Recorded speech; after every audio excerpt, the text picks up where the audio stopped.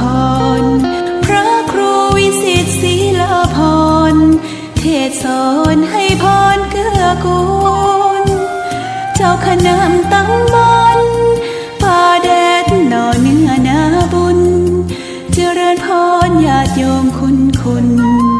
รวมบุญรวมแรงศรัทธาพระเจ้าทันใจคู่วัดวังสิงห์คำบารมีเลิศล้ำญาติโยมเลื่อมใสบูชาครูบาเจ้าศรีวิชัยให้พรมวลมิตรสิทธาพระประจำวันเกิดเสริมดวงชะตาขอยกมือ10 นิ้วกราบนอบน้อม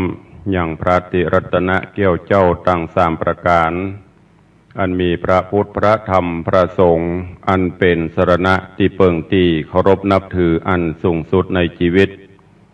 กราบคารวะแทบไตรไวยสาปารมีธรรมพระมหาเถรานุเถระภิกขุสังฆสามเณรเจ้าจุตนจุองค์อันหมายมีพระเดชพระคุณหลวงปู่พระพรหมมงคลที่ปรึกษาเจ้าคณะภาค7เจ้าอาวาสวัดพระธาตุเจ้าสิริศรีจอมทองพระเดชพระคุณหลวงพ่อท่านเจ้าคุณพระเทพโกศลที่ปรึกษาเจ้าคณะภาค7เจ้าอาวาสวัดศรีโสดาพระอารามหลวงพระเดชพระคุณหลวงพ่อท่านเจ้าคุณพระธรรมราชานุวัตรเจ้าคณะภาค6เจ้าอาวาสวัดพระแก้วจังหวัดเชียงรายพระเดชพระคุณหลวงพ่อท่านเจ้าคุณพระธรรมเสนาบดีรองเจ้าคณะภาค7เจ้าอาวาสวัดพระธาตุเจ้าดอยสุเทพพระเดชพระคุณหลวงพ่อท่านเจ้าคุณพระเทพปริยัติเจ้าคณะจังหวัดเชียงใหม่เจ้าอาวาสวัดเจดยอดพระอารามหลวงอำเภอเมืองเชียงใหม่พระเดชพระคุณหลวงพ่อท่านเจ้าคุณพระเทพสิทธินายกเจ้าคณะจังหวัดเชียงรายเจ้าอาวาสวัดพระสิงห์จังหวัดเชียงรายพระเดชพระคุณหลวงพ่อท่านเจ้าคุณพระเทพสิงหวราจารย์รองเจ้าคณะจังหวัดเชียงใหม่เจ้าอาวาสวัดพระสิงห์วรมหาวิหารอำเภอเมืองเชียงใหม่พระเดชพระคุณหลวงพ่อท่านเจ้าคุณพระเทพมังคลาจารย์รองเจ้าคณะจังหวัดเชียงใหม่เจ้าอาวาสวัดตาดอนพระอารามหลวงพระเดชพระคุณหลวงพ่อท่านเจ้าคุณพระราชรัชมุนีเจ้าคณะอำเภอเมืองเชียงใหม่เจ้าอาวาสวัดสวนดอกพระอารามหลวงอำเภอเมืองจังหวัดเชียงใหม่ตลอดจนภิกขุสังฆสามเณรเจ้าจุตนจุองค์ด้วยความเคารพเจริญสุขเจริญปรญาติโยมสาธุชนพุทธบริษัทนักศีลนักบุญทุกท่านขอน้อมต้อนรับทุกท่านเข้าสู่รายการมรดกธรรมกำเมืองทางสถานีวิทยุกระจายเสียงพระพุทธศาสนาแห่งชาติและสังคมคลื่นเพื่อการศึกษาพระพุทธศาสนาและวัฒนธรรมส่งสัญญาณออกอากาศจากห้องส่งวัดฝ่ายหินตำบลสุเทพอำเภอเมืองจังหวัดเชียงใหม่ในระบบคลื่นความถี่ FM 104.50 เมกะเฮิรตซ์สถานีวิทยุพระพุทธศาสนาวัดหนองกายตำบลสันปะยางอำเภอแม่แตงจังหวัดเชียงใหม่ส่งสัญญาณออกอากาศในระบบคลื่นความถี่ FM 99.75 102.0 และ 89.25 เมกะเฮิรตซ์สถานีวิทยุพระพุทธศาสนาจังหวัดเชียงรายส่งสัญญาณออกอากาศในระบบคลื่นความถี่ FM 99.50 เมกะเฮิรตซ์สถานีวิทยุท้องถิ่นจังหวัดเชียงใหม่คลื่นพระพุทธศาสนาและจริยธรรมส่งสัญญาณออกอากาศจากห้องส่งวัดพระธาตุเจ้าดอยสุเทพในระบบคลื่นความถี่ FM 96.0 เมกะเฮิรตซ์ตลอดจนวิทยุชุมชนเสียงตามสายหอกระจายข่าวตามวัดวาอารามตามหมู่บ้านต่างๆที่ได้ร่วมกันเผยแผ่นำธรรมคำสอนสู่ญาติโยมศรัทธาอยู่ในเวลานี้รายการนี้ดำเนินโดยอาตมาภาพพระครูวิสิทธิ์ศรีลาภรณ์เจ้าคณะตำบลป่าแดดเจ้าอาวาสวัดวังสิงห์คำตำบลป่าแดดอำเภอเมืองจังหวัดเชียงใหม่เป็นผู้ดำเนินรายการจะได้น้อมนำเอาธรรมะสาระธรรมคำสอนแบบปืนบ้านล้านนา มาเทศนาฮือญาติโยมได้รับฟังกันเป็นประจำคู่วันตั้งเชียงใหม่ละปูนลำปางฟังกันในยามเช้าตั้งแต่เวลา6 โมงป่ายถึง7 โมงต่างพี่น้องต่างจังหวัดเชียงรายก็ฟังกันในยามค่ำคืนจากสถานีวิทยุวัดพระแก้วขอกราบขอบพระคุณท่านผู้อำนวยการทุกสถานีเจ้าหน้าที่ช่างเทคนิคทุกท่านและอนุโมทนาขอบคุณญาติโยมที่ได้ติดตามรับฟังรายการมาโดยตลอดเพราะนั้น7 วันไหนก็ไปวัดไปวาไปได้ประโยชน์ของท่านทั้งหลายทุกเจ้ามาได้ประโยชน์ได้กับอาหารการกินบริโภคส่วนประโยชน์ต่างๆในด้านจิตใจความสงบต่างๆอยู่กับศรัทธาญาติโยมพระพุทธองค์เพียงแต่เป็นผู้บอกทางพระสงฆ์องค์ข้าเจ้าครูบาอาจารย์ก็เพียงแต่เป็นผู้ชี้แนะบอกทางนำหลักธรรมคำสอนมาเผยแพร่แต่สุดแท้ก็อยู่ที่ญาติโยมจะนำไปปฏิบัติหรือไม่จะบรรลุเป้าหมายหรือไม่นั่นเป็นเรื่องที่ญาติโยมจะต้องนำไปคิดพิจารณาความปัดพรากจากกันวันหนึ่งเขาก็ต้องปัดพรากสิ่งของที่เขามีอยู่นั่นก็เพียงอยู่ได้เฉพาะเมื่อเขามีชีวิตอยู่ลมหายใจจากไปก็ไม่ได้อย่างไปตัวนอกจากบาปบุญคุณงามความดีที่เราได้สร้างสมไว้ฉะนั้นขอฝากฝังไว้กับญาติโยมเนอะวันนี้ก็จะได้เทศนาธรรมเรื่องใหม่เรื่องคันธนะหรือไผ่ร้อยก่อเกวียนร้อยเล่มเนื้อหาสาระเจ้ากันธนะกับแม่ได้ปากันออกไปเสาะหาป่อตามที่แม่บอกว่าแม่ได้ไปกินน้ำห้อยตีนจ้างซึ่งก็เป็นบ่อน้ำที่ใสเย็นพอแม่กินน้ำเข้าไปแล้วก็ทะลงข้าพระต้องมีลูกมีเต้าขึ้นมาก็คือตัวเจ้านี่เองเจ้าขันธนะใครหูใครหันว่าป่อเป็นไผอยู่ที่ไหนเพียงใดก็เลยปากันออกไปเสาะผ่องบ่อน้ำหรือว่าห้อยตีนจ้างว่ามันจะใหญ่จะน้อยปานใดเตียวเสาะหาไปใดก่อนยังบ่ปะเตื้อวันนี้จะปะหรือว่าบ่ปะจะได้เชิญชวนญาติโยมศรัทธาได้ตั้งอกตั้งใจสดับรับฟังณโอกาสบัดนี้นะโมตัสสะภะคะวะโตอะระหะโตสัมมาสัมพุทธัสสะสัทธะโวฟังลาโสตุจันนาสัพปุริสะทั้งหลายตั้งยิ่งใจหนุ่มเทาว่าจงตั้งใจเราดาฟังยังคันธนะดังจากเราต่อไปนาอัฏฐะในกาลานั้นใส่ตนเต้าไทยอินตากินแหล่งลาบนสวรรค์พอเล็งหันโลกลุ่มไตก็หันเข้านางได้งามดีเพราะปาละมีปกห่มไว้นางหน้าไทยบ่มีกู้ตัวนางอยู่บ่มีปุตตาบ่มีไผ่มาช่วยกำเข้าและน้ำไผ่จักหายามป่วยกาญาเมื่อยไข่จักมีผู้ใดอยู่เฝ้าตัวแม่เท่าจักลำบากจักทุกข์ยากเมื่อไปลุนและนาพญาอินตาตนซักสวาดกันคืดขวาดดูแล้วเต้าตนเกี่ยวบ่อจาเสด็จมารีบดันไปสู่จันตุสิดาแห่งเทวบุตรตนล้ำเลิศว่าขอลงไปเกิดในโลกลุ่มไตหือมาได้กำสมปานแม่เฮือยายแก่อยู่ที่คาแดดเตอเมื่อนานเทวบุตรตนองค์อาจกันอินตาโอกาสใครจะว่าฮือไปเกิดเป็นมนุษย์สาก็หับกรรมอินตาที่ราชส่วนตนองค์อาจอินตาเมื่อหูว่าเต้าโบนาหับลงมาปฏิโสนเต้าจริงหนขึ้นสู่ในที่อยู่แห่งตนและนา ตาตาใน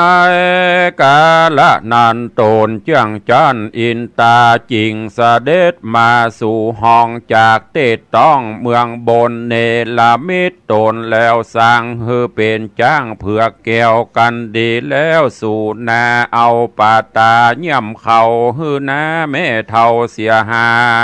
ย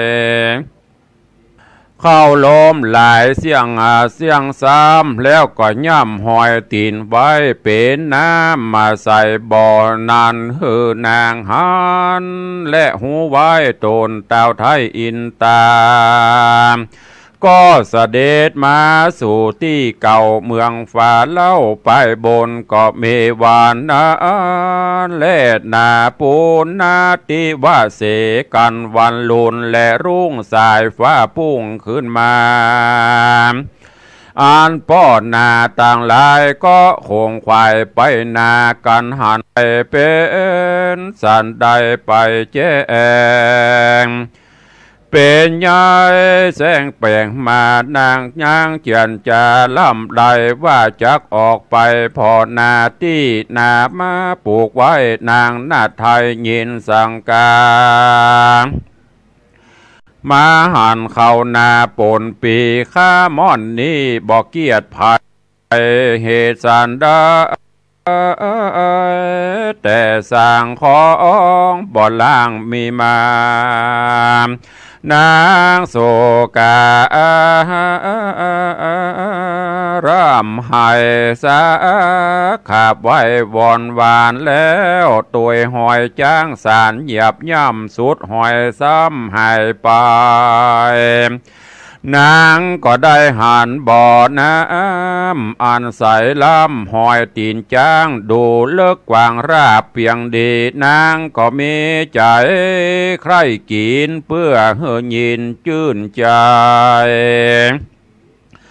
นางกินน้ำใส่หอยตีนจ้างใหญ่แล้วหัวใจก็ชื่นบานยามนั้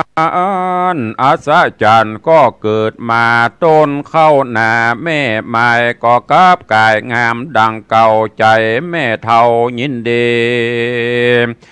นางก็นี่คือ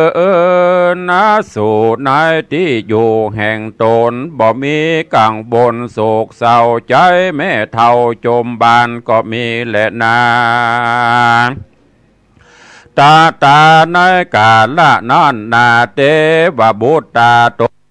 นองค์อาจจักภาษาจากภาษาเมืองบนก็เข้าปฏิสนต้องแม่นับแต่นั่นมาอันหนอพุทธาเต้าเจ้าก็ได้มาเขาอยู่ในตองในแห่งห้องย้ายไม้ถัดนั่นไปนาแถมเล่ายังมีเจ้าเตบบุตตาแถมสองตนนาล้ำเลิศก็จุติลงมาเกิดร่วมห้อมเกิดร่วมต้องกันมาในอินตาปัทนากรก็มีหันและนาตาโตปัดลังลำดาไปนาบ่อนเนินจ้านานามนับแต่นางกินน้ำหอยตีนจ้างตัวแห่งนางนอดเดาก็มีลูกเต่ากับตนย้อนโกโสแต่ปางก่อนหากนางย้อนกะตำมาอันหนอพุทธาต้นผาเสดเอากำเนิดแม่ไว้10 เดือนควายเป็นตรานางก็ผ่าสูตรลูกน้อยงามเป่งป้อยสะเมอตามีลักษณะผ่าเสดงามล้ำเลิศเหลือลายเมื่อองค์ใจเกิดแล้วมีดาบแก้วเกิดกับโตนดาบมงคลดำแก้วงามเลิศแล้วสลีกันใจคนตั้งหลา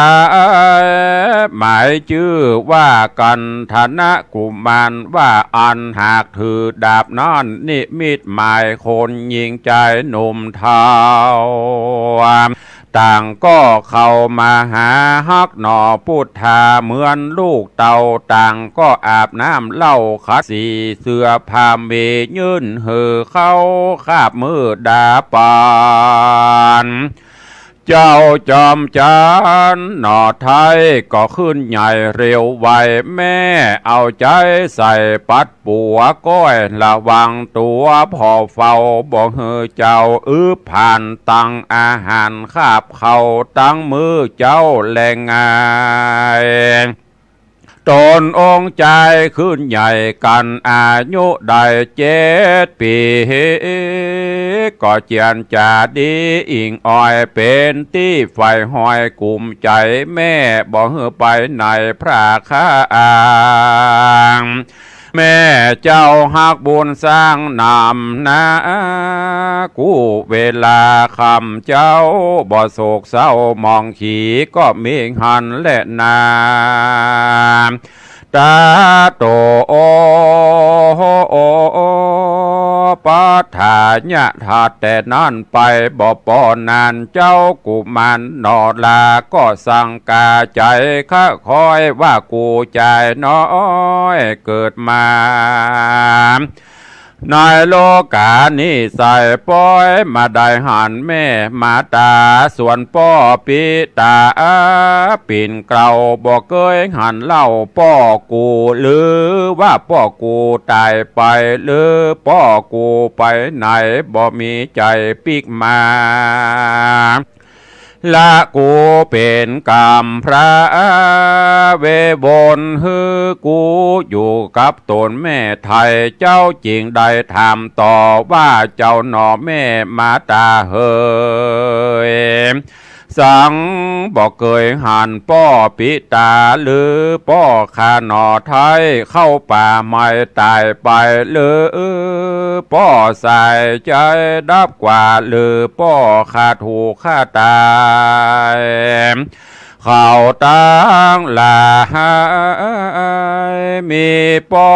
ไว้หรือป้อข้าไทยถูกเสือมีหรือว่าผีบากาบกว่านับแต่เกิดมาโหเรื่องถ้อยบ่โหสักน้อยว่าป้อจื่อได้ขอแม่ข้าเฮอโหแก่เหตุเฮอแจ้งเจตแก่ใจขอแม่ไทยปออินโดสาลีบุญจูข้าน้อยพ่องเตอะว่าอันเมื่อนั้นนางหน้าไทยได้ยินลูกใบจะทำก็ไขกำงามบอกเหตุว่าแก่เจ้ากันธนะเนตรกุมารจากำหวานต่อลูกไทยว่าแม่จะไข่แต่ก็เอาลูกเต่าจงฟังเดว่าโดลาจอมสะลีลูกหักลาจะเอาแม่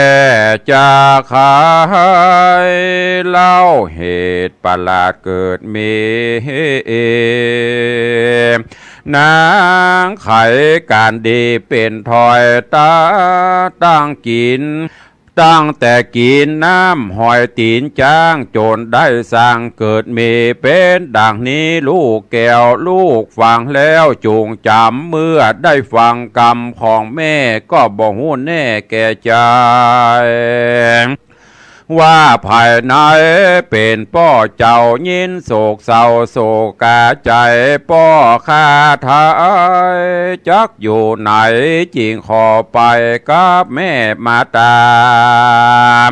ว่าขอแม่ป่าไปพอกอยยางตีหอยตีนจางป้อและน้ำบ่อใสเย็นใส่อาสาจันใจเป็นขนาดขออนุญาตแม่มาตามจากไปตัวหาป้อเจ้าจุงหือลูกเต่าไปดีแดดเตอะแม่มาตาเฮย ตีนานางใส่ใจผู้เป็นแม่ได้ยินลูกกล่าวแก่ขอไปนางมีใจตกสัตลังสติเปปังฟังเฝ้านางก็กล่าวห้ามว่าอย่าไปเตอลูกแม่บ่หูแน่ว่าพ่อจะเอาจักอยู่เล่าต่างใดบ่หูว่าไผเป็นพ่อเจ้าลูกนอนเนาจุงอยู่สบายอย่าคืดพันภายเดินเตดอย่ามีจิตเจตไปไหนการลูกไปไกลจากแม่บ่มีภัยแต่อยู่ไกลแม่จักร้องไห้ตึงหวานแม่บ่หานเจ้าน้อยน่าใจแม่จักขาดตายไปบ่มีภัยอยู่เป็นเปื้อนมีแต่เจ้าเป็นเงื่อนหัวใจแม่บ่เหือไปไหนเนอเจ้าแม่ห้ามเล่าปานใดเจ้าขอไปอยู่ใจนางนาอาทายอินดูลูกน้อยใจจ่องหอยอยู่วอนวานก็ออกปากตันตามดีว่าเจ้าบุญมีลูกฮักแม่นี้จักไปส่งนอนนาเอาวันผูกเจ้าจักไปขอลูกไทยจูงสวัสดีก็มิงหันแลบุญนาทิวเสกันวันลุนและรุ่งสายฟ้าปุ้งแจงส่องไปตามจ้องโลกาสากุณามวนหมู่บินกันอยู่สนสารเจ้ากุมารน้อยหนอเจ้ายอดซอยพ่อแม่มาตากันตื่นมาเมื่อจะก็เอาห่อเข้าใส่ถุงปลาและนาของใจแล้วส่องหนอท้ายลูกแม่ก็ก็บ่เว่ต่างใดป้ากันไปตามสงสารแม่ยายผ่านได้พระเจ้าหนอลาได้เสียมควานตามหอยจ้างสารสุดซอยบ่หันหอยเสียงเขตเขาเดินเตดเข้าป่าไม้แม่ลูกไทยเตียวกว่าโหนเจ้าสองคนไปเป็นเปื้อนทองเข้าเตดต้องป่าใหญ่เป็นป่าไม้ดงนาเทวดามวนหมู่อันมีอยู่ดงขวางมาย่อหนต่างป่าไม้ฮือสองนาวหนอไทยเตียวไปเข้าป่าไม้หิมมาปานไกลเวียงใจศิสาเกตไกลประเทศแดนโคนสองตาโมนก้อยเตียวกว่าบุญป่าดงนาล้างเตื้อปากันลงดอยล้างเตื้อกอดลอยคำโหยเหี่ยวเลียงโจ้ยผาจานได้หลายวันด้านกว่าบุญป่าดงเขียวหนตังเตียวยากแก่หินและแห่คมหนาการข้ามมาก็ยังจอดการเจ้งลอดก็เตียวไปเหมาปานในแผ่กว้างมีสัตว์อยู่สร้างนามีนกประตาและกาป่านกแสวล่ากินนอนนกห่างงอนปีกหินนกขมินกินปีในดงลีป่าสะเอาสองนอนเนาเตียวโหนในไพศาลป่าใหญ่ได้7 วันควายดีลี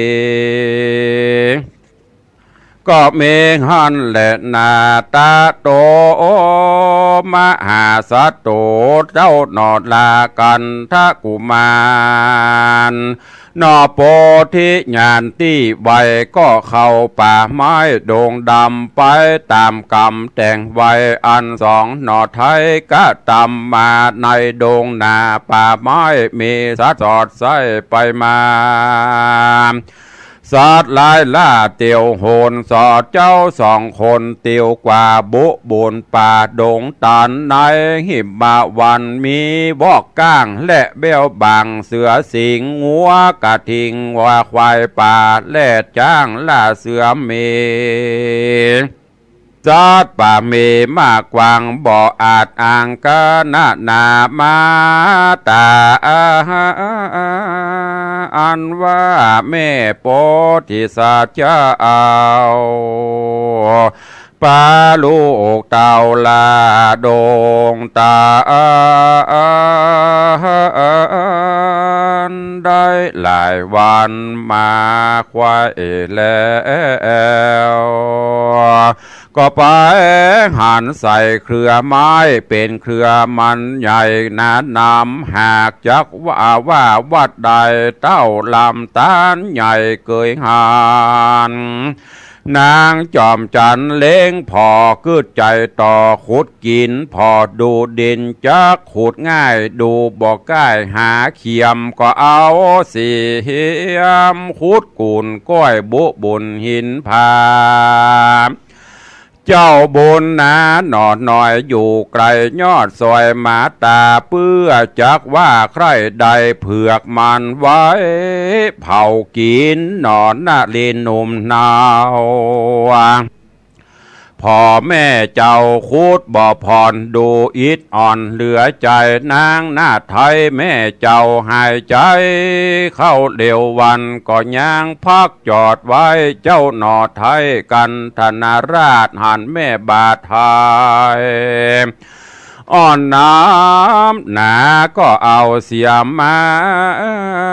คูดตอบแม่ก็นั่งพอลูกเต่ากันว่าเจ้าคูดกำใดก็เลิกใดเป็นศอกกันเจ้ายอกกำใดก็เลิกใดเป็นว่าผู้เป็นแม่ดีใจดีนักแก่บ่มัวมองเจ้าทั้งสองอยู่ป่าโดยอันหาลูกไม้เลี้ยงต้องใส่สู่กันกินเป็นนิจศีลบ่ขาดบ่ประมาทศีลหาเต้าอยู่ป่าเถื่อนทองบ่คุณคองสักอันตู้ขึ้นวันคำเจ้าบ่โศกเศร้ามองคิงอันทะในการละนั่นใส่เจ้าหนอไทยพุทธาหือมาตาหือแม่มาตาเจ้าสุมไฟเต้าเปื่อจะเผาจีหัวมันมีเผือกไม้ก็ดังไฟกองใหญ่ควันไฟไตปุ้งเป็นสายควันไฟลายปุ้งเต็มปานตาในการละนั้นเรายังมียักษ์เท่าปุ่มลามตัวบอกงามสากากเป็นขี้ขากเต็มตัวมีผมหัวยุ่ยใหญ่กว่ามันสักลายการโกงไอคงและจามยักษ์ปุ่มลามยักษ์ปุ่มลามเพศกลามันหยาบจ้าบ้าใบยักษ์ป่าไม้ดงตันกันมันหันควันไฟที่นางใดสุมไว้มันข้านิ่งใจจากมีเหตุเกิดอาเพศอัศจรรย์กลางดงตันป่าไม้ป้อยมีไฟขึ้นใด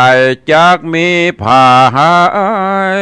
มาสุมก่อจักมาล่อลองริดกูจักไปดูว่าเป็นไผ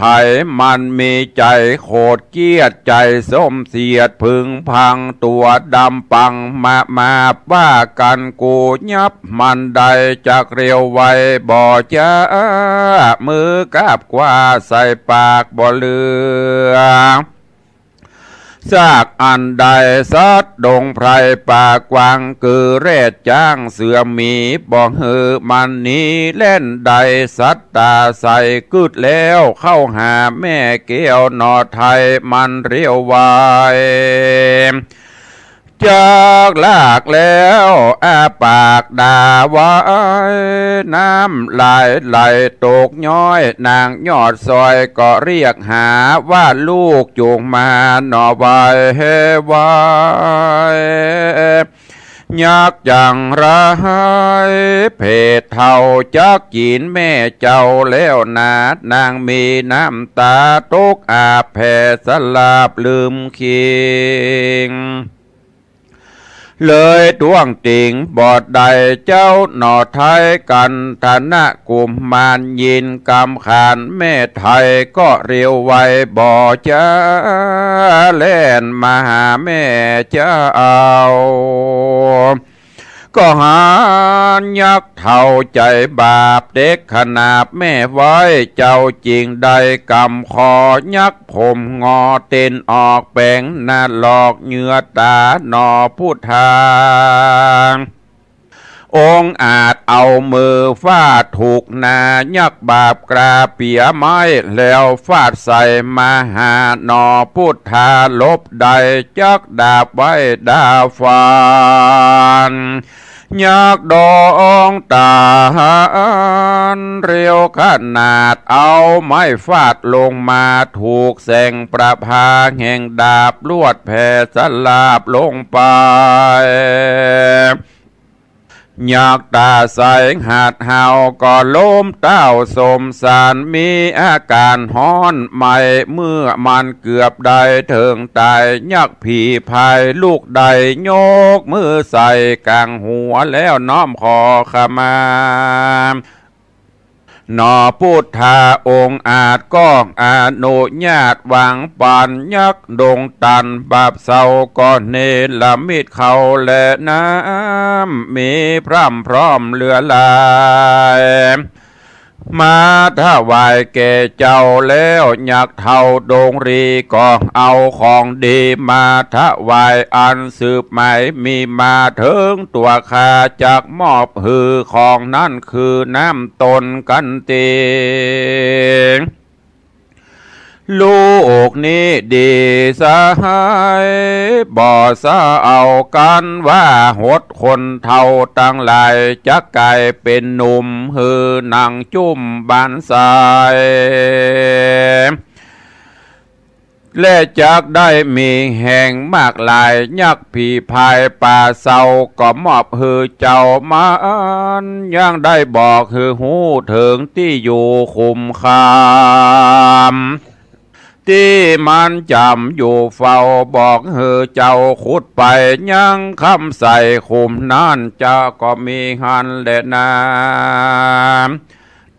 ตาอันว่าพระพุทธเจ้าตนเป็นปิ่นเกลาติโลกาจารกันหับตานของดีแล้วพระตนแก้วบุญพานก็สอนปั่นเกยักว่าดูรายักป่าดงดำการกระทำกรรมหยาบคือว่าบาปนาเตี้ยงจักป่าหือใดไปมกไม่ในอบายอย่าคงควายตั้งบาปจุงมันหาบตั้งบุญมีศีลหนุนจะใจศีลจุงใดรักษาคือปานาติปาตาอย่าได้ฆ่าสัตว์น้อยใหญ่จงเว้นไว้นี้ไกลหานสัตว์ใดน้อยใหญ่น้อยใจจองหอยคุณนามีเมตตาภายโพดบอกคิวโคดดีต่อยใดโปรดปล่อยออกไปหือถึงเอาใจยังการจุงประมาณเวลาอาหารหาเลี้ยงใดอย่าเอาว่าใจทรมานอาดินนาตานั่นใส่อย่าถือใดลักของทริปองลักเอาบ่ใจของเฮามาใจและอย่าได้กินขอกินและขายอย่าโลภหมายจิตเจตอย่าโลภเขตบานเขตแดนนาอย่าได้พาตาอย่าได้ภาคตาจ้างตาหน่อยจักกาดก้อยวำวาย กันว่าตายก้อยกาดชีวิตขาดมรณาเตี้ยงจักว่าสู่อบายและนากาเมสุมิจฉาจารคือว่าการบ่เล่นจูบ่ลักสู่ผัวเมียภายจุงนี้ไก่จากไฟราคะไม่ตัวตนไปเมาวนยังจู้ใจไม่สู่ผัวเมียเขาโตดเบาๆสักหน่อยใจจ่องหอยวามวายดังหินทรายในน้ำกันตายซ้ำวิบากไล่ตกต่ำไตอเวจีหลายปั้นปีออกบ่ได้และนามูสาวาตาเวระมณีพระกาวจีปันหมายคนยิ่งใจเป็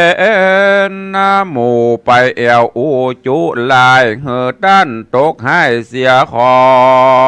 งทาริปองเอาไว้เงินคำไตคำขาตั้งแดนนาของใจจุเอาจุเฮาได้ยิงใจเพื่อจักหมายล่วงรอเอาขายต่อหน้าต่อตั้งนาฮือตำจ้ามองขีกรรมบ่มีแปลงใส่กรรมมาใหญ่บ่ใหญ่ก็แปลงเอาว่าจักหือเขาเดือดหอนกันตายก่อนได้สู่อบายและนา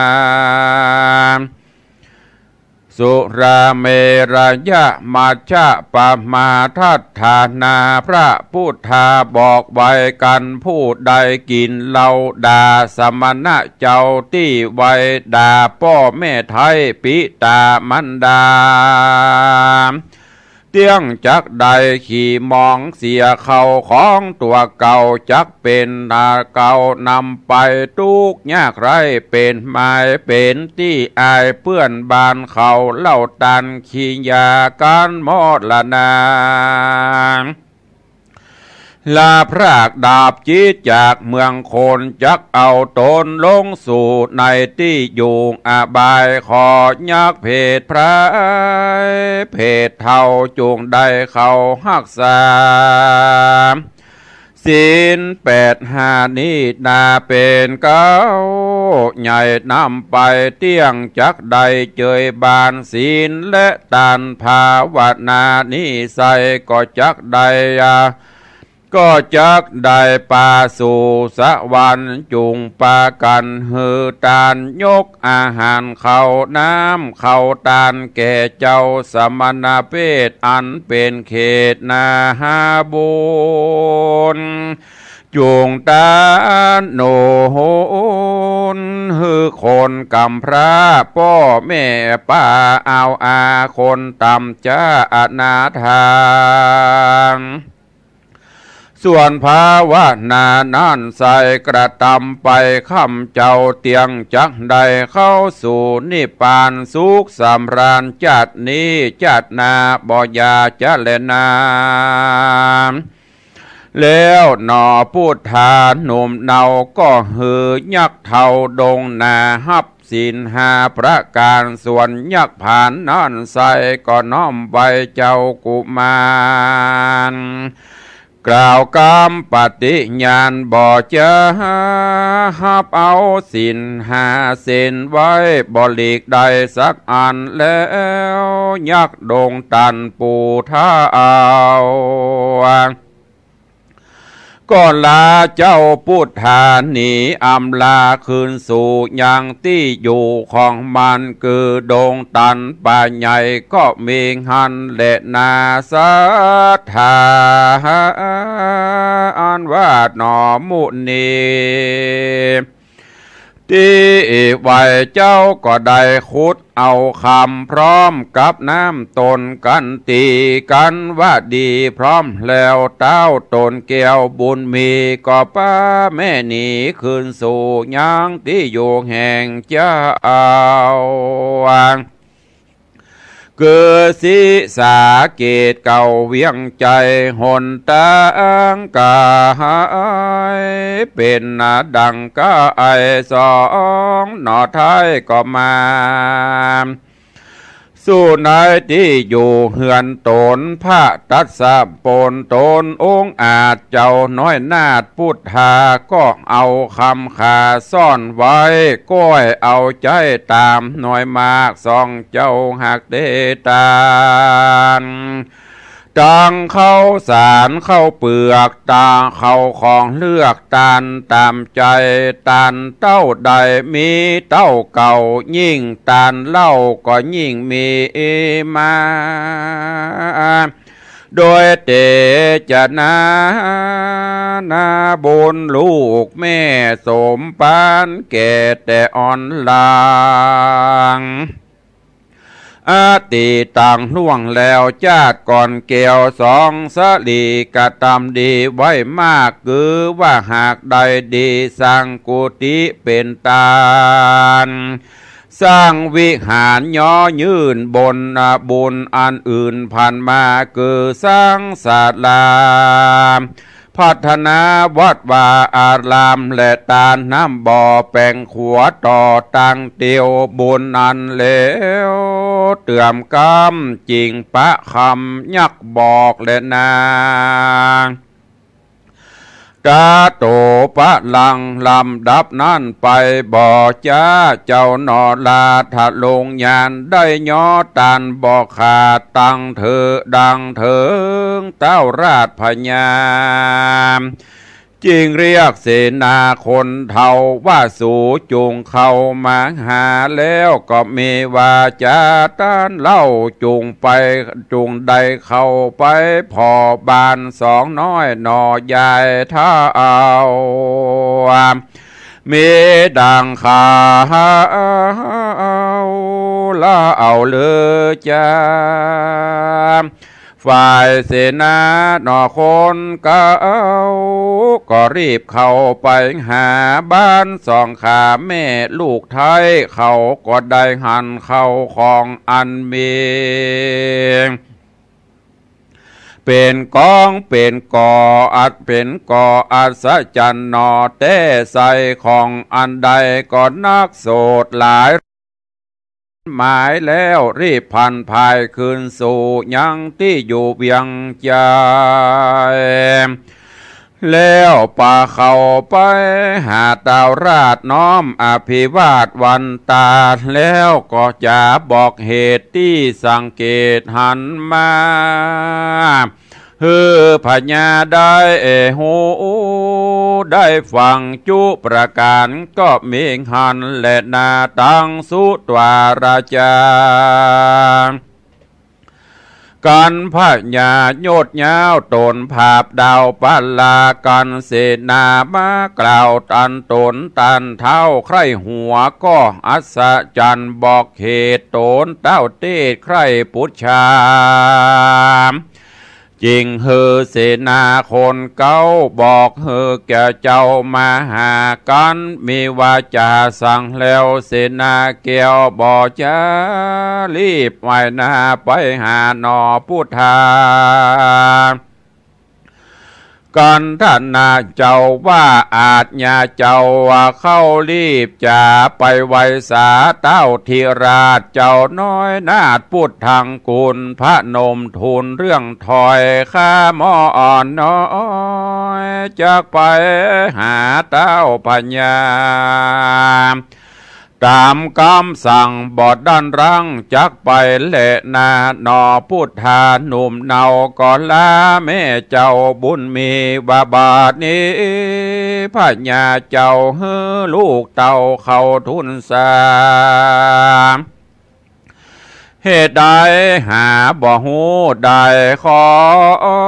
แม่ไทยจุงอยู่รุมราจักไปทูลสาเต้าที่ราชแล้วจักกลากลาดมาหา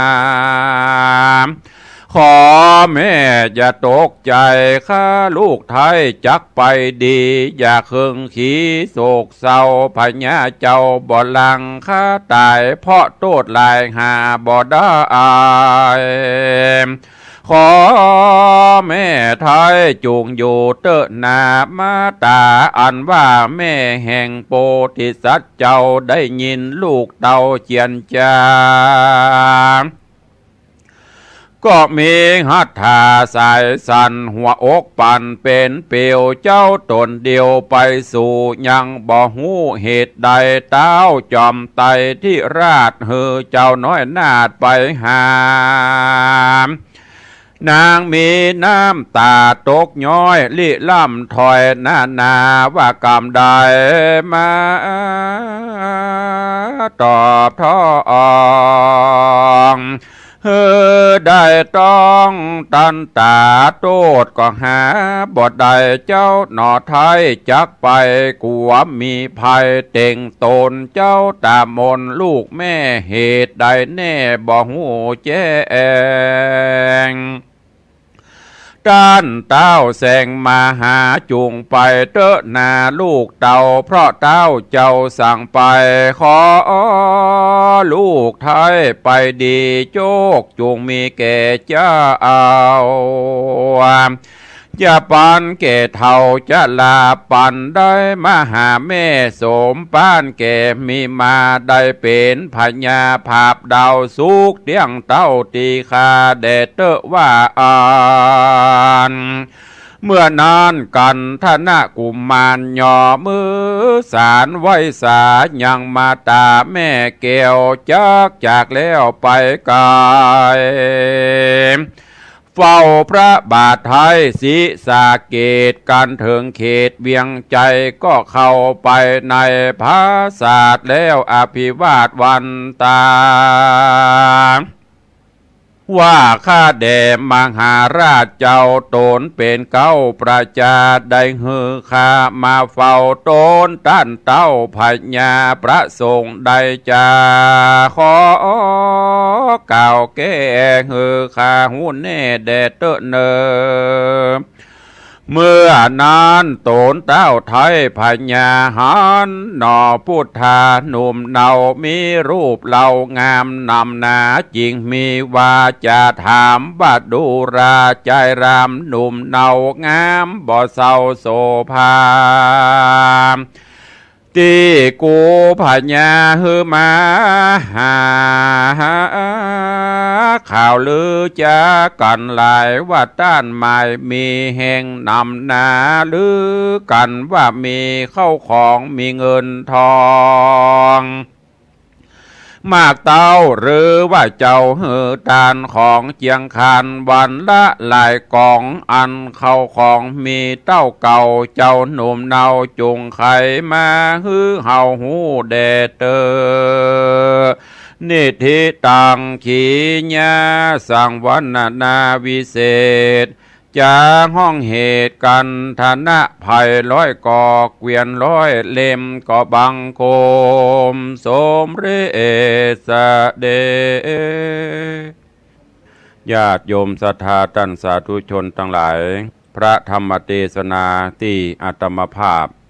ได้นำมาเทศนาขณะนี้มีชื่อว่าคันธนะหรือภัยร้อยก่อเกวียนร้อยเล่ม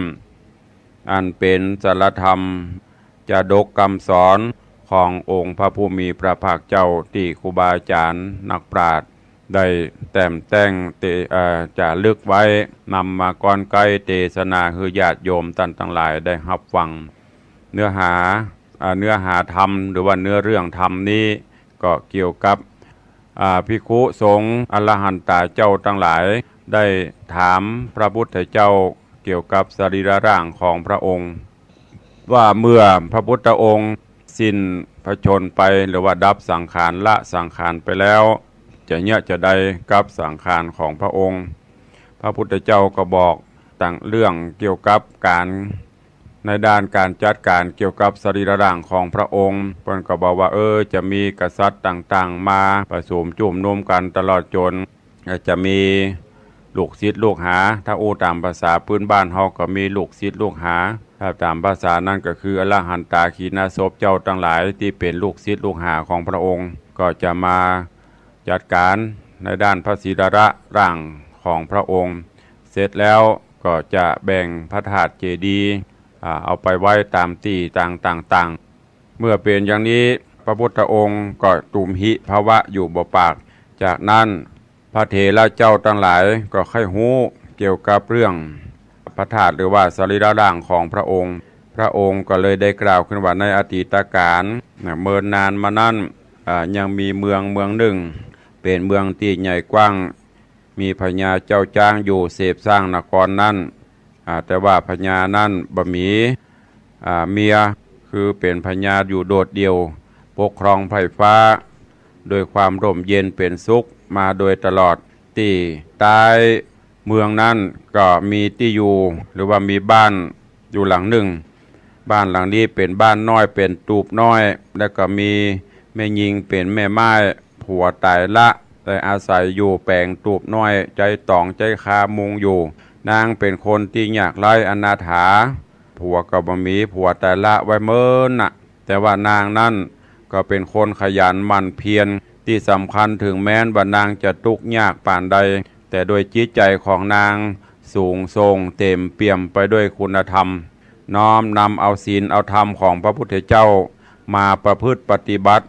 บ่ขาดจากศีลจากธรรมทุกแต่ร่างกายแต่จิตใจของนางบ่ทุกนางได้ใจบ่าใจแหงเก็บหอมรอมริบใจบ่าใจแหงทำให้ทำนาของนางที่มีอยู่แล้วก็เก็บหอมรอมริบไว้จตุปัจจัยแบ่งสรรปันส่วนไว้เป็นอย่างบ่ได้อยู่บ่ได้ใจแหงกายให้เป็นประโยชน์ปลูกผักปลูกไม้ตลอดจนเสาะหาของป่าอย่างต่างๆเอามาแลกเปลี่ยนเป็นเข้าเป็นน้ำเป็นเงินเป็นทองจนกระทั่งความดีของนางนั้นได้เป็นผลสะท้อนขึ้นไปถึงเบื้องบนนั่นก็คือกุศลผลบุญที่นางได้กระทำมาคือมีศีล5เป็นต้นเป็นประธานมีศีล8เป็นเตื้อเป็นบังทานศีลภาวนาที่นางได้กระทำมานั่นบ่เคยละบ่เคยขาดนางจะ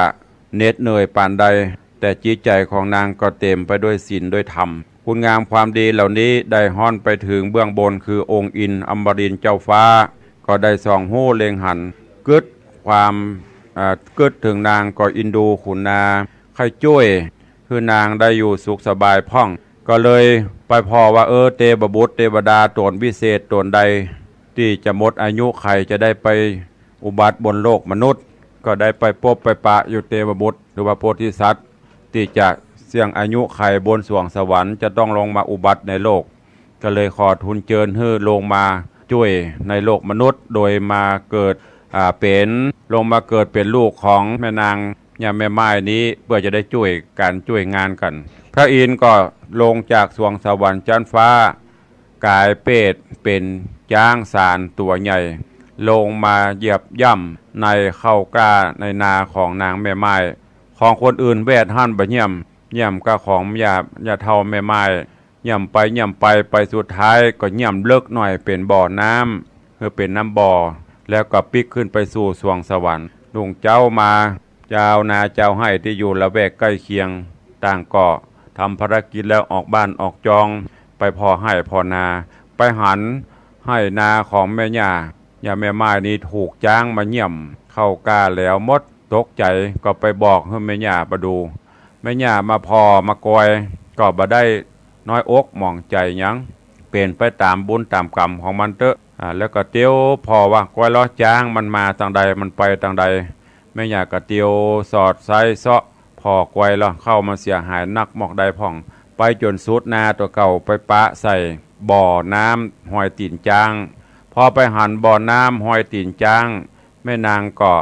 นึกอยากกินน้ำจิตใจเบิกบานจื่นขึ้นมาอย่างบอกบ่ถูกอาการอิ่มเอิบใจอยากกินน้ำก็เลยกอบกินน้ำหรือว่าเอามือเนี่ยพอตะกอนเนี่ยมันมีก๊อกบ่มีแก้วยังบ่เดียวบ่ได้กระติกน้ำเอาตู้เย็นไปกลางต้งแต่ก่อนนี้เอาใบบัวใบไม้อย่างตามข้างต้นไม้น่ะมากอบมาแปลงควักตักกินน้ำกินเข้าไปนางก็จื่นใจเบิกบานใจมีอาการดีใจยังบอกบ่ถูกจนกระทั่งมันเข้าที่กินเข้าไปนั่นก็คือเพราะว่าพระอินทร์เพิ่นจะช่วยเพราะนางบ่มีผัวพอไปกินน้ำหอยตีนจ้างนางก็เกิดทะลงขับพระต้องปามานขึ้นมาจนกระทั่งถึง10 เดือนก็เลยเกิดออกมาลูกที่เกิดออกมาก็เป็นพ่อชายรูปร่างผิวพรรณสวยสดงดงามเกิดมาบ่ได้กำมีดาบมาตัวมีดาบติดตัวมาตัวเจ้าบ้านเจ้าจองหูหันก็มาแสดงความยินดีดีใจ บ่มีภัยรังเกียจบ่มีภัยว่าคืดอย่างสักอย่างดีใจที่มาแม่นางจะได้ลูกได้เต้าก็เลยมาช่วยกันตักตายตั้งชื่อฮื้อเปิ้นก็เลยตั้งชื่อฮื้อว่ากันธนะกุมารกันธนะกุมารเกิดเอามาก็ใหญ่หน้ากาบานขึ้นมาตามลำดับจนกระทั่งมีอยู่วันหนึ่งอายุได้10 กว่าปีละก็มาเกิดว่าเฮาอยู่กับแม่มา10 กว่าปีป้อเฮาเป็นไผที่ไหนใครหันหน้าป้อก็เลยไปถามแม่ก็บอกความเป็นมาต่างๆว่าป้อเจ้าเป็นจะใดแม่ตั้งแต่มีเจ้าเนี่ยคือไปกินน้ำห้อยตีนจ้างก็เลยเกิดเจ้ามาเจ้ากันทกุมารก็ไข่หันว่าห้อยตีนจ้างป้อใจใหญ่จะน้อยจะใดขอแม่ปลาไปพอเหรอถึง2ก็ป้ากันออกไปพอปรากฏว่าห้อยตีนหายบหารละเตียวจากห่างจากที่นาตัวเก่าไปเข้าป่าไม้ไผ่สนไปติกโดยเฉพาะแม่ย่าซึ่งเป็นผู้ที่มีฐานะยากจนแต่ว่าเป็นคนที่บ่ห่างเหินจากศีลธรรมคำสอนของพระพุทธเจ้าโดยเฉพาะศีล5ศีล8แม่นางได้ปฏิบัติจนกระทั่งคุณอินตาพรหมยมราชอินดูก็ทรงเทพบุตรเทพดาตนมีอิทธิฤทธิ์โพธิสัตว์เจ้าดงมาอุบัติเกิดในต้องได้อยู่ช่วยกรรมจูกันมาได้ฮื้อกินฮื้อตานด้วยบุญสมปานในอดีตชาติเข้าป่าไปกวยกันไปปะยักจะกินลอมปอมไปได้กินสักกำซ้ำปลายปออบรมสั่งสอนยักษ์ฮื้อละเว้นจากความชั่วร้ายฮื้อฮับเอาศีลพระองค์ก็ฮื้อศีลเจ้ากันทกุมารก็ฮื้อศีล5แก่พญายักษ์น้อมนำไปประพฤติปฏิบัติพญายักษ์ฮับศีลแล้วก็นำศีลไปปฏิบัติบ่เต่าแต่นั้นมอบน้ำต้นฮื้อกับเจ้ากันธนะน้ำต้นอันนี้เป็นน้ำต้นที่วิเศษเอาไปโหดคนเฒ่าจะกลายเป็นคนหนุ่มคนก่ำมีแหงมีบามีแหงดีแล้วก็บายปอบอกที่ซ่อนขุมทรัพย์ขุมคำที่พญายักษ์เฝ้าอยู่เจ้ากันธนะก็ไปขุดเอามาไว้แล้วก็เอาตาลไปวันละน้อยเอาออกไปตะใดก็มาเสี่ยงกับปิกเข้ามาเต็มเหมือนเก่าหมู่นี้มันจะแก่นตันใดแก่นทำแต่จะเป็นจะใดเขาค่อยไปสรุปกันตั้งท้ายฉะนั้นก็ขอนำรายการจากญาติโยมจากครูบาอาจารย์ศรัทธาญาติโยมไปก่อนขอความสุขความเจริญบังเกิดมีกับสมณศรัทธามูลศรัทธาทั้งหลายอยู่เย็นเป็นสุขจุ่มเนื้อเย็นใจสุขภาพพรรณนามัยสมบูรณ์แข็งแรงเหมือนกันจูตนจูองค์จูผู้จูคนอายุวันโนสุขังปะลัง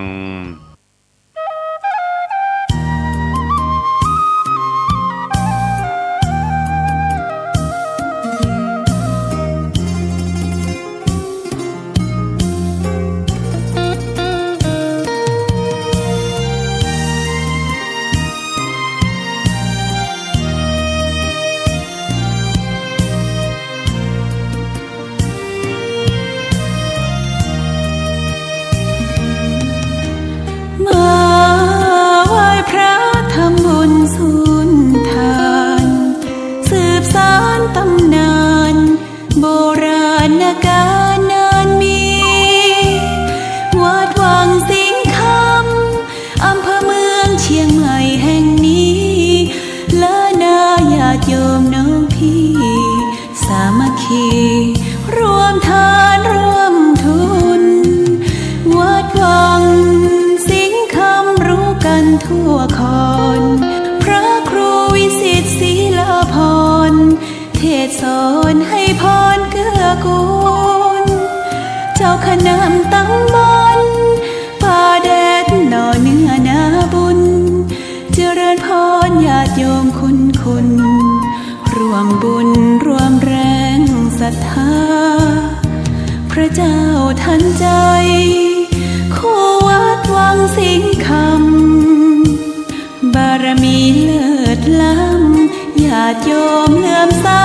บูชาครูบาเจ้าศรีวิชัยให้พรมวลมิตรสิทธาพระประจำวันเกิดเสริมดวงชะตาให้อาหารปลาหน้าวัดสุขใจเชิญร่วมบุญสงน้ำพระธาตุ านีวิทยุพระพุทธศาสนาแห่งชาติเสนอข่าว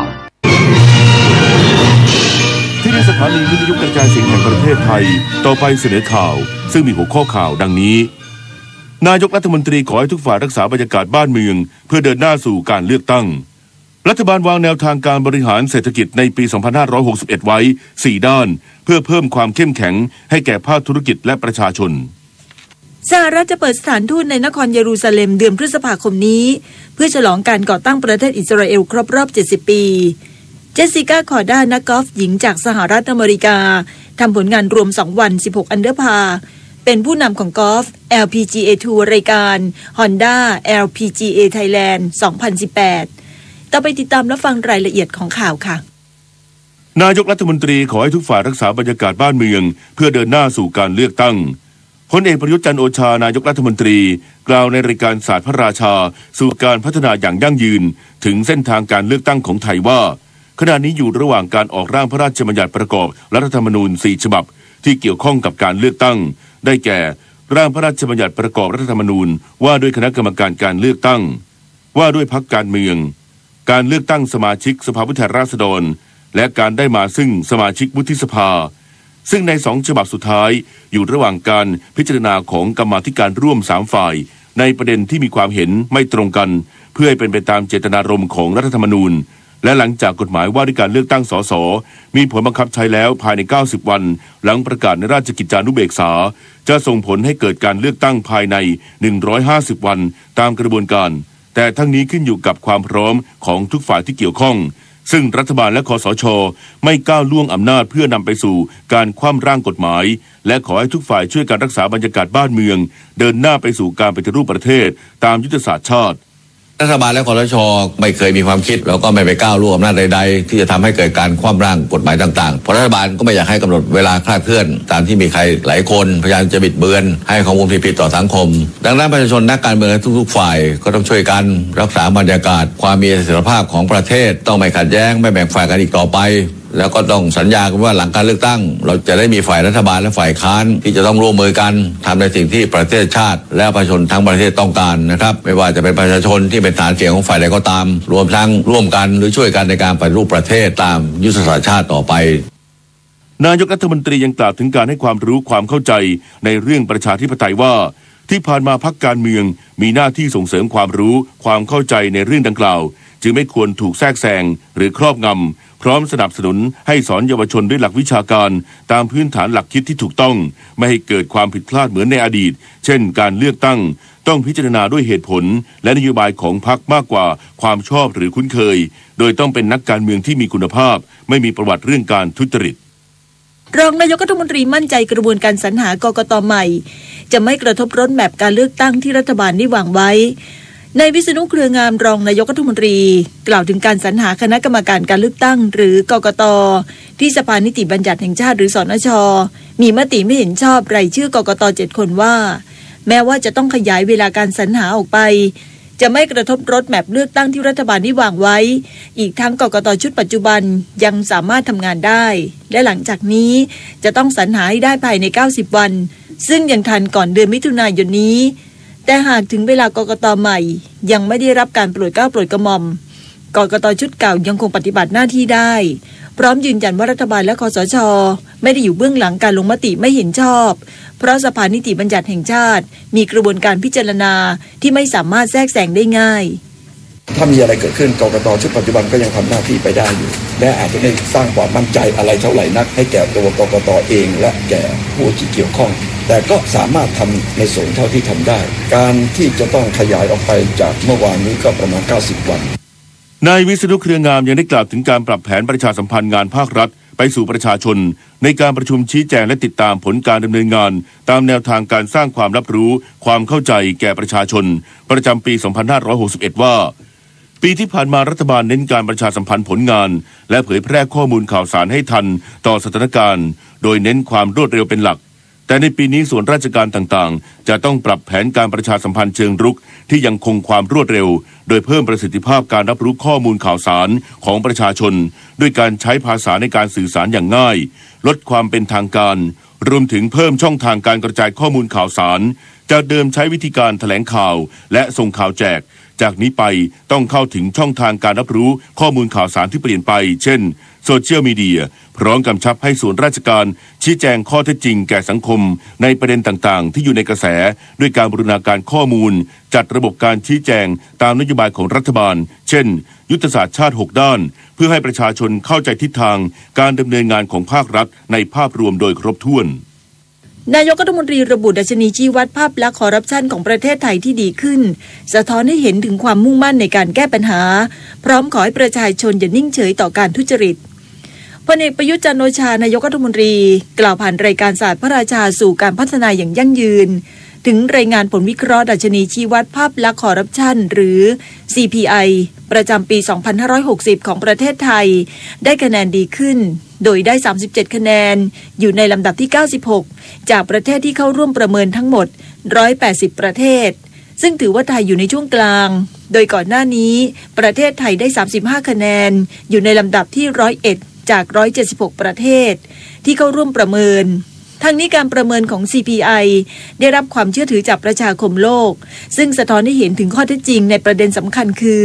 การรับรู้ความตั้งใจจริงในการดำเนินงานของประเทศไทยเพื่อต่อต้านการทุจริตทุกรูปแบบการรับรู้ถึงความมุ่งมั่นจริงจังในการดำเนินการของประเทศไทยเกี่ยวกับอำนวยความสะดวกทางธุรกิจการต่อต้านการทุจริตติดสินบนอย่างแข็งขันโดยเฉพาะการเร่งรัดดำเนินการตามประกาศคณะรัฐมนตรีให้ปีพ.ศ. 2560เป็นปีแห่งการอำนวยความสะดวกทางธุรกิจต่อต้านการรับสินบนทุกรูปแบบเป็นต้นนายกรัฐมนตรียังกล่าวอีกว่าปัจจุบันประชาชนมีจิตสำนึกในเรื่องการต่อต้านทุจริตสูงขึ้นและถือว่าปีนี้เป็นการเริ่มต้นการพัฒนาที่ดีโดยจิตสำนึกจะเป็นภูมิคุ้มกันไม่ให้เกิดการทุจริตตั้งแต่ต้นทางและช่วยมาตรการปราบปรามที่เป็นการแก้ปัญหาที่ปลายเหตุลดความสำคัญลงซึ่งเป็นการเดินหน้าที่ถูกทางและขอให้ประชาชนทุกคนร่วมมือกันเป็นหูเป็นตาอย่านิ่งเฉยต่อการกระทำผิดรัฐบาลวางแนวทางการบริหารเศรษฐกิจในปี 2561 ไว้ 4 ด้านเพื่อเพิ่มความเข้มแข็งให้แก่ภาคธุรกิจและประชาชนพลเอกประยุทธ์จันทร์โอชานายกรัฐมนตรีกล่าวในรายการศาสตร์พระราชาว่าปี 2561 รัฐบาลมีแนวทางการบริหารเศรษฐกิจ 4 ด้านเพื่อเพิ่มความเข้มแข็งให้แก่ประชาชนได้แก่การสนับสนุนการขยายตัวของการผลิตนอกภาคเกษตรทั้งภาคอุตสาหกรรมและการท่องเที่ยวผ่านการสร้างความเชื่อมั่นและการลงทุนในโครงสร้างพื้นฐานการขับเคลื่อนการลงทุนภาครัฐในพื้นที่เขตเศรษฐกิจการดูแลเกษตรกรและผู้มีรายได้น้อยรวมถึง SME ผ่านโครงการต่างๆเพื่อรองรับความผันผวนของดินฟ้าอากาศและจัดการกับความเสี่ยงที่ผลผลิตจะเสียหายเช่นการขับเคลื่อนนโยบายเกษตรแปลงใหญ่ปลูกพืชให้เหมาะสมกับพื้นที่ดูแลการเข้าถึงสินเชื่อการสนับสนุนเงินทุนและการเตรียมความพร้อมด้านแรงงานให้เพียงพอเพื่อรองรับการขยายตัวของภาคการผลิตและการลงทุนในปี 2561 นี้เราจะบริหารเศรษฐกิจ 4 ด้านนะครับเพื่อจะเพิ่มความเข้มแข็งให้กับพี่น้องประชาชนนะครับก็จะเป็นส่วนช่วยกระตุ้นการลงทุนภาคเอกชนนะครับดึงดูดการลงทุนจากต่างประเทศเข้ามาอย่างต่อเนื่องมาตรการเหล่านี้นะครับจะช่วยขับเคลื่อนเศรษฐกิจไทยให้เติบโตได้อย่างต่อเนื่องแล้วก็จะเป็นรากฐานที่เข้มแข็งในการสนับสนุนการปฏิรูปประเทศตามแผนงานและแผนยุทธศาสตร์ชาติในระยะต่อไปด้วยนายกรัฐมนตรีกล่าวด้วยว่าปัญหาสำคัญขณะนี้คือการจราจรความปลอดภัยในการใช้รถใช้ถนนคุณภาพชีวิตสิ่งแวดล้อมการศึกษาซึ่งอยู่ในแผนปฏิรูปและยุทธศาสตร์ชาติที่ทุกคนต้องร่วมมือกันแก้ไขโดยใช้ปฏิบัติการแบบไทยนิยมให้เกิดความร่วมมือในระดับพื้นที่แบบประชารัฐนายกรัฐมนตรีเชิญชวนพุทธศาสนิกชนร่วมกิจกรรมทางพระพุทธศาสนาเนื่องในวันมาฆบูชาวันที่1 มีนาคมนี้พลเอกประยุทธ์จันทร์โอชานายกรัฐมนตรีกล่าวในรายการศาสตร์พระราชาสู่การพัฒนาอย่างยั่งยืนว่าเนื่องในวันมาฆบูชาซึ่งตรงกับวันพฤหัสบดีที่1 มีนาคมนี้รัฐบาลขอเชิญชวนพุทธศาสนิกชนทุกคนร่วมกันปฏิบัติกิจกรรมทางพระพุทธศาสนาที่วัดหรือศาสนสถานในชุมชนใกล้บ้านเพื่อถวายเป็นพุทธบูชาพร้อมระลึกถึงคำสอนของสมเด็จพระสัมมาสัมพุทธเจ้าเป็นหัวใจพระพุทธศาสนาด้วยการทำความดีละเว้นความชั่วทำจิตใจให้บริสุทธิ์เพื่อเสริมสร้างความเป็นสิริมงคลให้ตนเองและครอบครัวรวมทั้งเป็นการนำความสงบสุขมาสู่ประเทศชาติเนื่องในวันมาฆบูชาซึ่งปีนี้ตรงกับวันพฤหัสบดีที่1 มีนาคม รัฐบาลขอเชิญชวนพุทธศาสนิกชนทุกท่านหอบลูกจูงหลานพาคนในครอบครัวร่วมใจการปฏิบัติกิจกรรมทางพระพุทธศาสนาโดยการทำบุญตักบาตรเวียนเทียนฟังพระธรรมเทศนารักษาศีลเจริญจิตภาวนาเพื่อถวายเป็นพุทธบูชาน้อมนำจิตใจให้ระลึกถึงคำสอนโอวาทปาติโมกข์ก็คือการทำความดีละเว้นความชั่วทำจิตใจบริสุทธิ์เพื่อเสริมสร้างความร่มเย็นเป็นสุขให้แก่ตนเองเป็นสิริมงคลแก่ครอบครัวอีกทั้งจะนำพาความสงบสุขความรุ่งเรืองมาสู่สังคมและประเทศชาติรวมทั้งเป็นการสืบสานพระพุทธศาสนาให้คงอยู่อย่างยั่งยืนตลอดไปประชาชนมีความสุขที่ได้แต่งกายชุดไทยย้อนยุคเที่ยวงานอุ่นไอรักคลายความหนาวเพื่อสืบสานวัฒนธรรมที่ดีงามของชาติบรรยากาศงานอุ่นไอรักคลายความหนาวณพระลานพระราชวังดุสิตและสนามเสือป่าเมื่อวานนี้ยังคงอบอวลไปด้วยความอบอุ่นและความสนุกสนานแบบไทยๆท่ามกลางประชาชนที่แต่งกายด้วยชุดไทยย้อนยุคในสมัยรัชกาลที่5ถึงรัชกาลที่9เข้าร่วมงานชมการจัดแสดงนิทรรศการพระราชประวัติและพระราชกรณียกิจของพระบาทสมเด็จพระจุลจอมเกล้าเจ้าอยู่หัวและพระบาทสมเด็จพระปรมินทรมหาภูมิพลอดุลยเดชบรมนาถบพิตรพร้อมพระบรมฉายาลักษณ์การทรงงานด้านต่างๆที่ยังประโยชน์แก่ประชาชนชาวไทยประชาชนที่มาร่วมชมงานต่างกล่าวแสดงความรู้สึกดีใจที่ได้มีโอกาสแต่งกายด้วยชุดไทยย้อนยุคเข้าร่วมงานอุ่นไอรักคลายความหนาวซึ่งสนุกและประทับใจได้ถ่ายภาพกับบรรยากาศภายในงานกลับไปเป็นที่ระลึกนอกจากนี้ยังอยากให้คนไทยใช้โอกาสนี้เป็นจุดเริ่มต้นในการสืบสานวัฒนธรรมและเอกลักษณ์การแต่งกายแบบไทยให้คงอยู่ต่อไปแต่ถ้าเรารู้จักว่าสืบสานเป็นประเพณีสมัยก่อนขึ้นมาแล้วให้คนต่างชาติได้รู้ว่าเราก็มีเอกลักษณ์ของเราชุดไทยมันเป็นเอกลักษณ์ของคนไทยสรุปยอดประชาชนผ่านจุดคัดกรองวันที่23กุมภาพันธ์2561ตั้งแต่เวลา 9 นาฬิกาถึง 22 นาฬิการวม 24,250 คนสำหรับกิจกรรมพิเศษในวันนี้เวลา 19 นาฬิกาจะมีการแสดงลิเกชัยยามิตรชัยเรื่องจันทโครบบริเวณเวทีการแสดงภายในสนามเสือป่าซึ่งประชาชนสามารถร่วมงานด้วยการแต่งกายชุดไทยหรือชุดสุภาพโดยนำบัตรประจำตัวประชาชนไปแสดงเข้าร่วมงานโดยไม่เสียค่าใช้จ่ายตั้งแต่เวลา 10:30 น.ถึง 21:00 น.ส่วนวันศุกร์และวันเสาร์เปิดถึงเวลา 22:00 น.ทั้งนี้ผู้สูงอายุสามารถจอดรถได้ที่สวนสัตว์ดุสิตและระหว่างเที่ยวชมงานหากป่วยกระทันหันขอความช่วยเหลือฉุกเฉินสามารถติดต่อสายด่วน1669หรือสอบถามเส้นทางเดินรถและการจราจรได้ที่สายด่วน1197วันนี้มูลนิธิแพทย์อาสาสมเด็จพระศรีนครินทราบรมราชชนนีหรือพสว.จะออกให้บริการประชาชนในพื้นที่จังหวัดตากที่หมู่ 7บ้านธงชัยตำบลด่านแม่ลำเมาอำเภอแม่สอดจึงขอเชิญชวนประชาชนในพื้นที่ดังกล่าวไปรับบริการโดยไม่เสียค่าใช้จ่ายใดๆต่อจากนี้ไปขอเชิญรับฟังไทยคู่ฟ้าครับจากความพยายามอย่างต่อเนื่องของรัฐบาลในการพัฒนาด้านการท่องเที่ยวส่งผลให้เดือนมกราคมที่ผ่านมามีนักท่องเที่ยวต่างชาติเดินทางมาท่องเที่ยวในประเทศไทยกว่า 3,500,000 คนซึ่งมากกว่าช่วงเดียวกันของปีก่อนถึง10.87%สร้างรายได้กว่า 180,000 ล้านบาทสำหรับในปีนี้รัฐบาลมีนโยบายส่งเสริมการท่องเที่ยวในเมืองรองเพื่อให้นักท่องเที่ยวได้สัมผัสกับอัตลักษณ์และวิถีชีวิตของคนในท้องถิ่นโดยสามารถนำใบกำกับภาษีเต็มรูปแบบหรือใบเสร็จรับเงินค่าที่พักแพ็กเกจทัวร์ใช้เป็นหลักฐานลดหย่อนภาษีได้ไม่เกิน 15,000 บาทส่วนนิติบุคคลสามารถนำค่าใช้จ่ายจากการจัดสัมมนาค่าห้องพักค่าขนส่งไปหักลดหย่อนภาษีได้2เท่า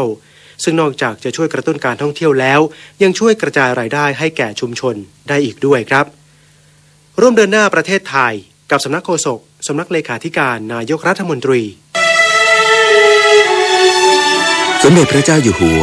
ทรงพระกรุณาโปรดเกล้าโปรดกระหม่อมให้หน่วยราชการในพระองค์และหน่วยงานทั้งภาครัฐและเอกชนจัดงานอุ่นไอรักคลายความหนาว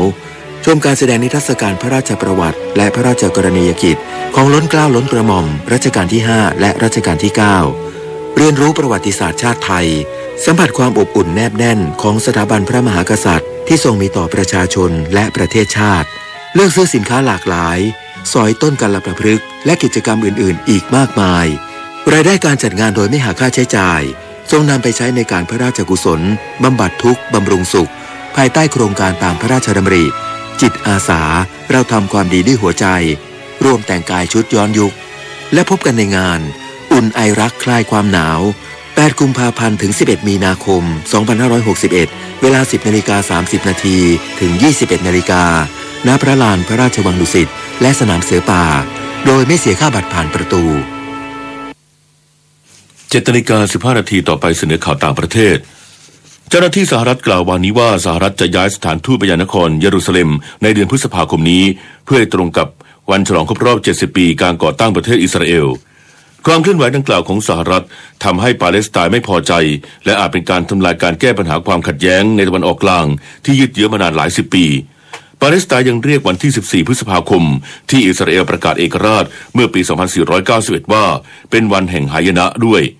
ด้านนายกรัฐมนตรีเบนจามินเนทันยาฮูของอิสราเอลยินดีต่อการประกาศดังกล่าวของสหรัฐและได้กล่าวแสดงความขอบคุณประธานาธิบดีโดนัลด์ทรัมป์แห่งสหรัฐสำหรับความเป็นผู้นำและมิตรภาพของเขาด้านนางฮิเทอร์นัวเอิร์ตโฆษกกระทรวงการต่างประเทศสหรัฐกล่าวว่าในเดือนพฤษภาคมสหรัฐมีแผนจะเปิดสถานทูตแห่งใหม่ในนครเยรูซาเล็มซึ่งการเปิดสถานทูตดังกล่าวจะตรงกับการฉลองครบรอบ 70 ปีการก่อตั้งประเทศอิสราเอลประชาชน2 คนได้รับบาดเจ็บจากเหตุกราดยิงในมหาวิทยาลัยเซาท์อีสเทิร์นลุยเซียนาช่วงเช้าวันนี้เหตุดังกล่าวเกิดขึ้น9 วันหลังเกิดเหตุสังหารหมู่ที่โรงเรียนในรัฐฟลอริดาซึ่งทำให้ชาวอเมริกันออกมาถกกันเรื่องความรุนแรงจากปืนและการควบคุมปืนแถลงการของมหาวิทยาลัยทางทวิตเตอร์ระบุว่าตำรวจมหาวิทยาลัยยืนยันเหตุการณ์ดังกล่าวว่าเกิดขึ้นที่นอร์ทแคมปัสและว่าเหตุยิงปืนครั้งนี้ทำให้มีผู้ได้รับบาดเจ็บแต่ไม่ถึงแก่ชีวิต2 คนโดยนักศึกษาได้รับการแจ้งเตือนภัยฉุกเฉินเมื่อเวลา 4:01 นาทีวันนี้ตามเวลาท้องถิ่นและตำรวจมหาวิทยาลัยกำลังสอบสวนเหตุการณ์ดังกล่าวด้านสื่อรายงานว่าเหตุกราดยิงครั้งนี้เกิดขึ้นที่มหาวิทยาลัยในเมืองแฮมมอนด์รัฐลุยเซียนาและเกิดขึ้นระหว่างที่ทั้งประเทศกำลังถกกันถึงเรื่องการควบคุมปืนหลังเกิดเหตุการณ์กราดยิงที่โรงเรียนมาจอรี่สโตนแมนดักลาสในปาร์คแลนด์รัฐฟลอริดาเมื่อวันที่ 14 กุมภาพันธ์ที่ผ่านมาตำรวจญี่ปุ่นกล่าวว่าได้จับกลุ่มหัวรุนแรงชาวญี่ปุ่น2 คนวันนี้หลังจากอาคารในกรุงโตเกียวซึ่งใช้เป็นสถานทูตเกาหลีเหนือถูกยิงเหตุดังกล่าวซึ่งเกิดขึ้นในช่วงเช้าวันนี้ไม่มีใครได้รับบาดเจ็บมีแค่เพียงประตูใหญ่ที่ได้รับความเสียหายแต่ถือเป็นเหตุรุนแรงจากการใช้ปืนที่ไม่เคยเกิดขึ้นบ่อยนักซึ่งญี่ปุ่นมีการควบคุมปืนและความปลอดภัยบนถนนที่เข้มงวดด้านโฆษกกรุงโตเกียวกล่าวว่า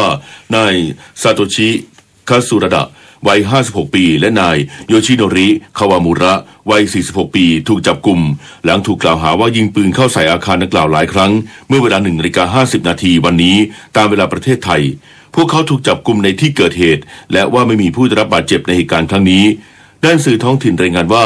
ชาย2 คนดังกล่าวขับรถเข้ามาที่อาคารและยิงปืนจากรถยนต์ของเขาใส่ประตูอาคารจากนั้นพวกเขาก็ลงมาจากรถและถูกจับกุมกลุ่ม Human Rights กล่าววันนี้ว่าภาพถ่ายดาวเทียมเผยให้เห็นว่าเจ้าหน้าที่เมียนมาได้ทำลายหมู่บ้านชาวโรฮิงญาอย่างน้อย55 หมู่บ้านในรัฐยะไข่ในช่วงไม่กี่เดือนที่ผ่านมาและได้ประณามรัฐบาลที่พยายามทำลายหลักฐานในที่เกิดเหตุซึ่งทหารถูกกล่าวหาว่าใช้ความโหดร้ายกับชาวโรฮิงญารัฐยะไข่แทบจะไม่มีชาวโรฮิงญาหลงเหลืออยู่นับตั้งแต่เดือนสิงหาคมปีที่แล้วเมื่อทหารเข้าปราบปรามทำให้ชาวโรฮิงญาราว 700,000 คนต้องหลบหนีข้ามพรมแดนเข้าไปในบังคลาเทศทั้งนี้สหประชาชาติหรือว่า UN กล่าวหาเมียนมาว่าฆ่าล้างเผ่าพันธุ์ชนกลุ่มน้อยมุสลิมที่เผชิญการแบ่งแยกในประเทศที่มีชนส่วนมากเป็นชาวพุทธด้านเมียนมาปฏิเสธข้อกล่าวหาแต่ว่าได้สกัดกั้นเจ้าหน้าที่สอบสวนข้อมูลของ UN เพื่อไม่ให้เข้าไปตรวจสอบพื้นที่ซึ่งเชื่อว่าชาวโรฮิงญาหลายพันคนถูกสังหารด้านผู้ลี้ภัยกล่าวว่าหมู่บ้านชาวโรฮิงญาหลายร้อยหมู่บ้านถูกไฟไหม้ระหว่างช่วงเดือนที่เกิดเหตุรุนแรงเมื่อปีที่แล้วเมื่อทหารและชาวพุทธเข้าไปก่อเหตุร้ายในชุมชนต่างๆด้วยการจุดไฟเผากราดยิงและข่มขืนต่อไปรับฟังข่าวกีฬาค่ะกอล์ฟ LPGA ทัวร์ในรายการ Honda LPGA Thailand ที่สนามกอล์ฟในเมืองพัทยาจังหวัดชลบุรีจบการแข่งขันในวันที่2เจสสิก้าคอร์ด้าจากสหรัฐอเมริกาทำคะแนนรวมได้16อันเดอร์พาร์ขึ้นเป็นผู้นำเดี่ยวส่วนผลงานของนักกอล์ฟไทยโมริยาจุธานุการมีคะแนนรวม9อันเดอร์พาอยู่ในอันดับที่5ร่วมกับบรูคแฮนเดอร์สันจากแคนาดามิเชลวีจากสหรัฐอเมริกาเอริยาจุธานุการมี7อันเดอร์พาอยู่ในอันดับที่10ร่วมกับนิโคลโบชลาเซนจากเดนมาร์กอาซาฮารามูจอนจากสเปนและเฟิงชันชานมือหนึ่งของโลกจากสาธารณรัฐประชาชนจีน ส่วนพรอนงเพชรล้ำมี6อันเดอร์พาร์อยู่ในอันดับที่14ร่วมกับออสซินเอิร์นส์จากสหรัฐอเมริกาและแดนเนลคังนักกอล์ฟหญิงจากสหรัฐอเมริกานายสกล มนทพงศ์ผู้ว่าการกีฬาแห่งประเทศไทยเป็นประธานปฐมนิเทศนักกีฬายิงปืนทีมชาติไทยชุดเตรียมเข้าร่วมการแข่งขันเอเชียนเกมส์ครั้งที่18ที่ประเทศอินโดนีเซียโดยผู้ว่าการกีฬาแห่งประเทศไทยกล่าวว่าหลังจากที่ทางสมาคมได้มีการฟ้องร้องคดีความต่างๆทำให้ศาลมีคำสั่งยุติการทำหน้าที่ของกรรมการบริหารไปก่อนคณะกรรมการเตรียมนักกีฬาจึงเข้าร่วมทำการคัดเลือกตัวนักกีฬาโดยมีการแข่งขันรอบคัดเลือกรอบแรกไปแล้วและรอบที่2กำหนดไว้ระหว่างวันที่12พฤษภาคมถึง3มิถุนายนโดยนักกีฬาที่ผ่านการคัดเลือกรอบแรก14คนจาก8ประเภทจะต้องลงแข่งขันรอบ2อีกครั้งเพื่อเปิดโอกาสให้นักกีฬาที่ทำผลงานไม่ดีในรอบแรกสามารถมีโอกาสเข้ามาติดทีมชาติได้และนักกีฬาที่มีผลงานสม่ำเสมอจะติดเป็นนักกีฬาทีมชาติเข้าร่วมการแข่งขันเอเชียนเกมส์ต่อไปส่วนปัญหาต่างๆที่ทางสมาคมมีมาตลอดในเรื่องของกระสุนที่จะใช้ในการฝึกซ้อมขณะนี้ยืนยันได้ว่าไม่มีปัญหาเพราะว่าได้มีการสั่งซื้อเรียบร้อยแล้วรวมทั้งมีการซื้อชุดแข่งใหม่ให้กับนักกีฬาด้วยและจะมีการเก็บตัวฝึกซ้อมร่วมกันที่การกีฬาแห่งประเทศไทยเป็นระยะเวลา5เดือนขณะเดียวกันผู้ว่าการกีฬาแห่งประเทศไทยยังให้สัมภาษณ์ผู้สื่อข่าวว่าขณะนี้ได้มีการอนุมัติแผนการเก็บตัวให้ทุกสมาคมเรียบร้อยแล้วซึ่งสามารถเบิกจ่ายได้ตามที่ทำแผนมาส่วนบางสมาคมที่ต้องการส่งนักกีฬาไปแข่งขันรายการอื่นๆเพิ่มก็สามารถทำแผนมาเพิ่มเติมได้ทุกอย่างสมาคมต้องดำเนินการให้เรียบร้อยการกีฬาแห่งประเทศไทยพร้อมที่จะประสานงานและให้การดูแลอย่างเต็มที่ส่วนเรื่องเป้าหมายขณะนี้ยังเร็วเกินไปที่จะพูดถึงเรื่องจำนวนเหรียญรางวัลที่จะได้จากการแข่งขันเอเชียนเกมส์ในครั้งนี้สมภพจันทร์ฝากสถานีวิทยุกระจายเสียงแห่งประเทศไทยรายงานครับ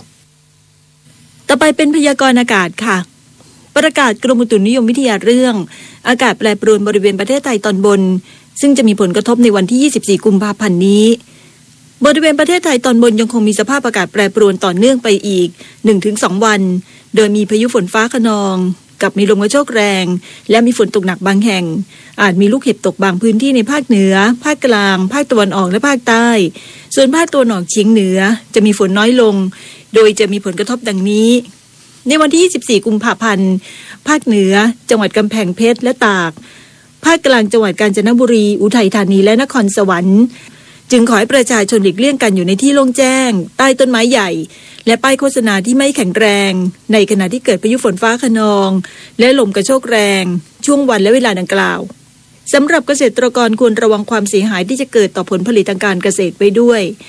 ทั้งนี้เนื่องจากบริเวณความกดอากาศสูงกำลังปานกลางยังคงแผ่ปกคลุมประเทศไทยตอนบนและทะเลจีนใต้ลักษณะเช่นนี้จะทำให้บริเวณดังกล่าวมีพายุฝนฟ้าคะนองและลมกระโชกแรงอาจมีลูกเห็บตกบางพื้นที่จึงขอให้ประชาชนติดตามประกาศจากกรมอุตุนิยมวิทยาอย่างใกล้ชิดพยากรณ์อากาศตั้งแต่เช้าวันนี้จนถึงเช้าวันพรุ่งนี้ภาคเหนือมีพายุฝนฟ้าคะนอง140%ของพื้นที่กับมีลมกระโชกแรง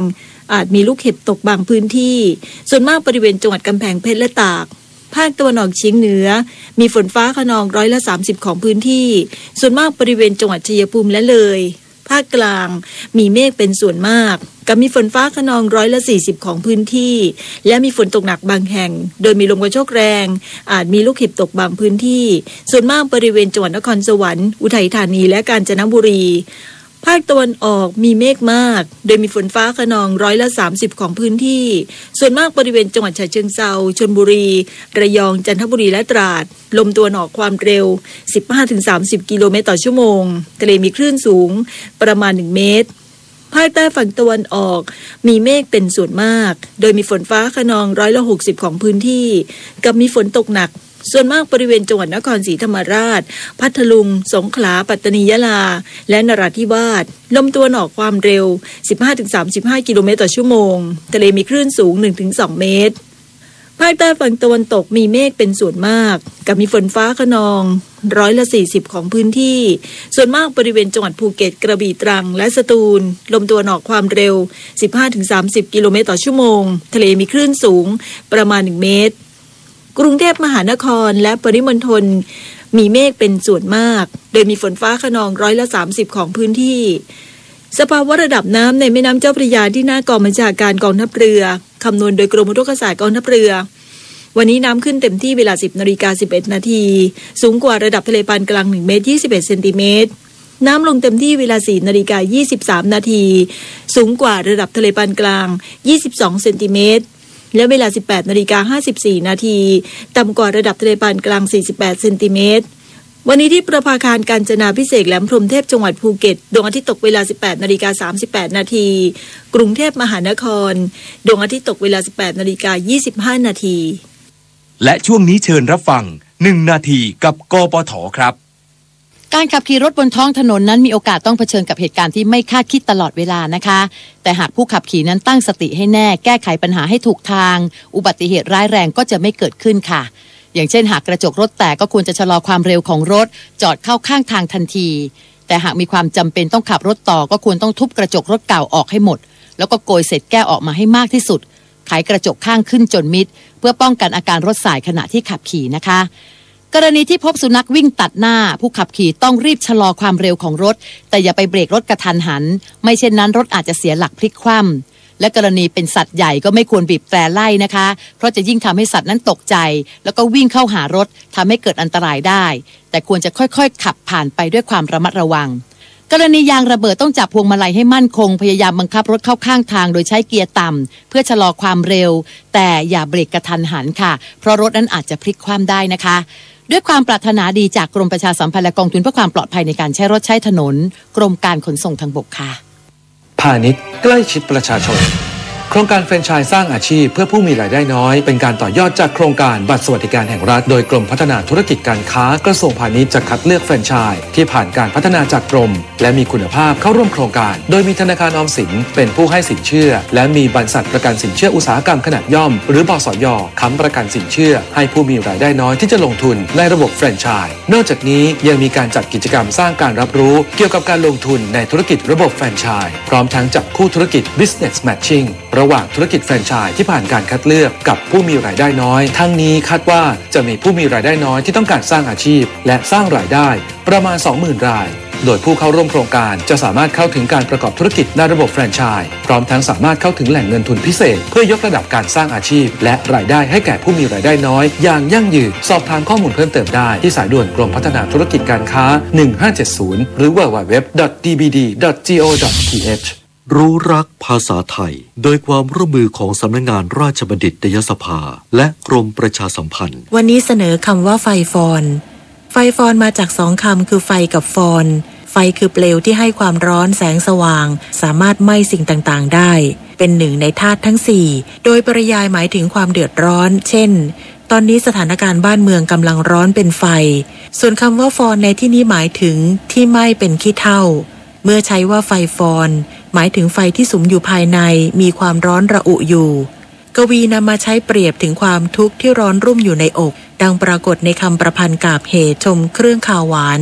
บทพระราชนิพนธ์พระบาทสมเด็จพระพุทธเลิศล่านภาลัยตอนหนึ่งว่าเห็นรุมสวงเศร้า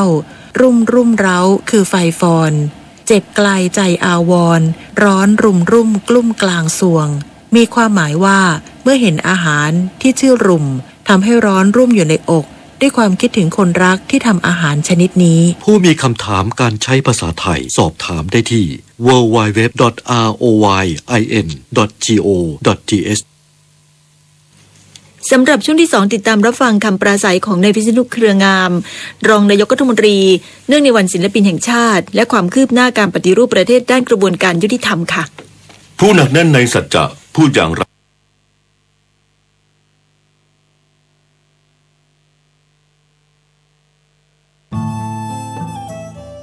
ท่านกำลังติดตามรับฟังสถานีวิทยุกระจายเสียงพระพุทธศาสนาแห่งชาติและสังคมคลื่นเพื่อการศึกษาพระพุทธศาสนาและวัฒนธรรมระบบ FM 104.5 เมกะเฮิรตซ์รายการต่อไปเป็นรายการข่าวบ้านวัดราชการดำเนินรายการโดยเกษตรเพชรสำริด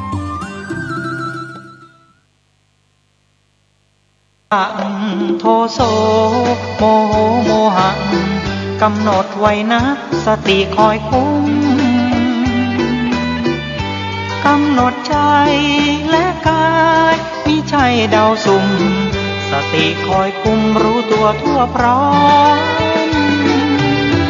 สติกลับมาปัญญาร่าเริงจิตใจเคยเลิงรู้ตัวโดยอ้อมหากปล่อยใจกายเผลอไปทุกย่อมหัวใจก็ย่อมฟุ้งซ่านให้มานเข้าคุม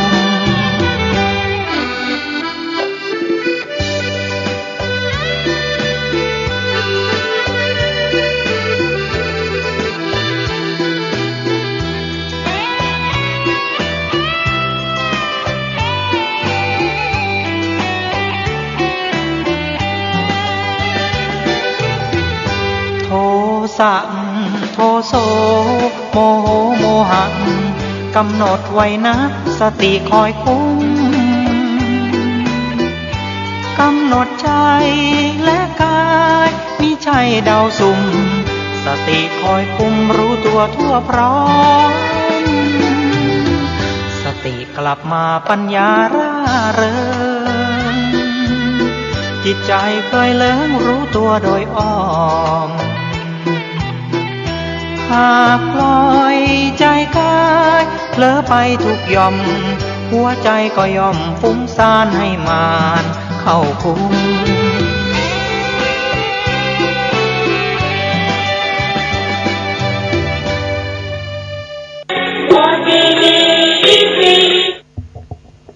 สวัสดีครับท่านผู้ฟังที่เคารพในส่วนของการนำเรื่องราวเกี่ยวกับพุทธกิจ45พรรษาของพระพุทธองค์นำเล่ามาถึงพรรษาที่เราได้รับรู้รับทราบกันไปแล้วนะครับเป็นเรื่องราวของการอยู่จำพรรษาที่19จาริกะบรรพตเมืองจาริกาขององค์สมเด็จพระสัมมาสัมพุทธเจ้าก็ถือว่าการศึกษาการอยู่จำพรรษานั่นนะครับท่านผู้ฟังก็เป็นเรื่องราวที่เราควรจะได้ศึกษาเรียนรู้กันไว้ในเรื่องราวต่างๆก็นำเล่ามาบ้างแล้วจนถึงพระศาสดาได้ตรัสกับพระอานนท์ถึงสันตติมหาอมาตย์แต่งกายด้วยอาภรณ์อันเลิศก็เสด็จมายังสำนักพระศาสดาส่วนบรรดาพวกมิจฉาทิฏฐิชนคิดว่าพระสมณโคดมย่อมดีแต่ปากนะครับเมื่อจะจับผิดพระสมณโคดมด้วยคำพูดเท็จพวกสัมมาทิฏฐิที่เห็นถูกต้องก็คิดว่าน่าอัศจรรย์พระพุทธเจ้าทั้งหลายมีอานุภาพมากวันนี้เราทั้งหลายจะได้เห็นอานุภาพแห่งพระพุทธองค์และการบรรลุธรรมของสันตติมหาอมาตย์นะครับก็นำเล่าจนถึงหญิงที่ได้รับพระราชทานมากำลังแสดงการฟ้อนแล้วก็ขับท่ามกลางที่เต้นรำก็ได้ทำการะตายลงด้วยโรคลมพิษเกิดขึ้นในท้องเพราะนางอดอาหารมา7 วันเพื่อรักษาสวดทรงให้งดงามมหาอมาตย์ถูกความโศกอย่างแรงกล้าครอบงำก็คิดแล้วว่าถ้าเว้นจากพระพุทธเจ้าจะไม่มีใครยังความโศกของเราให้หายได้ก็ไปสู่สำนักพระศาสดาเพื่อถวายบังคมแล้วกราบทูลเรื่องนั้นขอพระผู้มีพระภาคเจ้าจงทรงเป็นที่พึ่งของข้าพระองค์ด้วยเถิดนะครับก็พระศาสดาตรัสว่าอันที่จริงน้ำตาที่ไหลออกจากผู้ที่ร้องไห้ในเวลาที่หญิงนี้ตายมีมากกว่าน้ำในมหาสมุทรทั้ง4แล้วก็กล่าวว่ากิเลสเครื่องกังวลใจเครื่องกังวลใดๆมีอยู่ในเวลาการก่อนเธอจงยังกิเลสเครื่องเศร้าหมองเครื่องกังวลนั้นให้เหือดแห้งไปเค รื่องเศร้าหมองเครื่องกังวลจงอย่ามีแก่เธอในภายหลังถ้าเธอไม่ยึดถือขันธ์ทั้งห้าจะเป็นผู้สงบระงับเที่ยวไปในเวลาจบพระคาถาสันตติมหาอัมมาตย์ก็ได้บรรลุพระอรหันต์พิจารณาอายุสังขารของตนทราบแล้วจึงกราบทูลลานิพพานพระพุทธองค์ทรงทราบวาทะของมหาชนเหล่านั้นเพื่อเรื่องความสงสัยของเหล่ามิจฉาทิฏฐิที่มีความเห็นผิดให้เป็นที่ประจักษ์จึงตรัสว่าเธอจงขึ้นไปยืนบนอากาศสูง7 ชั่วรำตาลแล้วบอกกรรมที่เธอทำแล้วแก่เราสันตติมหาอัมมาตย์แสดงปาฏิหาริย์ขึ้นไปยืนบนอากาศกราบทูลบุพกรรมในการก่อนของตนแก่พระพุทธองค์นั่งลงบนบัลลังก์กลางอากาศนั้นเข้าเตโชธาตุไฟแล้วนิพพานเปลวไฟเกิดขึ้นในสรีระเผาไหม้จนเหลือแต่เพียงธาตุทั้งหลายดุจดอกมะลิเมื่อพระศาสดาทรงคลี่ผ้าขาวรับธาตุทั้งหลายก็ตกลงบนผ้านั้นพระศาสดาทรงห่อธาตุเหล่านั้นแล้วรับสั่งให้สร้างสถูปไว้ที่ทางใหญ่4 แพร่งด้วยพระประสงค์ว่ามหาชนกราบไหว้แล้วจะเป็นผู้มีส่วนแห่งบุญก็ในหลังจากสันตติมหาอัมมาตย์นิพพานแล้วนะครับท่านผู้ฟัง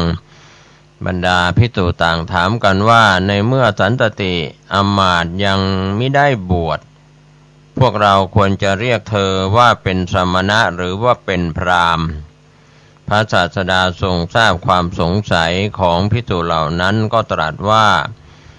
ดูก่อนภิกษุทั้งหลายพวกเธอจงเรียกสันตติอัมมาตย์ว่าสมณะก็ควรเรียกว่าพราหมณ์ก็ควรเช่นกันแล้วตรัสถึงบุคคลใดประดับตนด้วยเครื่องอลังการประพฤติตนสม่ำเสมอด้วยกายวาจาใจมีปกติประพฤติประเสริฐบุคคลนั้นชื่อว่าเป็นผู้สงบบุคคลนั้นย่อมชื่อว่าพราหมณ์ชื่อว่าสมณะชื่อว่าภิกษุเมื่อจบพระคาถาชนทั้งหลายได้บรรลุอริยผลมีโสดาปัตติผลเป็นต้นเป็นจำนวนมากในปลายพรรษานี้ก็มีนางวิสาคงจะเริ่มสร้างมิคารมาตุปราสาทในอุทยานบุพารามก็เป็นส่วนที่จากนั้นพระพุทธองค์ก็เสด็จจาริกไปยังกรุงราชคฤห์พรรษาที่20ประทับจำพรรษาณเวรุวันวิหารกรุงราชคฤห์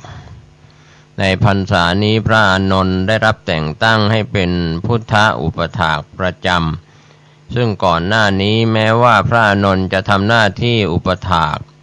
แต่ก็มิได้ทำประจำพระพุทธองค์ยังมิได้ทรงแต่งตั้งภิกษุรูปใดให้ทำหน้าที่นี้โดยเฉพาะบางคราวพระนาคสมาระพระนาคิตะพระอุปวานะพระจุนทะพระสาคตะพระราธะพระเมขิยะเปลี่ยนกันรับหน้าที่อุปถากพระพุทธองค์ทรงปรารภว่าบัดนี้เราชราแล้วพวกเธอจงเลือกภิกษุรูปหนึ่งเพื่อเป็นอุปถากประจำของเราพระสารีบุตรได้ฟังพระดำรัสเช่นนั้นจึงลุกจากอาสนะถวายบังคมแล้วกราบทูลว่าข้าแต่พระองค์ผู้เจริญข้าพระองค์ขอรับหน้าที่อุปถากพระพุทธองค์ตรัสว่าอย่าเลยสารีบุตรเธออยู่ในทิศใดทิศนั้นไม่ว่างเปล่าจากประโยชน์โอวาทของเธอก็เหมือนโอวาทของพระพุทธเจ้าทั้งหลายเธอไม่ต้องอุปถากเราดอกจากนั้นพระสาวกอื่นๆก็ลุกขึ้นกล่าวโดยทำนองเดียวกันพระพุทธองค์ทรงห้ามสาวกเหล่านั้นทั้งหมดพระอานนท์รูปเดียวนั่งนิ่งอยู่ เหล่าภิกษุจึงกล่าวว่าท่านอานนท์ท่านกราบทูลขอตำแหน่งอุปถากแก่พระพุทธองค์เถิดพระอานนท์จึงกราบทูลขอพร8ประการดังนี้พรที่เป็นข้อห้าม4ประการก็คือจะไม่ประทานจีวรที่พระองค์ทรงได้มาแก่ข้าพระองค์จะไม่ประทานบิณฑบาตแก่ข้าพระองค์จะไม่ประทานให้ข้าพระองค์อยู่ร่วมในพระคันธกุฎีจะไม่ทรงพาข้าพระองค์ไปยังที่รับนิมนต์ไว้พระศาสดาตรัสถามว่าอานนท์เธอเห็นโทษเช่นไรจึงขอพรนั้นพระอานนท์ก็กราบทูลว่าเพราะบางคนอาจคิดว่าเนื่องจากข้าพระองค์ได้รับจีวรได้รับบิณฑบาตได้อยู่ร่วมในกุฏิหรือว่ากุฏิได้ไปสู่ที่นิมนต์พร้อมกับพระองค์จึงยอมรับเป็นอุปถากด้วยหวังในลาภสักการะเหล่านั้นพรที่เป็นข้อขอร้อง4ประการคือขอพระองค์เสด็จไปสู่ที่นิมนต์ที่ข้าพระองค์รับแทนไว้ขอให้ข้าพระองค์นำอาคันตุกะที่จรมาจากที่ต่างๆเข้าเฝ้าได้ขอให้ข้าพระองค์เข้าเฝ้าเพื่อทูลถามข้อสงสัยได้ทุกเวลาขอทรงแสดงธรรมที่ข้าพระองค์มิได้รับฟังซ้ำอีกพระศาสดาตรัสถามว่าอานนท์เธอเห็นอานิสงส์เช่นไรในคำขอร้องนี้พระอานนท์กราบทูลว่าเราชนผู้มีศรัทธาเมื่อไม่มีโอกาสพบพระองค์ย่อมจะขอร้องให้ข้าพระองค์เป็นผู้รับนิมนต์แทนพระองค์เมื่อข้าพระองค์จะได้ทูลให้พระองค์ทรงทราบในภายหลังหากพระองค์ไม่เสด็จไปชนเหล่านั้นก็จะกล่าวว่าข้าพระองค์อุปถากพระองค์เช่นไรจึงไม่ให้ความอนุเคราะห์ข้าพระองค์แม้ในกิจนิมนต์เช่นนี้สำหรับอาคันตุกะที่จรมาที่ต้องการจะเข้าเฝ้าพระองค์บางครั้งเดินทางมาจากที่ไกลหากไม่มีโอกาสได้เข้าเฝ้าย่อมกล่าวว่าพวกเราอุตส่าห์ทิ้งอาชีพการงานเดินทางมาหวังจะได้เฝ้าพระศาสดาแต่ภิกษุผู้อุปถากกลับกีดกันมิให้เข้าเฝ้าก็จะทำให้ศรัทธาของคนเหล่านั้นเสื่อมคลายลงในส่วนของข้าพระองค์ก็เพื่อจะได้ขจัดข้อสงสัยอันอาจเป็นเส้นหนามต่อการปฏิบัติธรรมให้ดำเนินไปในทางที่ถูกต้องหากมีผู้ถามว่าพระสูตรนี้ชาดกนี้พระองค์ทรงแสดงณที่ใดมีใจความเช่นไรข้าพระองค์ไม่ทราบชนทั้งหลายก็จะคิดว่าแม้การแสดงธรรมของพระศาสดาผู้อุปถากก็ยังไม่ทราบเหตุใดจึงติดตามพระศาสดาอยู่ได้เป็นเวลานานข้าพระองค์ต้องการที่จะกล่าวธรรมเหล่านั้นแก่ผู้ต้องการทราบอีกจึงขอประทานอนุญาตดังกล่าวพระศาสดาเมื่อทรงรับฟังเหตุผลแล้วจึงประทานพุทธานุญาตพระอานนท์เมื่อได้รับพุทธานุญาตแล้วก็ปฏิบัติหน้าที่เป็นผู้อุปถากประจำนับตั้งแต่นั้นมาตราบจนพระพุทธเจ้าปรินิพพานในอดีตกล่าวถึงพุทธทุบบาทการเวลาการก่อนอานนท์เคยเป็นอุปถากของพระปัจเจกพุทธเจ้ามาเป็นเวลานานได้ถวายทานเป็นนิจตั้งความปรารถนาขอเป็นพุทธอุปถากในอนาคตจนกระทั่งไปบังเกิดในสวรรค์ชั้นดุสิตพร้อมศาสดาของเราพระองค์นี้จุติตายจากสวรรค์ลงมาบังเกิดในวังของพระเจ้าสุโกธนะเป็นหนึ่งในสหชาติทั้ง7ของพระศาสดาเหล่าพระประยุรญาติขนานนามว่าอานันทะอานนท์ผลแห่งบารมีที่ได้บำเพ็ญมาก็บรรลุความปรารถนาได้เป็นอุปถากประจำของพระศาสดาสมประสงค์ หลังจากที่ได้รับตำแหน่งอุปถากประจำแล้วนะครับท่านผู้ฟังพระอานนท์ก็ได้อุปถากพระศาสดาด้วยกิจต่างๆเช่นถวายน้ำสงฆ์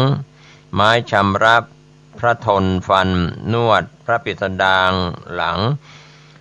และกวาดพระคันธกุฎีเหล่านี้เป็นต้นยามราตรีก็ถือประทีปดวงใหญ่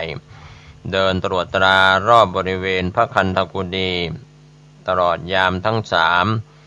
ด้วยเหตุที่ท่านพระอานนท์อยู่ใกล้ชิดกับพระพุทธองค์ได้ฟังพระธรรมที่พระพุทธองค์ทรงแสดงแก่ตนเองและผู้อื่นจึงมีสติทรงจำไว้ไม่พลั้งพลาดมีความเพียรเอาใจใส่ในการสาธยายจึงเป็นผู้ฉลาดในการแสดงธรรมนะครับท่านผู้ฟังพระผู้มีพระภาคเจ้าทรงยกย่องท่านพระอานนท์ว่าเป็นผู้เลิศกว่าภิกษุทั้งหลาย5ประการ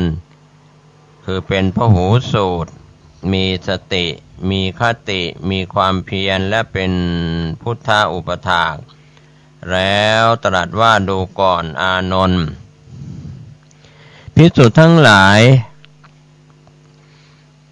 อานนท์เป็นผู้ประกอบด้วยอัปภูตธรรม4ประการภิกษุภิกษุณีอุบาสกอุบาสิกาเมื่อได้เข้าใกล้อานนท์แล้วย่อมยินดีด้วยการที่ได้พบเห็นอานนท์ด้วยการที่ได้ฟังพระธรรมจากอานนท์ด้วยธรรมที่อานนท์แสดงแล้วด้วยการไม่อิ่มในธรรมที่อานนท์แสดง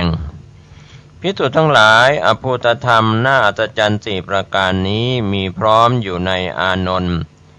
เพราะเหตุนี้เมื่อพระศาสดาปรินิพพานแล้วครั้งพระมหากัสสปะ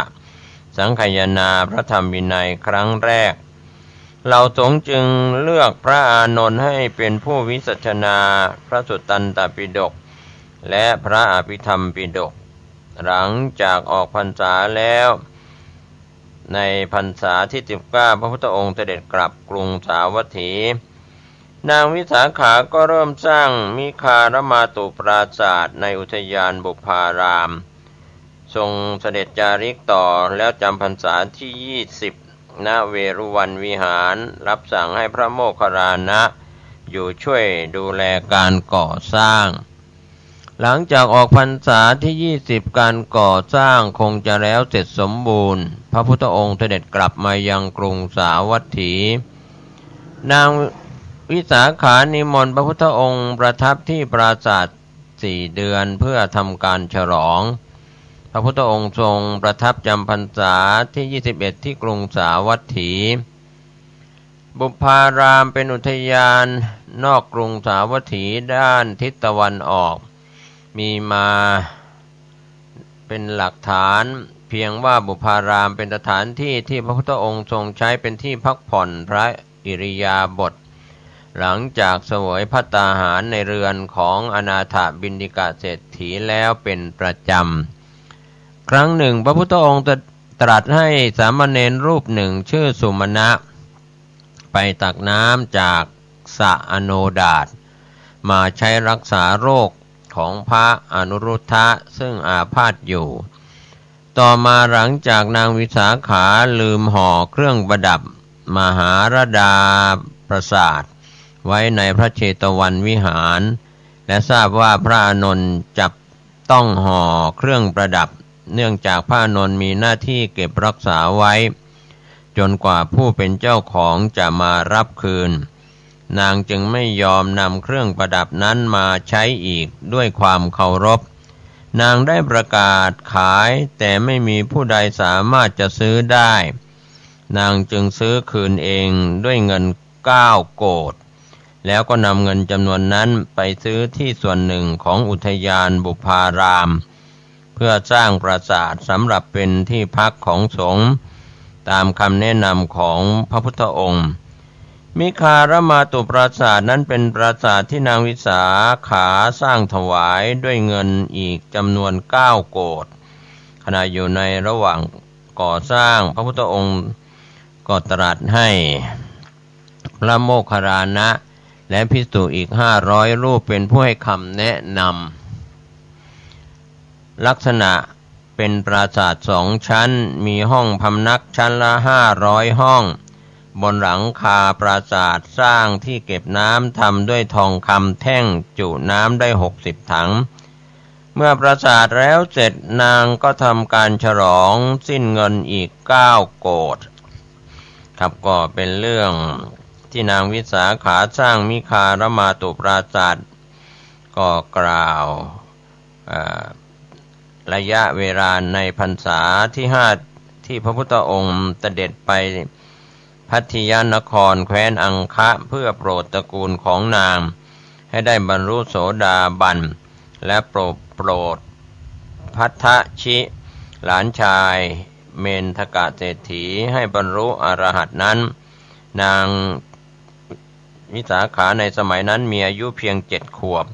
จากนั้นก็มีครอบครัวของนางอันมีธนนชัยเศรษฐีผู้เป็นพ่อนางสุมนาเทวีมารดาผู้เป็นแม่แล้วก็ตัวนางพร้อมเหล่าบริวารก็ย้ายหลักแหล่งมาพำนักณเมืองสาเกตตามพระประสงค์ของพระเจ้าประเสนที่โกศลราชาแห่งแคว้นโกศลต่อมาเมื่อนางมีอายุ16 ปีจึงมีครอบครัวหลังจากนางมีบุตรแล้วขณะไปฟังพระธรรมเทศนาที่พระเชตวันวิหารนางก็ลืมเครื่องประดับมหาราดาปราสาทไว้ในวิหารแสดงว่าอย่างน้อยในเวลานั้นนางคงมีอายุประมาณ21 ปีแล้ว14 ปีให้หลังนะครับท่านผู้ฟังจากวันที่นางบรรลุโสดาบันนางจึงเริ่มก่อสร้างปราสาท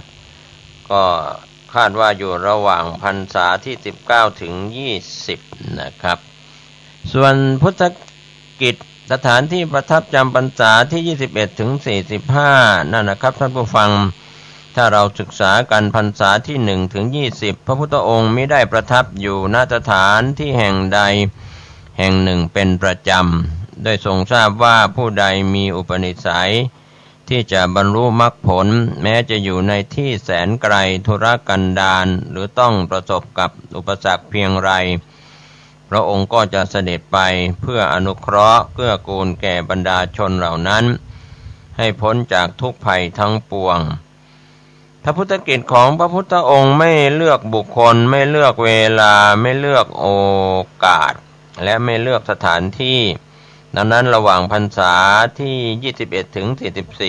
44ประทับอยู่เป็นประจำณกรุงสาวัตถีระหว่างพระเชตวันมหาวิหารและมิคารมาตุปราสาทสลับกันแต่มิได้ระบุว่าพรรษาใดประทับที่พระเชตวันมหาวิหารและพรรษาใดประทับที่มิคารมาตุปราสาทในอุทยานบุพารามหลังจากออกพรรษาแล้วพระพุทธองค์ก็ยังเสด็จจาริกไปยังคามนิคมต่างๆเพื่อโปรดเวนยสัตว์อยู่เช่นเดิมเช่นเสด็จไปยังกรุงโกสัมพีอาตุมาจำปาเวสาลีนารันทาและก็พัทยะและตามชนบทแถบเชิงเขาหิมาลัยครั้นเวลาใกล้เข้าพรรษาเสด็จกลับมาประทับจำพรรษาณกรุงสาวัตถีพระอรหันตสัมมาสัมพุทธเจ้าไม่ว่าจะเสด็จไปณที่แห่งใดก็ทรงประกอบเวนยสัตว์เหล่านั้นไว้ด้วยศีลสมาธิปัญญาและอริยมรรคมีโสดาปัตติผลเป็นต้นดังนั้นมิคารมาตุปราสาทที่วิสาขามหาอุบาสิกาสร้างในอุทยานบุพารามเป็นปราสาท2 ชั้นมี 1,000 ห้องสำหรับเป็นที่ประทับในส่วนของพระพุทธองค์แล้วก็เป็นที่พักของพระเถระพระพุทธองค์จะประทับอยู่ณพระเชตวันวิหารและมิคารมาตุปราสาทในบุพารามสลับกันหากในพรรษาใดประทับที่พระเชตวันวิหารรุ่งเช้าเสด็จ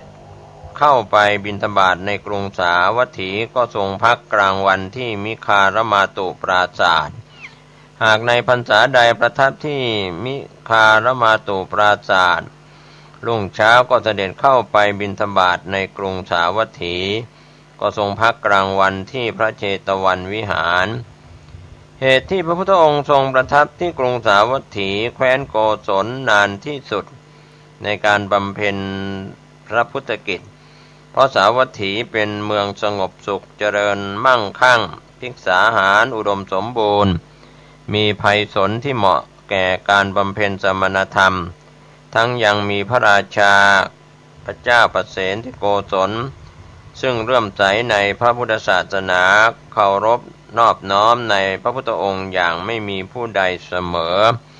มีตระกูลอุบาสกอุบาสิกาผู้มีศรัทธาในพระรัตนตรัยเช่นตระกูลของอนาถบิณฑิกาเศรษฐีตระกูลของวิสาขามหาอุบาสิกาที่คอยใส่ใจดูแลอุปถากพระสัมมาสัมพุทธเจ้าและพระภิกษุสงฆ์อย่างยอดเยี่ยมตระกูลทั้งสอง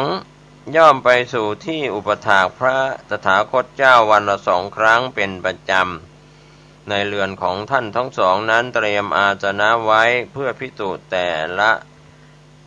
แห่งละ 2,000 รูปภิกษุรูปใดปรารถนาปัจจัยใดก็จะเป็นข้าวน้ำหรือเภสัช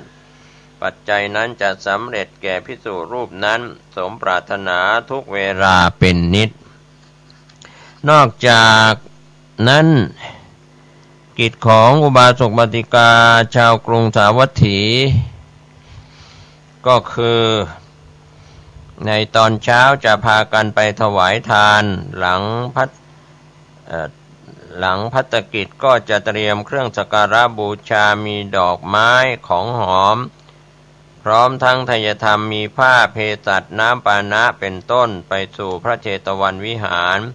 เพื่อฟังธรรมเป็นประจำชนเหล่านั้นเมื่อฟังพระธรรมเทศนาแล้วได้บรรลุธรรมเป็นอริยบุคคลมากมายแม้ในเวลาปฐมยามล่วงไปแล้วเราเทวดาก็จะลงมาเฝ้าเพื่อทูลถามปัญหา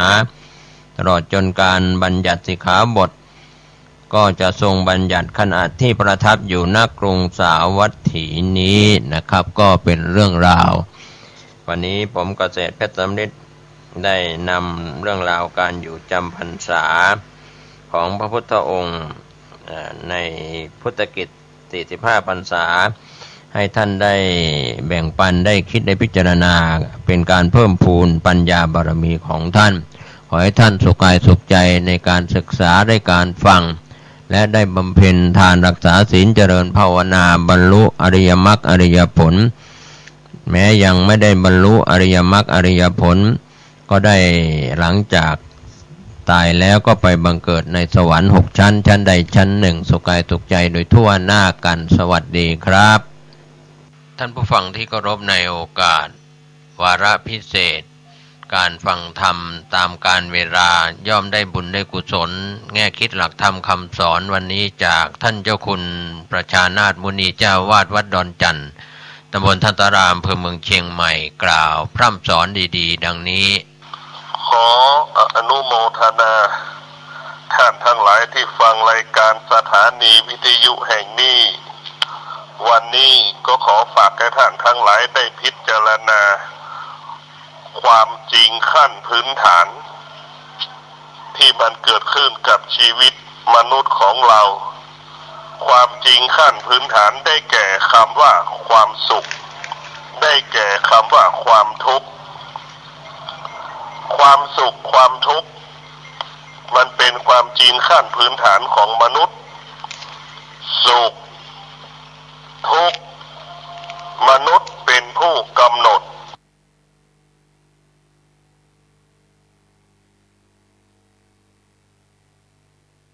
ธงชาติและเพลงชาติไทยเป็นสัญลักษณ์ของความเป็นไทยเราจงร่วมใจยืนตรงเคารพธงชาติด้วยความภาคภูมิใจในเอกราชและความเสียสละของบรรพบุรุษไทยประเทศไทยรวมและเชื้อชาติไทยเป็นประชารัฐผ้าไทยของไทยทุกส่วนอยู่ดำรง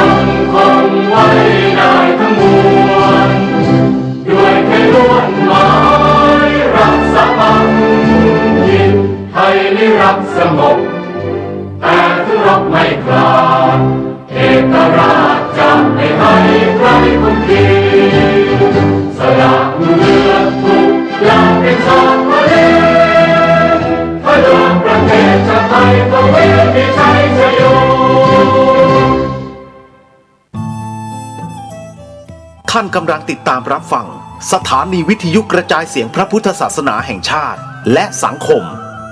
คลื่นเพื่อการศึกษาพระพุทธศาสนาและวัฒนธรรมระบบ FM 104.5 เมกะเฮิรตซ์รายการต่อไปเป็นรายการข่าวบ้านวัดราชการดำเนินรายการโดยเกษตรเพชรสำริดความสุขมันก็จะจากไปจากชีวิตเราดังเช่นกินวาเป็กไอเป็กมันก็แห้งและเหยหายไปความทุกข์และความสุขก็จากเราไปฉันนั่นแหละเราจะเข้าถึงความทุกข์เราจะเข้าถึงความสุขเราจำเป็นต้องอาศัยพระวิปัสสนากรรมฐานพระวิปัสสนากรรมฐานเนี่ยเป็นเครื่องคัดแยกระหว่างความชั่วระหว่างความดีเป็นเครื่องคัดแยกความชั่วความดีให้ออกจากจิตใจของเราความชั่วก็จะให้ออกไปความดีก็ให้อยู่อีกที่หนึ่งความชั่วก็ให้อยู่อีกที่หนึ่งเราแยกแยะความชั่วความดีออกจากจิตใจไปพระวิปัสสนากรรมฐานไปจัดระบบไปจัดระเบียบความดีเพื่อให้ความดีได้ไปสู่ความดีงามอันแท้จริงได้แก่พระวิปัสสนากรรมฐานเป็นหลักการที่เราจะให้เกิดปัญญาเป็นหลักการที่เราให้หลุดพ้นจากวัฏฏะทุกข์ให้เราหลุดพ้นจากความทุกข์ทั้งปวงได้ก็เพราะพระวิปัสสนาคำว่าหลุดพ้นจากความทุกข์ก็คือตัวปัญญาจะเข้าใจสุขที่สุดก็เกิดแล้วจากทุกข์ที่สุดเกิดแล้วจากที่สุดชีวิตของเราไม่มีพ่อมีแม่ที่สุดชีวิตของเราก็มีเราสามารถมีชีวิตอยู่ได้ที่สุดสามีไม่มีภรรยาสามีก็มีชีวิตอยู่ได้ที่สุดภรรยาไม่มีสามีที่สุดภรรยาก็สามารถมีชีวิตอยู่ได้ที่สุดลูกไม่มีพ่อมีแม่ลูกก็สามารถมีชีวิตอยู่ได้นี่แหละคือปัญญาเราจะเข้าใจว่าที่สุดก็คือตนและเป็นที่พึ่งแห่งตนถ้าเราเข้าใจเช่นนี้แล้วเราก็จะประพฤติปฏิบัติชีวิตของเราก็จะมีแต่ความสุขเราจะรู้แล้วว่าที่สุดชีวิตของเรานั้นจะต้องพึ่งพาตนเองอาศัยตนเองเป็นหลัก 90% พึ่งพ่อพึ่งแม่พึ่งลูกพึ่งสามีพึ่งภรรยาเหล่านั้นแค่สัก 10% ถ้าเราคิดได้เช่นนี้ชีวิตเราก็จะเบิกบานผ่องใสตลอดเวลาชีวิตของเราจะต้องแก้ไขต้องปรับปรุงต้องเปลี่ยนแปลงตลอดเวลาเพราะว่ากิเลสมันครอบงำดวงจิตกิเลสเราก็คงเปรียบเสมือนละอองน้ำที่มันติดกระจกมันจะมองไม่เห็นถ้าจิตเรามีกิเลสเมื่อไหร่เราจะมองไม่เห็นความดีงามเพราะนั้นก็ขอฝากให้กับพวกเราทั้งหลายที่ได้ฟังนี้ว่าความทุกข์ก็เป็นกิเลสความสุขก็เป็นกิเลสถ้ามาครอบงำจิตใจเราเมื่อไหร่เราก็ไม่สามารถเข้าสู่แก่นสาระความดีงามนั้นได้ขอเจริญพรความเป็นบัณฑิตในทางพระพุทธศาสนาสุวิชชาโนภวังโหติผู้รู้ดีเป็นผู้เจริญนั้นก็เป็นส่วนที่มีมาทุกยุคทุกสมัยคำว่าผู้รู้ดีเป็นบัณฑิตในทางศีลธรรมในทางพระพุทธศาสนาก็เรียกว่าการประพฤติสุจริตนะครับที่เป็นบัณฑิตสุจริตทางกายสุจริตทางคำพูดสุจริตทางความรู้สึกนึกคิดทางจิตใจก็เรียกว่าเป็นบัณฑิตทุกเพศทุกวัยนะครับไม่ใช่เฉพาะเรื่องของใบกระดาษไม่ว่าจะจบประถมมัธยมอุดมศึกษาหรือในระดับปริญญาตรีโทเอกหรือดุษฎีบัณฑิตคำว่าสุจริตสุวิชชาโนภวังโหติผู้รู้ดีเป็นผู้เจริญนั้นก็รู้ดีทางกายก็คือไม่ฆ่าตัดไม่ลักทรัพย์ไม่เสพกามที่ผิดรู้ดีทางปากก็คือใช้ปากไม่ใช่เป็นหอกเที่ยวทิ่มแทงกล่าวโทษกล่าวร้ายโจมตีโพลธนานะครับส่วนสุจริตทางใจหรือว่ารู้ดีทางใจก็คิดไม่โลภไม่โกรธไม่หลง ก็เป็นเรื่องที่น่าสรรเสริญทายกทายิกาวันหนึ่งคืนหนึ่งก็คิดแต่เรื่องจะให้ในช่วงนี้ก็เป็นช่วงของการทานทอดกฐินทานคิดอยู่เป็นปุพพเจตนาว่าเราจะไปร่วมทอดกฐินที่ไหนดีจะไปเป็นเจ้าภาพทอดกฐินที่ไหนดีในการทาน1 เดือนนี้จนถึงเดือน12หรือเดือนยี่เป่งนะครับก็ลอยกระทงนะเป็นวันสุดท้ายเมื่อคิดดีๆอย่างนี้ก็ถือว่าเป็นบัณฑิตทางใจคิดก่อนทำว่าจะไปร่วมไปทำเป็นเจ้าภาพเป็นประธานเป็นกรรมการเป็นที่จะให้โอกาสในการที่พระคุณเจ้าได้อยู่จำพรรษาท่วนไตรมาสแล้วก็จะได้รับอานิสงส์พรรษา1 เดือนแล้วก็จะได้รับอานิสงส์กฐินอีก4 เดือนตลอดฤดูหนาวดังนั้นก็ทายกทายิกาก็คิดอโรภะไม่โลภอโทสะไม่โกรธเมตตาอโมหะไม่หลงดังนั้นพระคุณเจ้าที่จำพรรษาท่วนไตรมาสตามวัดวารามต่างๆก็จะได้มีโอกาสความจริงกฐินนั้นเป็นเรื่องของพระคุณเจ้าโดยตรงในยุคอดีตในสมัยพุทธกาลก็มีผู้นำเล่าเรื่องของประวัติการขึงผ้าเพื่อตัดเย็บย้อมทำเป็นผ้ากฐินกันก็วันนี้ขออนุญาตไม่นำเล่าแต่ว่าสำเร็จในปัจจุบันก็มีการอนุโลมให้ทายกทายิกาผู้มีศรัทธาในทางพระพุทธศาสนาก็เป็นกฐินหลวงกฐินพระราชทานกฐินราชนะครับก็แล้วแต่ก็ถือว่าที่สำคัญตามพระวินัยพระคุณเจ้าอยู่จำพรรษาท่วนไตรมาส5 รูปขึ้นไปที่เป็นองค์สงฆ์ที่จะรับผ้ากฐินไม่ว่าจะเป็นกฐินหลวงกฐินราชกฐินพระราชทานกฐินต่างๆจุลกฐินอะไรต่างๆก็แล้วแต่นะครับอย่าลืมนะครับพระคุณเจ้าจำพรรษาท่วนไตรมาสในอาวาสนั้นๆส่วนใหญ่ก็มีการอนุโลมปฏิโลมกันว่าไปนิมนต์ทุกเจ้าจากวัดอื่นพระภิกษุจากวัดอื่นมาผสมให้ครบองค์5 รูปก็แล้วแต่ว่าก็ไม่ถูกตามพระวินัยก็บอกกล่าวกันแค่นั้นเราต้องการจะทำอะไรแม้แต่5 รูปนั้นจะไปเรียบเคียงขอกฐินไม่ใช่ขอพระป่าไปเรียบเคียงเรื่องของกฐินก็มีเรื่องเหตุถ้าเราศึกษาให้ละเอียดดีในพระวินัยปิฎก21,000 พระธรรมขันธ์ก็จะรู้ว่าอะไรถูกอะไรผิดก็อย่าไปฝ่าฝืนอย่าไปทำแม้แต่พระคุณเจ้าที่เป็นพระภิกษุสามเณรทำอะไรผิดก็ชาวโลกก็ติเตียนเรียกว่าโลกวัชชะดังนั้นพระคุณเจ้าจะมีสมณศักดิ์ไม่มีสมณศักดิ์ก็ถือว่าเป็นผู้ทรงศีลทรงธรรมเป็นเนติเป็นแบบอย่างในเรื่องของสมณะสารูปในการปฏิบัติตัวปฏิบัติตนไม่ใช่พระนวกะนะครับเป็นพระ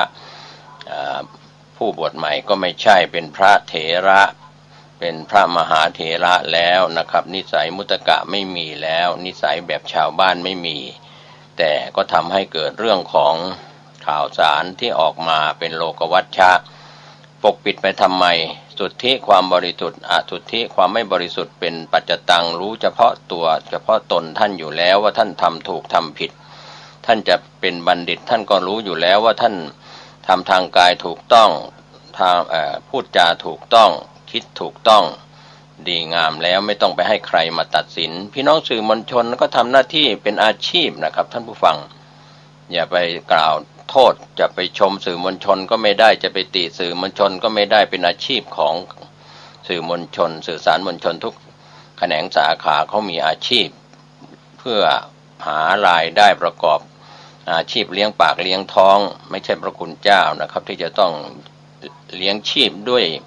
ชีวิตของผู้อื่นก็คือชาวบ้านใส่บาตรให้ฉันประจำวันหรืออดิเลกลาโภดังนั้นผู้ที่ครองเรือนเป็นฆราวาสนั้นเลี้ยงชีพประกอบอาชีพตนเองส่วนตัวครอบครัวนะครับอย่าไปมองเพ่งเล็งก็เราก็ไม่อยากจะพูดถึงพวกเราที่ทำงานแล้วไม่มีค่าตอบแทนก็ถูกตราหน้าว่าเป็นนักข่าวไส้แห้งก็มีก็เพราะว่าไม่มีค่าตอบแทนบางหน่วยงานบางองค์กรก็เห็นแก่ตัวเกินไปบางสำนักพิมพ์หรือสำนักข่าวก็ให้ค่าตอบแทนน้อยไม่พอหย่าไส้ไม่พอเลี้ยงตนเองครอบครัว เขาก็ต้องไปหาเศษหาเลยก็ต้องมีสื่อมวลชนที่อยู่ในกรอบจรรยาบรรณก็มีเป็นแกะดำก็มีเราไม่ว่ากันก็มีทั้งโจรมีทั้งบัณฑิตนั่นแหละครับทุกๆคนนะครับไม่ว่าจะเป็นพระคุณเจ้าหรือจะเป็นชาวบ้านก็ตามไม่ว่ากันแต่ว่าสิ่งหนึ่งในคำสอนที่ว่าสวิชชาโนภวังโหติผู้รู้ดีเป็นผู้เจริญท่านทำถูกก็ย่อมได้รับการสรรเสริญเยินยอทำผิดก็ถูกตำหนิติเตียนเป็นโลกวัชชะเป็นบรรณัตติวัชชะผิดในเรื่องของพระวินัยก็ถูกติเตียนเรายอมรับความจริงกันก็อยู่บนโลกของความเป็นจริงอย่าหลอกตนเองอย่าหลอกผู้อื่นก็จะอยู่กันได้ในสังคมโลกใบนี้ทั้งมนุษย์ทั้งหลายทั้งมนุษย์โลกเทวโลกพรหมโลกในโลกในกามโลกรูปโลกอรูปโลกทั้งหลายก็จะถูกยกย่องสรรเสริญแต่ถ้าทำอะไรไม่ถูกต้องดีงามเราก็ไม่ว่ากันก็การกระจายข่าวในยุคปัจจุบันโซเชียลเน็ตเวิร์กต่างๆก็ออกมาอย่างรวดเร็วเป็นที่เรื่องที่สื่อสารเหล่านั้นใช้วิจารณญาณถูกต้องบ้างไม่ถูกต้องบ้างอยู่ในข้อเท็จจริงแต่ความจริงก็คือความจริงปรากฏแล้วก็เราจะยอมรับเราจะเสื่อมศรัทธาเราจะมีศรัทธาในทางพระพุทธศาสนาไม่ได้อยู่ที่พระภิกษุสามเณรหรือวัดวาอารามอยู่ที่ทุกคนนะครับพระภิกษุณีอุบาสกอุบาสิกาในสมัยอินเดียโบราณในปัจจุบันก็มีพระภิกษุสามเณรแม่ชีหรืออุบาสกอุบาสิกาเราก็ว่ากันไปนะครับเราก็ไม่อยากจะพูดถึงนะครับในเรื่องของภิกษุณีที่กลับชาติมาเกิดกันใหม่มาอะไรอุปโลกกันใหม่ผู้ดำเนินรายการไม่ขอวิพากษ์วิจารณ์นะครับเพราะว่าเป็นไปตามพระวินัยบัญญัติของภิกษุณี311ข้อของพระภิกษุก็227ข้อสามเณร10ข้อของผู้ถือศีล8ก็8ข้อของสามเณรก็มีศีลของสามเณรของคฤหัสถ์ธรรมดาก็ศีล5ศีลอุโบสถศีล8อะไรอย่างนี้เป็นต้นเป็นตัวอย่างก็ฝากกันไว้นะครับพระพุทธศาสนาไม่ได้เสื่อมโทรมอย่างง่ายดายนะครับเราก็ไม่ต้องไปหวั่นวิตกกับคนนอกศาสนาที่ไม่ใช่นับถือพระพุทธศาสนาขอให้เรายึดมั่นพุทธังสรณังคัจฉามิมีพระพุทธเจ้าเป็นที่พึ่งที่ระลึกธัมมังสรณังคัจฉามิมีพระธรรมเป็นที่พึ่งที่ระลึกสังฆังสรณังคัจฉามิมีพระสงฆ์เป็นที่พึ่งที่ระลึก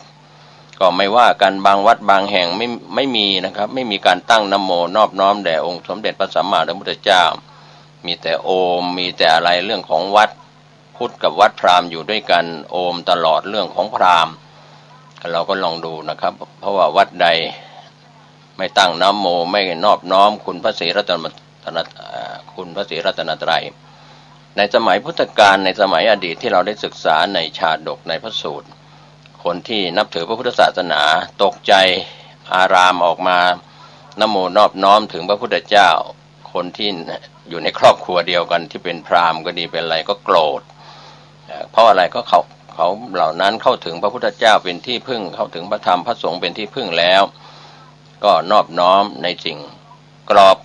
าะอันตรายไม่ต้องไปหาเครื่องรางของขลังนะครับมีแค่นะโม3จบนี้ก็ศักดิ์สิทธิ์แล้วการลำลึกนึกถึงการนอบน้อมถึงพระพุทธพระธรรมพระสงฆ์นี่แหละเป็นเกราะป้องกันภัยอันตรายยิ่งกว่าเครื่องรางของขลังที่เป็นเรื่องของพราหมณ์หรือศาสนาอื่นๆที่เราไม่พูดถึงกันดังนั้นเราก็ไม่ว่าอะไรกันระหว่างพุทธกับพราหมณ์ในวัดต่างๆก็มีผสมปนเปกันก็จะเป็นวัดพุทธโดยแท้ก็ปฏิบัติให้เห็นจริงๆนะครับถ้าตั้งเรียกว่าตั้งบาตรน้ำมนต์พรมน้ำมนต์ก็เริ่มแล้วมันก็มีพราหมณ์เข้ามาพุทธเราไม่ต้องไปตั้งนะครับบาตรน้ำมนต์นะครับไม่ต้องไปแจกเครื่องรางของขลังนะครับเพราะว่าใจเราที่สะอาดบริสุทธิ์นั้นรำลึกนึกถึงคำว่าพุทโธพุทโธพุทโธหรือว่าธัมโมธัมโมสังโฆสังโฆเนี่ยก็เป็นเกราะป้องกันแล้วเพราะว่าเป็นการสรรเสริญคุณพระพุทธเจ้าพระธรรมพระสงฆ์เป็นสิ่งที่เราไม่ต้องไปแสวงหาความศักดิ์สิทธิ์หรืออาคมที่แสวงหากันบางครั้งหนีจระเข้ใหญ่ไพร่ลงไปในน้ำนี่เป็นปริศนาธรรมมาหลายร้อยหลายพันปีแล้วครับท่านผู้ฟังอยากจะพ้นทุกข์ไปหาทุกข์ก็คือไปหาผู้ทรงเจ้าเข้าผีหรือพวกที่เกี่ยวกับเกจิอาจารย์ ก็ต้องทำอย่างนั้นต้องทำอย่างนี้จะพ้นทุกข์ได้ก็อาจจะลืมคำสอนของพระพุทธเจ้าที่ว่าสุทธิอสุทธิปัจจตังนันโยอัญญังวิโสทะเยเราจะบริสุทธิ์ได้ก็เพราะตนเองเราไม่บริสุทธิ์ก็เพราะตนเองคนอื่นใครอื่นจะทำให้เราดีเราชั่วไม่ได้ขอให้จำคำสอนที่เป็นคำสอนในคำสอนทางพระพุทธศาสนาไว้เราอย่าไปอ้อนวอนเลยครับใครอยู่ที่ไหนอย่างไรจะเป็นพหุเทวนิยมจะนิยมทรงเจ้าเข้าผีเข้าทรงอะไรต่างๆก็ปล่อยเขาไปเรื่องของเขาแต่เราเป็นพุทธมามกะแสดงตนเป็นพี่น้องชาวพุทธแล้วเราก็ต้องมั่นคงในพุทธังสรณังคัจฉามิธัมมังสรณังคัจฉามิสังฆังสรณังคัจฉามิก็ถือว่าเป็นเรื่องราวดีๆนะครับนำมาฝากไว้วันนี้สาระสำคัญเรื่องธรรมะในแก่นสารถ้าเรานึกถึงเรื่องของศีลสมาธิปัญญาวิมุตติญาณทัศนะในสาระธรรมแก่นสารต่างๆไม่ว่าจะเป็นมนุษย์ก็ดีอมนุษย์ก็ดีในสัตวโลกทั้งหลายที่อยู่บนพื้นแผ่นดินโลกมนุษย์ก็ตามหรือกามโรคที่เป็นสัตว์อบายมีสัตว์นรกเปรตอสุรกายสัตว์เดรัจฉานที่ทำบาปแล้วก็ได้ไปบังเกิดโทสะนำไปบังเกิดเป็นสัตว์นรกความโลภนำไปบังเกิดเป็นเปรตเป็นอสุรกายความหลงนำไปบังเกิดเป็นสัตว์เดรัจฉานอบายสัตว์หรืออบายภูมิทั้งสี่นั้นก็ถือว่าเกิดจากเหตุของความชั่วร้ายไม่ว่าจะเป็นความโลภความโกรธความหลงดังนั้นอบายภูมิทั้งสี่นี่เป็นภูมิที่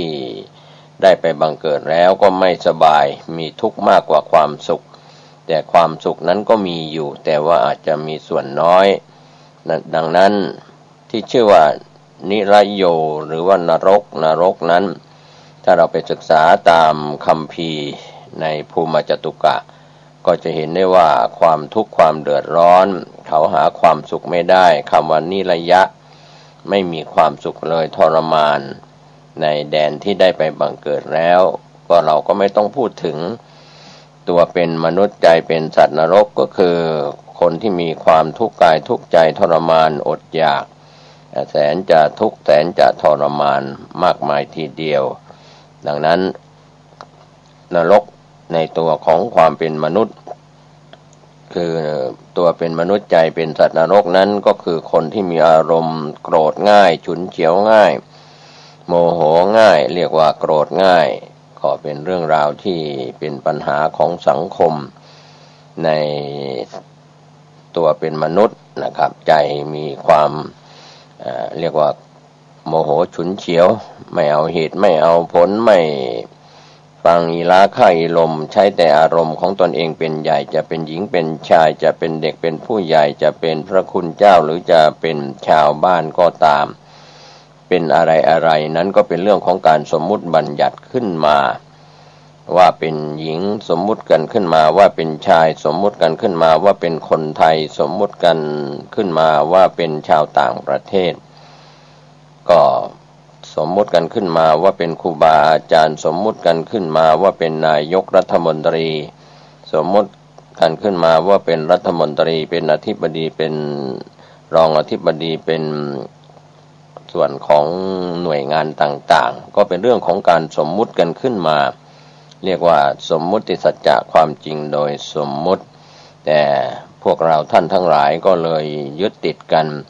ติดในสมมุติสัจจะที่เป็นบัญญัติปกปิดปรมัตถ์กันจนเป็นจริง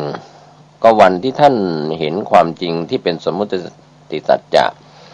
วันที่ท่านเป็นอดีตนายกรัฐมนตรีวันที่ท่านเป็นอดีตรัฐมนตรีวันที่ท่านเป็นอดีตอธิบดีวันที่ท่านเป็นอดีตผู้ว่าราชการจังหวัดเป็นอดีตรองผู้ว่าราชการจังหวัดเป็นอดีตข้าราชการครูเป็นอดีตอาจารย์ที่เกษียณอายุราชการหลังจากรี่หรือว่าครบอายุนะครับ60 ปีเกษียณอายุราชการกันแล้ว ความจริงเหล่านั้นก็ไม่ใช่ความจริงก็สมมุติให้เราเป็นอย่างนั้นเป็นอย่างนี้กันแม้แต่พระราชามหากษัตริย์ก็เช่นเดียวกันสมมุติกันว่าเป็นพระราชามหากษัตริย์ก็เป็นเรื่องที่ไม่มีสถาบันพระมหากษัตริย์ที่เคยมีในบางประเทศก็สมมุติกันแล้วก็ยกเลิกกันไปเลิกล้มกันไปไม่มีสถาบันพระมหากษัตริย์บางประเทศสมมุติกันจากอดีตก็ยังมีคงอยู่จนถึงปัจจุบันอย่างเช่นสถาบันพระมหากษัตริย์ในประเทศไทยแต่ในต่างประเทศนั้นสมมุติที่เป็นสถาบันพระมหากษัตริย์ก็หายกันไปหลายประเทศก็ไปสมมุติกันเรื่องอื่นๆที่เป็นผู้นำของชาติของศาสนาหรือของพระมหากษัตริย์อาจจะไม่มีครบ3อย่างเหมือนอย่างในประเทศไทยก็ขอให้เราเข้าใจความจริงว่า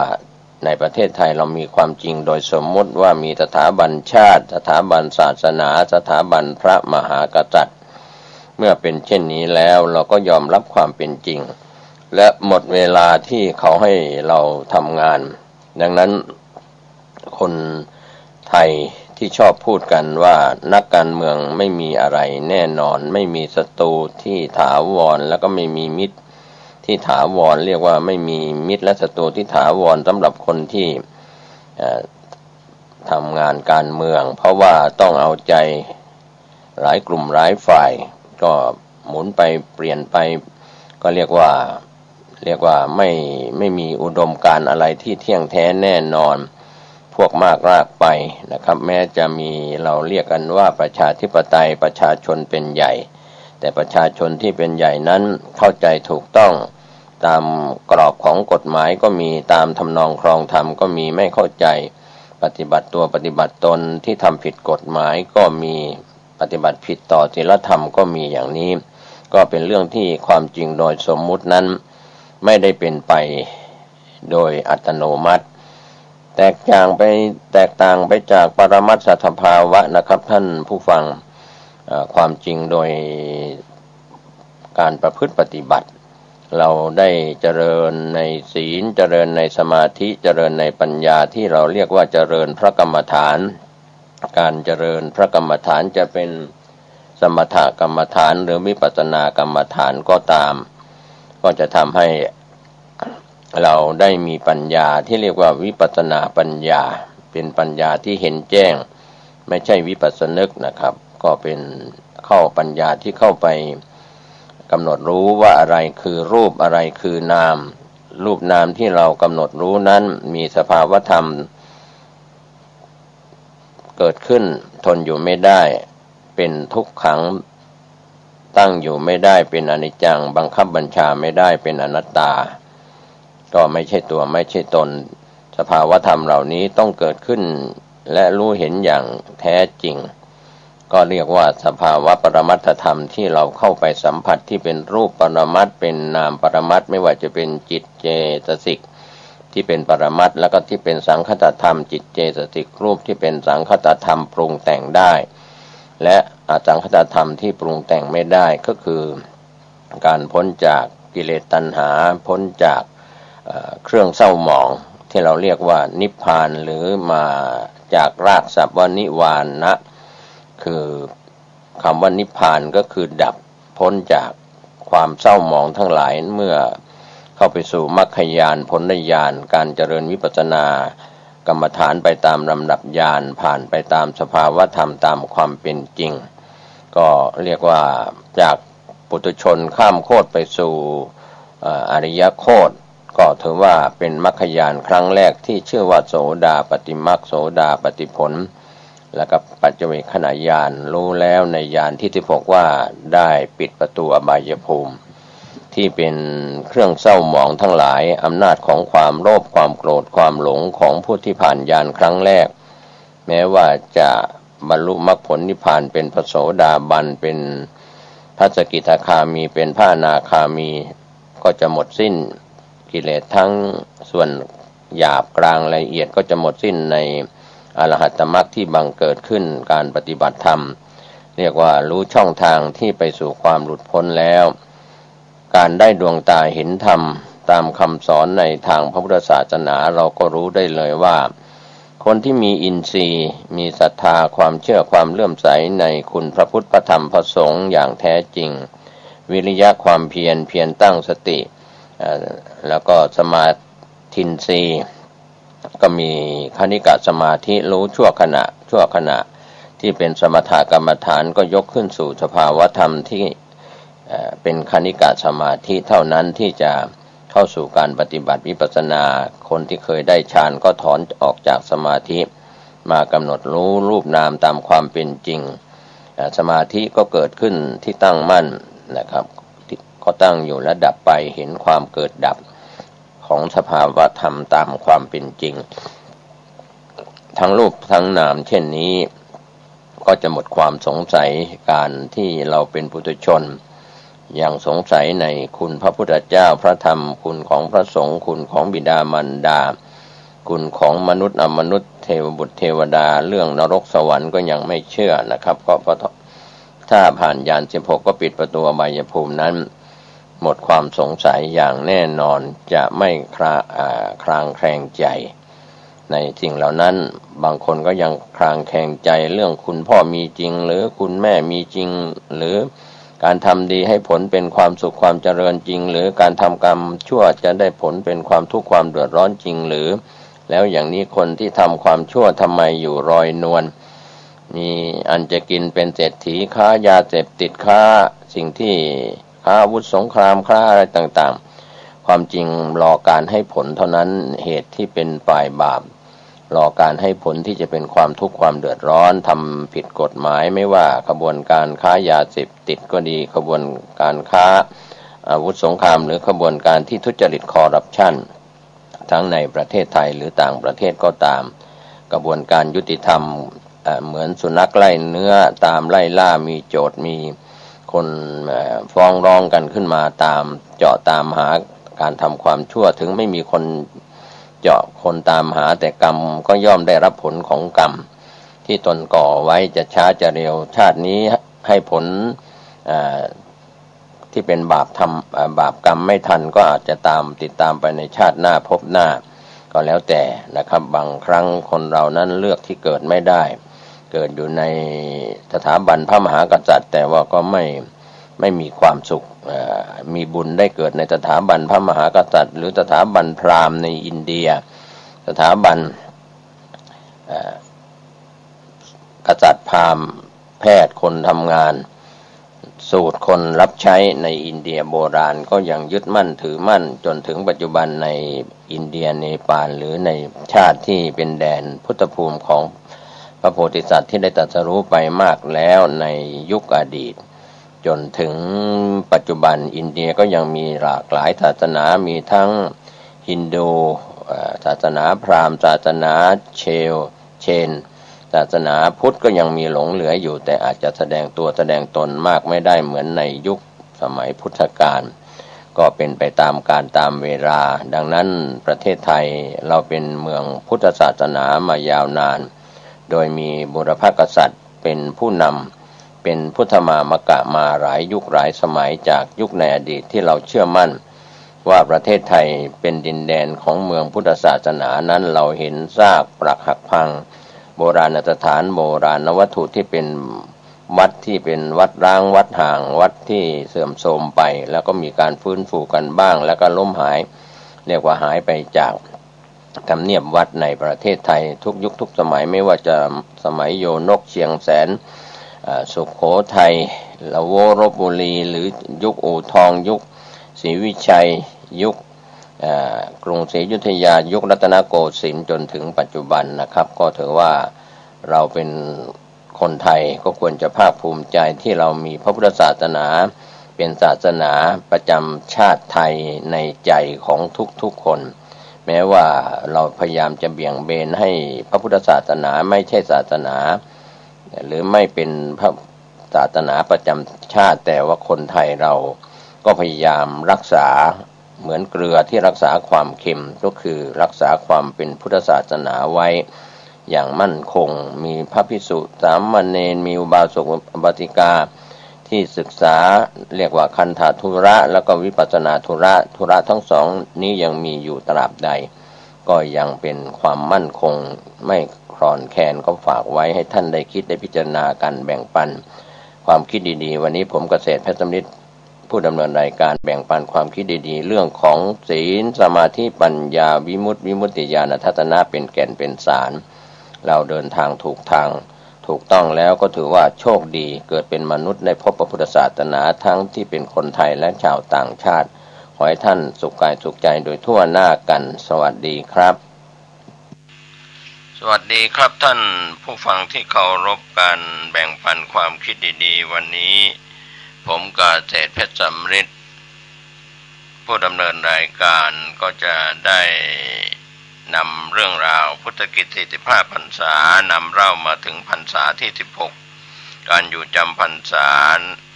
ของพระพุทธองค์ที่เมืองอารวะเจดีย์เมืองอารวี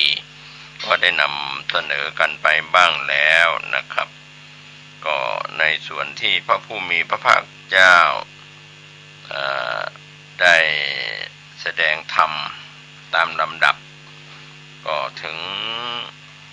คราวเช้าวันหนึ่งขณะที่พระพุทธองค์ประทับอยู่หน้าเวรุวันวิหารทรงตรวจดูโลกด้วยพุทธจักษุทอดพระเนตรเห็นสิงคารกบุตรกำลังนอบน้อมทิศทั้งหลายอยู่พระพุทธองค์ทรงดำริว่าวันนี้เราจะกล่าวธรรมอันเป็นวินัยของคฤหัสถ์แก่สิงคารกบุตรถ้อยคำนั้นก็จะมีผลแก่มหาชนจึงเสด็จเข้าไปบิณฑบาตในกรุงราชคฤห์ทอดพระเนตรเห็นสิงคารกบุตรตรัสถามว่าเธอทำอะไรหนอก็กล่าวว่าบิดามารดาของสิงคารกะเป็นอุบาสกและเป็นอุบาสิกาผู้โสดาบันมีความเชื่อมั่นในพระผู้มีพระภาคเจ้ามากก็พยายามให้บุตรผู้ไม่มีศรัทธาไม่มีความเลื่อมใสได้เข้าเฝ้าแล้วก็ฟังธรรมเทศนาจากพระศาสดาแต่ความพยายามของพ่อแม่นั้นไม่สำเร็จสิงคารกบุตรก็กล่าวตอบว่าการเข้าไปหาสมณะทั้งหลายย่อมไม่มีแก่ฉันเพราะการเข้าไปหาสมณะก็ต้องไหว้เมื่อก้มลงไหว้หลังก็เจ็บเข่าก็ด้านจำเป็นต้องนั่งบนพื้นดินเมื่อนั่งบนพื้นดินผ้าก็เปื้อนจำเดิมแต่เวลานั่งใกล้ย่อมมีการสนทนาเมื่อมีการสนทนาย่อมบังเกิดความคุ้นเคยจากนั้นย่อมต้องนิมนต์แล้วถวายจีวรบิณฑบาตเหล่านี้เป็นต้นเมื่อเป็นเช่นนั้นประโยชน์ย่อมเสื่อมบิดามารดาแม้จะสอนจนตลอดชีวิตก็ไม่สามารถที่จะนำให้บุตรเข้าใกล้พระศาสนาได้ก่อนจะสิ้นชีวิตบิดาก็ให้โอวาทบุตรว่าลูกควรลุกแต่เช้าตรู่แล้วนอบน้อมทิศทั้งหลายทั้งบิดาประสงค์ว่าหากพระพุทธองค์หรือพระสาวกทั้งหลายเข้าไปบิณฑบาตก็จะได้เห็นการกระทำเช่นนั้นแล้วก็จะได้ชี้แจงให้บุตรเกิดความเข้าใจความหมายของการไหว้ทิศในทางที่ถูกที่ควร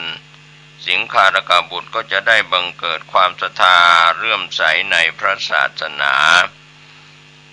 สิงคารกบุตรไม่เข้าใจแล้วก็ไม่ทราบจุดมุ่งหมายของบิดาผู้เป็นพ่อหลังจากบิดาสิ้นชีวิตแล้วเขาก็ออกไปประคองอัญชลีมีผ้าเปียกมีผมเปียกนอบน้อมทิศทั้งหลายอยู่ทุกเช้าตามคำสั่งของบิดาผู้เป็นพ่อตลอดมาพระผู้มีพระภาคเจ้าเสด็จออกมาบิณฑบาตตรัสถามความเป็นมาของการกระทำเช่นนั้นสิงคารกบุตรจึงทูลถึงคำสั่งของบิดาผู้เป็นพ่อให้ทรงทราบพระพุทธองค์ทรงแนะนำสิงคารกบุตรจึงกราบทูลขอประทานโอกาสให้พระองค์ทรงแสดงการนอบน้อมทิศทั้งหลายในวินัยของพระอริยเจ้าพระผู้มีพระภาคเจ้าทรงแสดงการละกรรมกิเลส4ประการ คือปาณาติบาตการฆ่าสัตว์อทินนาทานการลักทรัพย์การเมตุมิจฉาจารการประพฤติผิดในกามและมุสาวาทการกล่าวคำเท็จไม่เสพทางเสื่อมแห่งโภคะหกก็คืออบายมุขหกก็เป็นทางแห่งนักเลงสุราชอบเที่ยวกลางคืนชอบเที่ยวดูการละเล่นการพนันคบคนชั่วเป็นมิตรเกียจคร้านในการทำการงานแล้วทรงตรัสการนอบน้อมทิศทั้งหลายว่าบิดามารดาเป็นทิศเบื้องหน้าคือทิศตะวันออกอาจารย์เป็นทิศเบื้องขวาคือทิศใต้บุตรภรรยาเป็นทิศเบื้องหลังคือทิศตะวันตกมิตรอมาตย์เป็นทิศเบื้องซ้ายคือทิศเหนือทาสกรรมกรเป็นทิศเบื้องต่ำสมณพราหมณ์เป็นทิศเบื้องบนนี่คือทิศทั้งหลายในวินัยของพระอริยเจ้าที่ควรนอบน้อมคฤหัสถ์ในตระกูลผู้ไม่ประมาทควรนอบน้อมทิศเหล่านี้จะมีแต่ความเจริญไม่มีความเสื่อมพระผู้มีพระภาคเจ้าตรัสดังนี้แล้วสิงคารกบุตรขอแสดงตนเป็นอุบาสกพูดถึงพระรัตนตรัยเป็นสรณะตลอดชีวิตจากนั้นพระพุทธองค์จึงเสด็จเข้าไปในกรุงราชคฤห์เพื่อบิณฑบาตขณะที่พระผู้มีพระภาคเจ้ายังประทับอยู่ณกรุงราชคฤห์นางสิริมาธิดาของนางสารวดีคณิกาซึ่งเป็นน้องสาวของหมอชีวโกมารพัสฟังพระธรรมเทศนาของพระพุทธองค์แล้วได้บรรลุโสดาบันนางก็ได้นิมนต์ภิกษุถวายนิตยพัฒน์ในเรือนเป็นประจำภิกษุรูปหนึ่งได้ยินภิกษุที่ไปรับนิตยพัฒน์สนทนากันถึงเรื่องความงามของนางสิริมาบังเกิดราคะทั้งที่ยังไม่เคยเห็นนางเลยจนไม่เป็นอันบำเพ็ญสมณธรรมต่อมาไม่นานนางสิริมาก็ถึงแก่กาละตายลงไปบังเกิดเป็น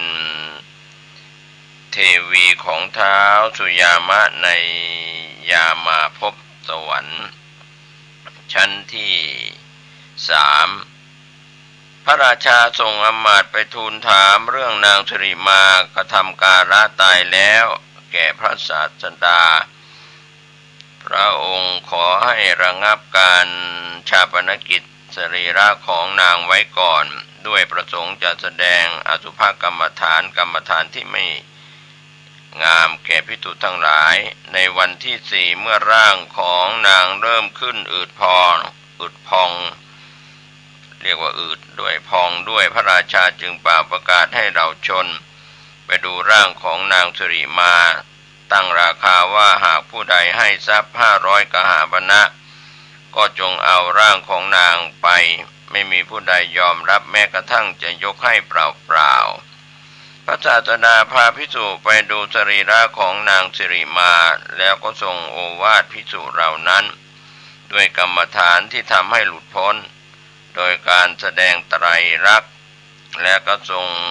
ปรารภอาการ32ว่าร่างกายนี้ประกอบด้วยกระดูก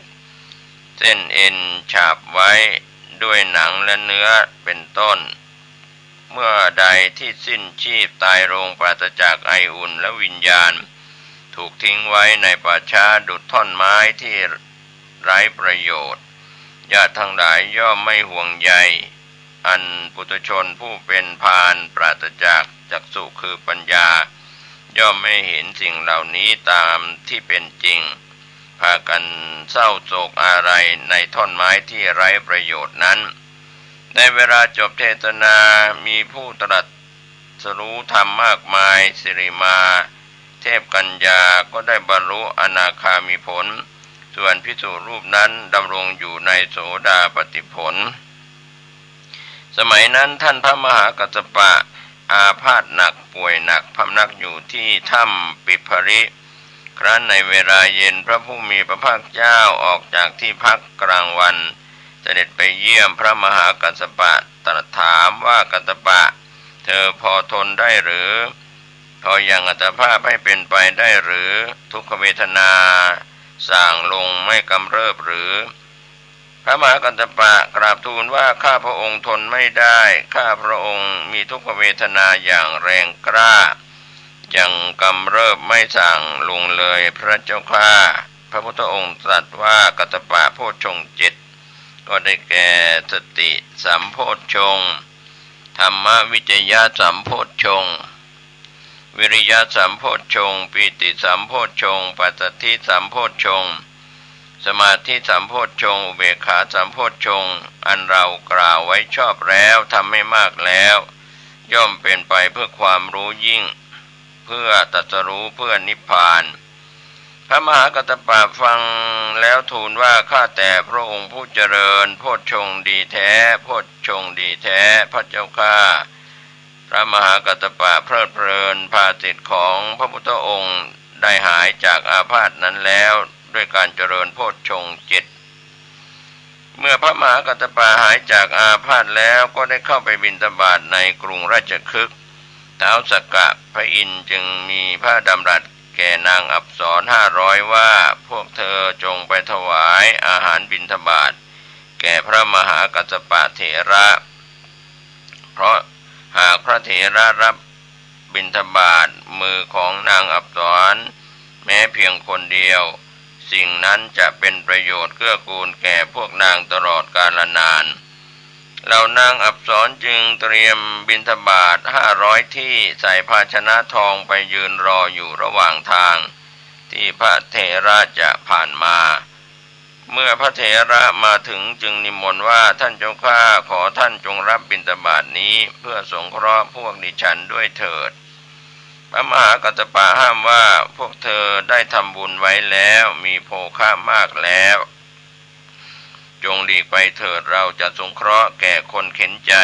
แล้วเข้าไปบิณฑบาตยังถิ่นของคนเข็นใจ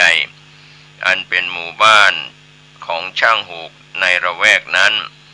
พระศาสดาประทับนั่งณเวรุวันทรงรำพึงว่ากัสสปะบุตรของเราหายจากอาพาธแล้วทำอะไรหนอ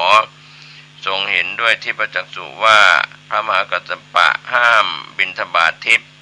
อันมีสูปพยัญชนะที่นางอัปสร500นำมาถวาย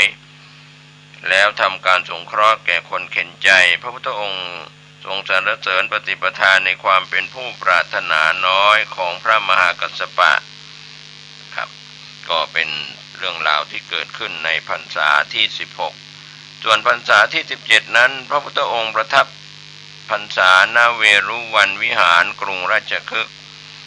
พระราชโอรสของพระเจ้าพิมพิสารพระนามว่าอภัยราชกุมารผู้เป็นศิษย์ของนิครนนาถบุตรเข้าไปเฝ้าพระผู้มีพระภาคเจ้ากราบทูลนิมนต์ให้เสวยภัตตาหารในนิเวศของตนเพื่อทูลถามปัญหาตามที่นิครนนาถบุตรเสี่ยมสอนด้วยหวังว่าสมณโคดมจะไม่สามารถตอบปัญหานั้นได้อภัยราชกุมารทูลถามว่าข้าพระองค์ใคร่ขอทราบว่าพระองค์เคยตรัสวาจาอันไม่เป็นที่รักไม่เป็นที่พอใจของผู้อื่นบ้างหรือไม่พระพุทธองค์ตรัสว่าปัญหาข้อนี้จะวิจัชนาว่าเคยหรือไม่เคยโดยส่วนเดียวมิได้เพราะวาจาใดไม่จริงไม่ประกอบด้วยประโยชน์ไม่เป็นที่พอใจของบุคคลอื่นตถาคตไม่กล่าววาจานั้นวาจาใดไม่จริงไม่ประกอบด้วยประโยชน์แต่เป็นที่พอใจของบุคคลอื่นตถาคตไม่กล่าววาจานั้นวาจาใดจริงประกอบด้วยประโยชน์แต่ไม่เป็นที่พอใจของบุคคลอื่นตถาคตรู้เวลาที่จะกล่าววาจาคำพูดนั้นวาจาใดจริงประกอบด้วยประโยชน์และเป็นที่พอใจของบุคคลอื่นตถาคตจึงจะกล่าววาจาคำพูดนั้นเมื่อพระพุทธองค์ตรัสดังนั้นแล้วอภัยราชกุมารก็ได้ปฏิญญาณตนขอถึงพระพุทธองค์พระธรรมและพระสงฆ์ว่าเป็นที่พึ่งขอเป็นอุบาสกผู้ถึงสรณะตลอดชีวิตตั้งแต่บัดนี้เป็นต้นไปสมัยหนึ่งพระพุทธองค์ประทับอยู่ที่เวรุวันวิหารท่านพระทัพพระมันลบุตรมาเข้าเฝ้าทูลลา ว่าบัดนี้เป็นการนิพพานของข้าพระองค์พระเจ้าข้าพระพุทธองค์ตรัสว่าทัพพระเธอจงสำคัญเวลาอันควรณบัดนี้เถิดท่านพระทัพพระมันระบุตรถวายบังคมพระผู้มีพระภาคเจ้าทำประทักษิณแล้วเข้าสมาบัติมีเตโชธาตุไฟเป็นอารมณ์อยู่กลางอากาศออกจากสมาบัติแล้วนิพพานสรีระถูกไฟเผาไหม้อยู่เท่าไม่ปรากฏเลยเขม่าก็ไม่ปรากฏเหมือนน้ำมันที่ถูกไฟเผาไหม้อยู่พระผู้มีพระภาคเจ้าทรงเปล่งอุทานว่ารูปกายได้สลายแล้วเวทนาทั้งปวงสงบแล้ว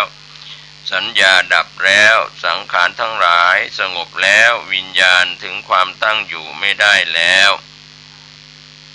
พระศาสดาทรงเปล่งอุทานเพราะความที่ขันธ์ห้าของท่าน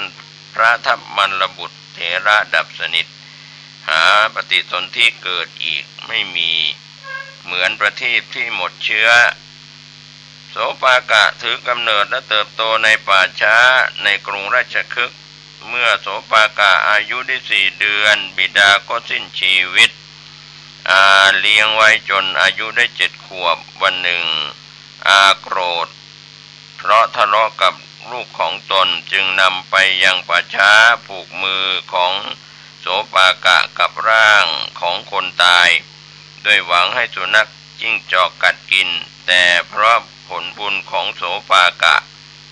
ซึ่งเป็นผู้มีภพครั้งสุดท้ายจึงไม่มีสิ่งใดทำอันตรายได้ในเวลาเที่ยงคืนโสปากะก็เพ้อว่าคติของเราผู้ไม่มีคติจะเป็นอย่างไรเผ่าพันธุ์ของเราผู้ไม่มีเผ่าพันธุ์จะมีใครจะช่วยเราผู้ถูกผูกอยู่ในท่ามกลางป่าช้านี้ในเวลานั้นพระศาสดาทรงเห็นอุปนิสัยพระอราหันต์ของโสปากะจึงทรงแผ่พระโอภาสไปยังเด็กนั้นแล้วก็ตรัสว่ามาเถิดโสปากะอย่ากลัวเลยเธอจงดูแลตถาคตเราจะยังเธอให้ข้ามพ้นไปดุจพระจันทร์พ้นจากปากราหูในเวลาจบพระคาถาโสปากะก็บรรลุเป็นพระโสดาบันได้ไปยืนอยู่ตรงหน้าพระคันธกุฎีของพระพุทธองค์มารดาแม่ของโสปากะเมื่อไม่เห็นบุตรของตนจึงถามเมื่อถามแล้วไม่ยอมบอกความเป็นไปของบุตรนางจึงไปยังสำนักของพระศาสดาเพื่อทูลถามพระผู้มีพระภาคเจ้าทรงปกปิดโสปากะไว้ด้วยพระพุทธานุภาพเมื่อนางถามถึงบุตรพระพุทธองค์ตรัสว่าบุตรก็ดีบิดาพ่อก็ดีเผ่าพันธุ์ก็ดีญาติก็ดีย่อมไม่มีใครต้านทานได้เมื่อความตายมาถึงนางฟังธรรมนั้นแล้วได้เป็นพระโสดาบันโสปากะก็ได้บรรลุพระอรหันต์พระพุทธองค์ทรงคลายพระพุทธานุภาพมารดาได้เห็นบุตรก็ดีใจทราบว่าบุตรนั้นเป็นพระขีณาสพจึงอนุญาตให้บวชแล้วนางก็จากไปโสปากะไปเฝ้าพระศาสดาซึ่งกำลังเสด็จจงกรมอยู่ในร่มเงาแห่งพระคันธกุฎีถวายบังคมแล้วจงกรมตามเสด็จพระผู้มีพระภาคเจ้าประสงค์จะอนุญาตอุปสมบทแก่เธอขณะนั้นโสปากะมีอายุเพียง7 ขวบจึงมีดำรัสถามปัญหา10 ข้อที่เรียกว่ากุมารปัญหาพระศาสดาทรงพอพระทัยในการพยากรณ์ปัญหาของโสปากะจึงทรงอนุญาตการอุปสมบทแก่สามเณรพระพุทธองค์ตรัสว่าดูก่อนโสปากะการวิสัชนาปัญหานี้เป็นการอุปสมบทของเธออุปสมบทนั้นจึงชื่อว่าปัญหาพยากรณูปสัมปทาคือการอุปสมบทด้วยการพยากรณ์ปัญหาหรือที่เรียกว่ากุมารปัญหา10 ข้อพระพุทธองค์ตรัสถามว่าอะไรชื่อว่า1โสปากะทูลว่าอาหารเพราะสัตว์ทั้งหลายสัตว์ทั้งปวงตั้งอยู่ด้วยอาหารอะไรชื่อว่า2โสปากะนามและรูปอะไรชื่อว่า3โสปากะเวทนา3อะไรชื่อว่า4โสปากะ กล่าวว่าอริยสัจสี่อะไรชื่อว่าห้าโสปกะกล่าวตอบว่าอุปาทานขันธ์ห้าอะไรชื่อว่าหกโสปกะตอบว่าอายตนะภายในหกอะไรชื่อว่าเจ็ดโสปกะตอบว่าโพชฌงค์เจ็ดอะไรชื่อว่าแปดโสปกะตอบว่าอริยมรรคมีองค์แปดอะไรชื่อว่าเก้าโสปกะตอบว่าสัตวาสเก้าที่อยู่ของสัตว์อะไรชื่อว่าสิบโสปกะตอบว่าผู้ประกอบด้วยองค์สิบเรียกว่าพระอรหันต์ผู้ประกอบด้วยองค์สิบก็ได้แก่สัมมาทิฏฐิความเห็นชอบสัมมาสังกัปปะดำริชอบสัมมาวาจาพูดชอบสัมมากัมมันตะทำการงานชอบสัมมาอาชีวะเลี้ยงชีวิตชอบสัมมาวายามะพยายามชอบสัมมาสติตั้งสติมั่นชอบสัมมาสมาธิมีจิตตั้งมั่นชอบสัมมาญาณะรู้ชอบสัมมาวิมุตติหลุดพ้นชอบที่เป็นพระอาเสขะหมดจากอาสวะกิเลสจบการศึกษาสมัยนั้นนางพรามณีชื่อธนัญชานีเป็นผู้เลื่อมใสยิ่งในพระพุทธเจ้าวันหนึ่งพราหมณ์ภารทวาชโคตผู้สามีเชิญเหล่าพราหมณ์ทั้งหลายมาบริโภคอาหารขณะที่นางพรามณีนำพัดเข้าไปเลี้ยงพราหมณ์เหล่านั้นนางเดินสะดุดเท้าของตนเองจึงเปล่งอุทาน3 ครั้งว่าขอนอบน้อมแด่พระผู้มีพระภาคอรหันตสัมมาสัมพุทธเจ้าพระองค์นั้นพราหมณ์ผู้สามีก็กล่าวว่าหญิงถอยนี้กล่าวสรรเสริญคุณของสมณะโลนอย่างนี้ไม่เลือกที่เราจะไปต่อว่าพระศาสดานั้นของเจ้านางพรามณีกล่าวว่าพราหมณ์ฉันยังไม่เห็นบุคคลผู้ใดที่จะพึงต่อว่าพระศาสดาพระองค์นั้นได้ทั้งในเทวโลกโลกของเทวดามารโลกโลกของมารพรหมโลกโลกของพรหมในหมู่สัตว์พร้อมด้วยสมณพราหมณ์เทวดาและมนุษย์ข้าแต่พราหมณ์ท่านจงไปเถิดเมื่อท่านไปพบพระศาสดาของเราแล้วท่านจะได้รู้เองพราหมณ์ผู้สามีฟังแล้วโกรธนางเป็นอย่างยิ่งจึงเข้าไปเฝ้าพระผู้มีพระภาคเจ้าอย่างที่ประทับในเวรุวันวิหารวัดเวรุวันป่าไผ่กราบทูลถามว่าบุคคลฆ่าอะไรได้จึงจะอยู่เป็นสุขฆ่าอะไรได้จึงจะไม่เศร้าโศกข้าแด่พระโคดมพระองค์ชอบใจในการฆ่าอะไรพระพุทธองค์ตรัสตอบว่า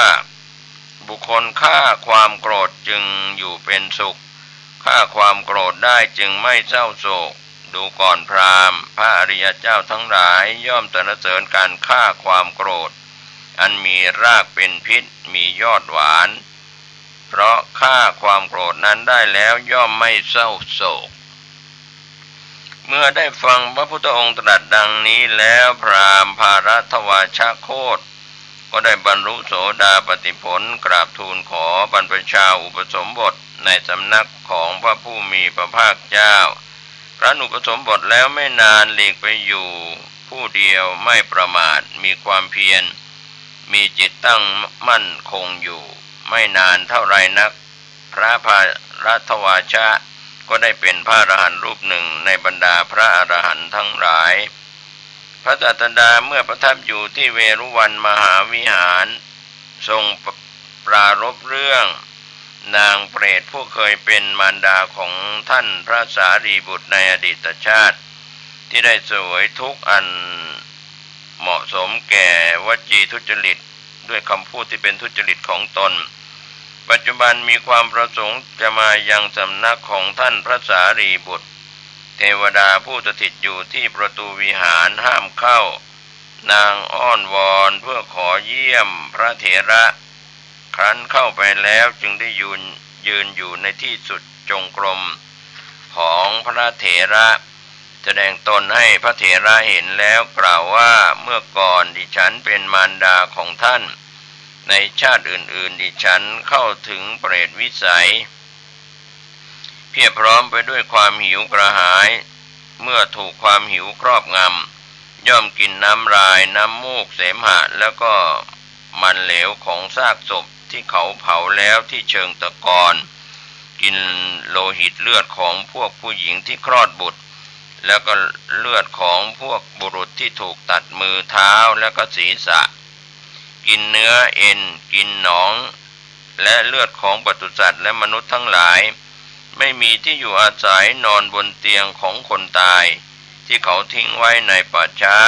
ลูกเอ๋ยขอลูกจงให้ทานแล้วอุทิศส่วนบุญให้แก่แม่บ้างฉะไหนหนอแม่จึงจะพ้นจากการกิน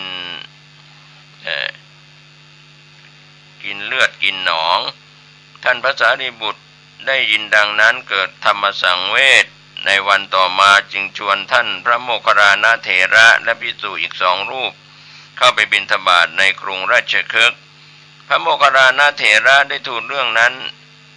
แก่พระเจ้าพิมพิสารพระราชาทรงมีพระบัญชาให้สร้างกุฏิ4 หลังไม่ไกลจากกรุงราชคฤห์ในที่อันสมบูรณ์ด้วยร่มเงาและน้ำเมื่อกุฏิเสร็จแล้วจัดเตรียมพรีกรรมทั้งหมดมีข้าวน้ำผ้าและบริขารทุกอย่างที่สมบูรณ์แก่ภิกษุสงฆ์ที่มาจากทิศทั้ง4มีพระพุทธเจ้าเป็นประธานแล้วมอบถวายสิ่งทั้งหมดนั้นแก่ท่านพระสารีบุตรลำดับนั้นท่านพระสารีบุตรได้ถวายสิ่งทั้งหมดนั้นแด่ภิกษุสงฆ์ผู้มาจากทิศทั้ง4มีพระพุทธเจ้าเป็นประธานเพื่ออุทิศให้แก่นางเปรตได้อนุโมทนาส่วนบุญนั้นแล้วไปบังเกิดในเทวโลกเป็นผู้พรั่งพร้อมด้วยสิ่งอันพึงปรารถนาทุกประการก็วันต่อมา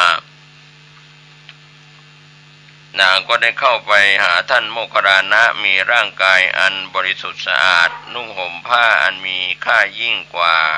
ผ้าแคว้นกาสีประดับด้วยอาภรณ์อันวิจิตรแสดงให้เห็นถึงความพ้นจากความเป็นเปรตของนางแล้วพระโมคคัลลานะเถระกราบทูลความนั้นแด่พระศาสดาพระองค์ทรงกระทำเรื่องของนางเปรตให้เป็นต้นเหตุในการแสดงธรรมแก่บริษัททั้งหลาย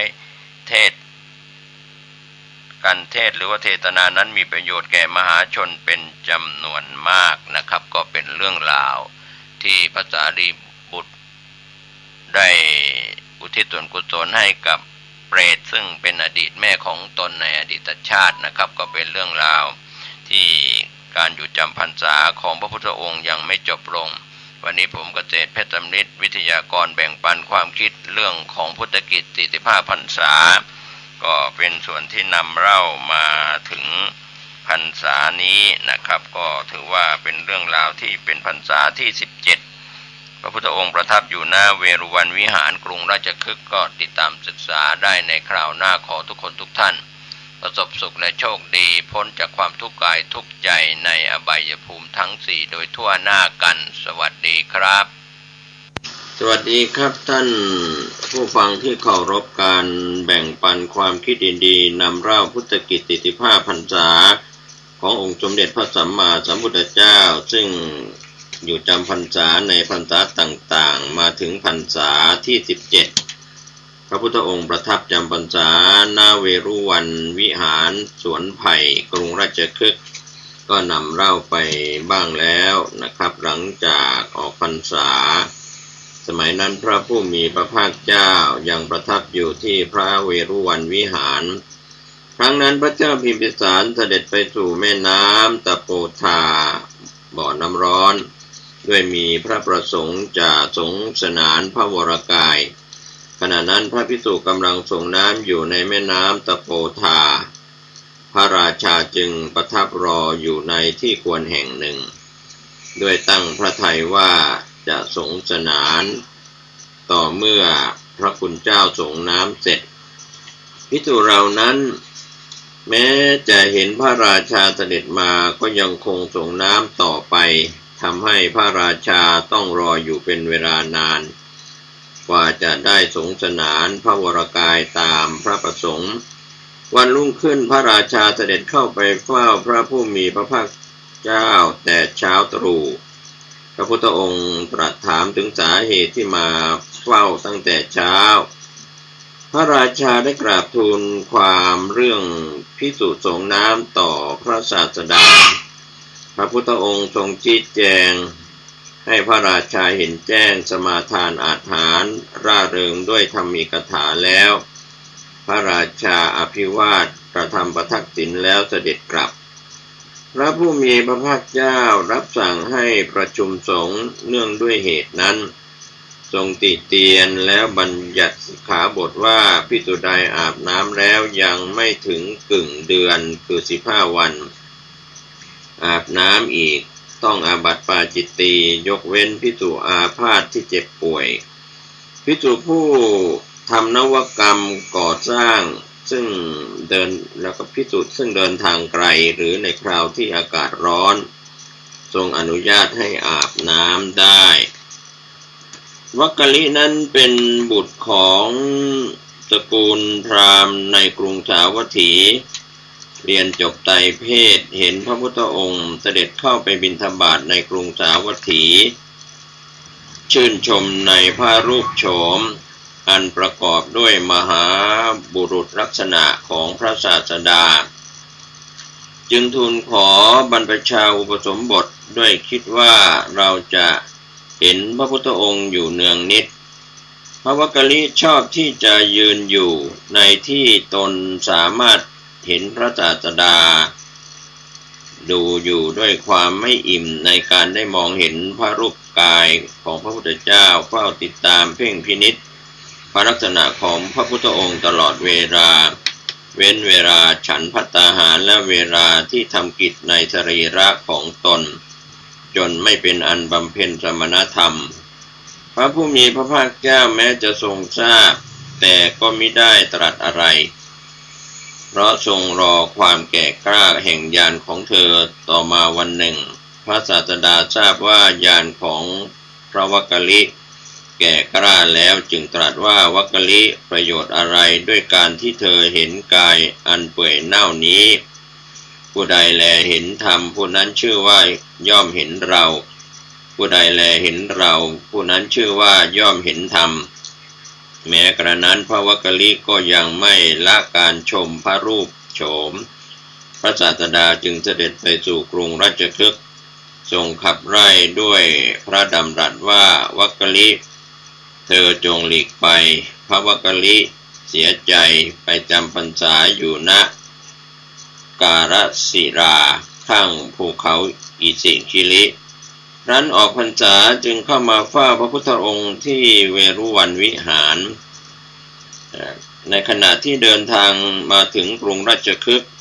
ก็เกิดอาพาธหนักเจ็บป่วยขาทั้งสองข้างก้าวไม่ออกพวกชาวเมืองก็ช่วยกันพาไปพักที่โรงช่างปั้นหม้อพระวักกลิให้ภิกษุผู้อุปถากไปกราบทูลขอความอนุเคราะห์ให้พระศาสดาเสด็จมาอย่างที่พำนักครั้งนั้นพระผู้มีพระภาคเจ้าเสด็จเข้าไปหาพระวักกลิที่อยู่ตรัสถามถึงอาการอาพาธเจ็บป่วยพระวักกลิก็กราบทูลว่าข้าพระองค์ทนไม่ไหวทุกขเวทนาของข้าพระองค์แรงกล้ามีแต่กำเริบขึ้นไม่ทุเลาลงเลย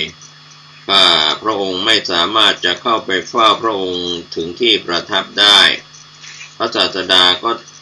ตรัสว่าการเฝ้าดูร่างกายอันเปื่อยเน่าที่เธอเห็นนี้จะมีประโยชน์อะไรดูก่อนวักกลิเธอจะสำคัญความข้อนั้นเป็นไฉนรูปเที่ยงหรือไม่เที่ยงพระวักกลิทูลว่าไม่เที่ยงพระเจ้าข้าพระศาสดาตรัสว่าก็สิ่งใดไม่เที่ยงเป็นทุกข์มีความแปรปรวนไปเป็นธรรมดาควรหรือที่จะตามเห็นสิ่งนั้นว่านั่นของเราเราเป็นนั่นนั่นเป็นตนของเราเวทนาเที่ยงหรือไม่เที่ยงสัญญาเที่ยงหรือไม่เที่ยงสังขารเที่ยงหรือไม่เที่ยงวิญญาณเที่ยงหรือไม่เที่ยงพระวักกลิก็ทูลว่าไม่เที่ยงพระเจ้าข้าพระศาสดาตรัสว่าก็สิ่งใดไม่เที่ยงเป็นทุกข์มีความแปรปรวนเป็นธรรมดาควรหรือที่จะตามเห็นสิ่งนั้นว่านั่นของเราเราเป็นนั่นนั่นเป็นตนของเรา พระผู้มีพระภาคเจ้าตรัสสอนพระวักกลิด้วยโอวาทนี้แล้วหลีกไปทางภูเขาคิจกูฏเมื่อพระผู้มีพระภาคเจ้าหลีกไปแล้วไม่นานพระวักกลิขอให้ภิกษุอุปถากถามไปยังการศิราข้างภูเขาอิติคิริราตรีคืนนั้นเทวดา2 องค์เข้าไปเฝ้าพระพุทธองค์ที่ภูเขาคิจกูฏกราบทูลพระผู้มีพระภาคเจ้าว่าพระเจ้าข้าพระวักกลิภิกษุเกิดความคิดเพื่อความหลุดพ้นเทวดาอีกองค์หนึ่งกราบทูลว่าพระเจ้าข้าวักกลิภิกษุนั้นจะหลุดพ้นได้แน่แท้ครั้นเวลาเช้าพระพุทธองค์ตรัสสั่งให้ภิกษุเข้าไปหาพระวักกลิให้บอกว่าท่านจงฟังพระดำรัสของพระผู้มีพระภาคเจ้าและเทวดา2 องค์พระวักกลิเรียกภิกษุอุปถากให้พยุงลงจากเตียงเพื่อรับพระดำรัสของพระศาสดาที่ฝากมาว่าวักกลิอย่ากลัวเลยเธอจะมีความตายอันไม่เลวทรามพระวักกลิรับพระดำรัสแล้วฝากให้ภิกษุกราบทูลพระผู้มีพระภาคเจ้าว่าข้าพระองค์ไม่เคลือบแคลงไม่สงสัยว่ารูปเวทนาสัญญาสังขารวิญญาณเที่ยงหรือไม่เที่ยงความพอใจก็ดีความกำหนัดก็ดีในสิ่งนั้นมิได้มีแก่ข้าพระองค์อีกเมื่อภิกษุเหล่านั้นกลับไปพระวักกลิคิดว่าบัดนี้ตนได้บรรลุแล้วจึงนำสัตรามาปรงชีวิตตนเองพระวักกลิก็ได้บรรลุพระอรหันต์และนิพพานในขณะเดียวกันนั้นครั้งนั้นพระผู้มีพระภาคเจ้าเสด็จไปยังการศิราพร้อมด้วยภิกษุสงฆ์หมู่ใหญ่ทอดพระเนตรเห็นพระวักกลินอนคอบิดอยู่บนเตียงแต่ไกลขณะนั้นปรากฏกลุ่มหมอกควันลอยไปทั่วทุกทิศเหล่าภิกษุจึงกราบทูลถามถึงสาเหตุพระผู้มีพระภาคเจ้าตรัสกับภิกษุว่านั่นแหละคือมารใจหยาบช้ากำลังค้นหาวิญญาณของวักกลิเถระอยู่ดูก่อนภิกษุทั้งหลายวักกลินิพพานแล้วก็ในส่วนที่หลังจากถูกพระศาสดาขับไล่พระวักกลิคิดว่าจะมีประโยชน์อะไรด้วยชีวิตของเราจึงขึ้นไปยืนอยู่ณปากเหวบนภูเขาคิจกูฏพระศาสดาทรงทราบดำริว่าภิกษุนี้หากไม่ได้ความปลอบใจจากเราก็จะพึงทำลายอุปนิสัยแห่งมรรคผลเสียจึงทรงเปล่งโอภาสไปแสดงพระองค์ตรัสว่าภิกษุผู้มากไปด้วยปราโมทย์เลื่อมใสในพระพุทธศาสนาจะพึงบรรลุบทอันสงบเป็นการระงับสังขารให้เป็นสุขได้แล้วเหยียดพระหัตถ์ประทานแก่พระวักกลิตรัสว่ามาเถิดวักกลิพระวักกลิเกิดปิติโสมนัสเป็นกำลังว่าเราเห็นพระทศพลแล้วจึงกระโดดลงไปพร้อมการข่มปีติกลางอากาศนั่นเองบรรลุอรหัตผลพร้อมปฏิสัมภิทาแล้วลงมาถวายบังคมพระศาสดาต่อมาขณะที่พระศาสดาประทับอยู่ท่ามกลางภิกษุสงฆ์ตรัสสรรเสริญพระวักกลิเถระว่าเป็นผู้เลิศกว่าภิกษุทั้งปวงผู้น้อมไปในศรัทธาจากนั้นพระพุทธองค์เสด็จจาริกไปโปรดเวนยสัตว์อย่างสถานที่ต่างๆแต่มิได้ระบุว่าเสด็จไปประทับณที่ใดบ้างครั้นใกล้เวลาเข้าพรรษาจึงเสด็จไปยังจาริกาในพรรษาที่18ประทับจำพรรษาณจาริกะบรรพตเมืองจาริกา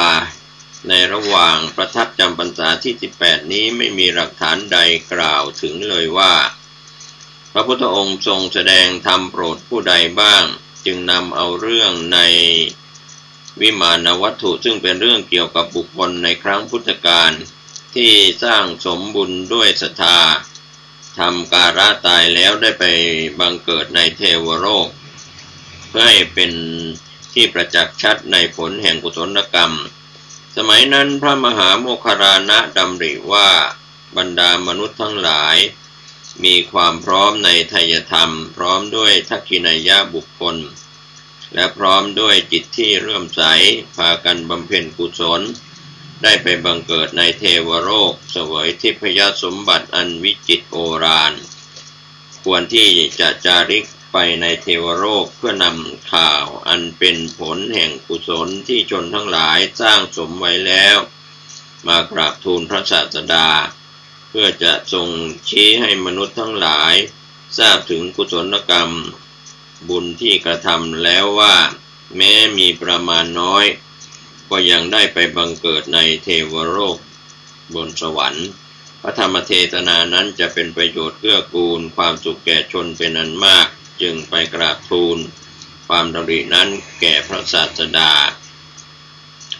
ครั้นพระผู้มีพระภาคเจ้าทรงอนุญาตแล้วพระมหาโมคคัลลานะถวายบังคมทำประทักษิณแล้วเข้าจตุตฌานอันเป็นบาทแห่งอภิญญาออกจากจตุตฌานนั้นแล้วขึ้นไปยังดาวดึงส์พิภพสอบถามถึงบุญกรรมตามที่เทวดานั้นสร้างสมไว้เมื่อกลับจากดาวดึงส์มายังมนุษย์โลกแล้วก็กราบทูลเรื่องทั้งหมดถวายพระศาสดาทราบเรื่องนั้นทรงทำเนื้อความนั้นให้เป็นเหตุที่เกิดแห่งเรื่องแล้วทรงแสดงธรรมโปรดบริษัททั้งหลายที่มาประชุมกัน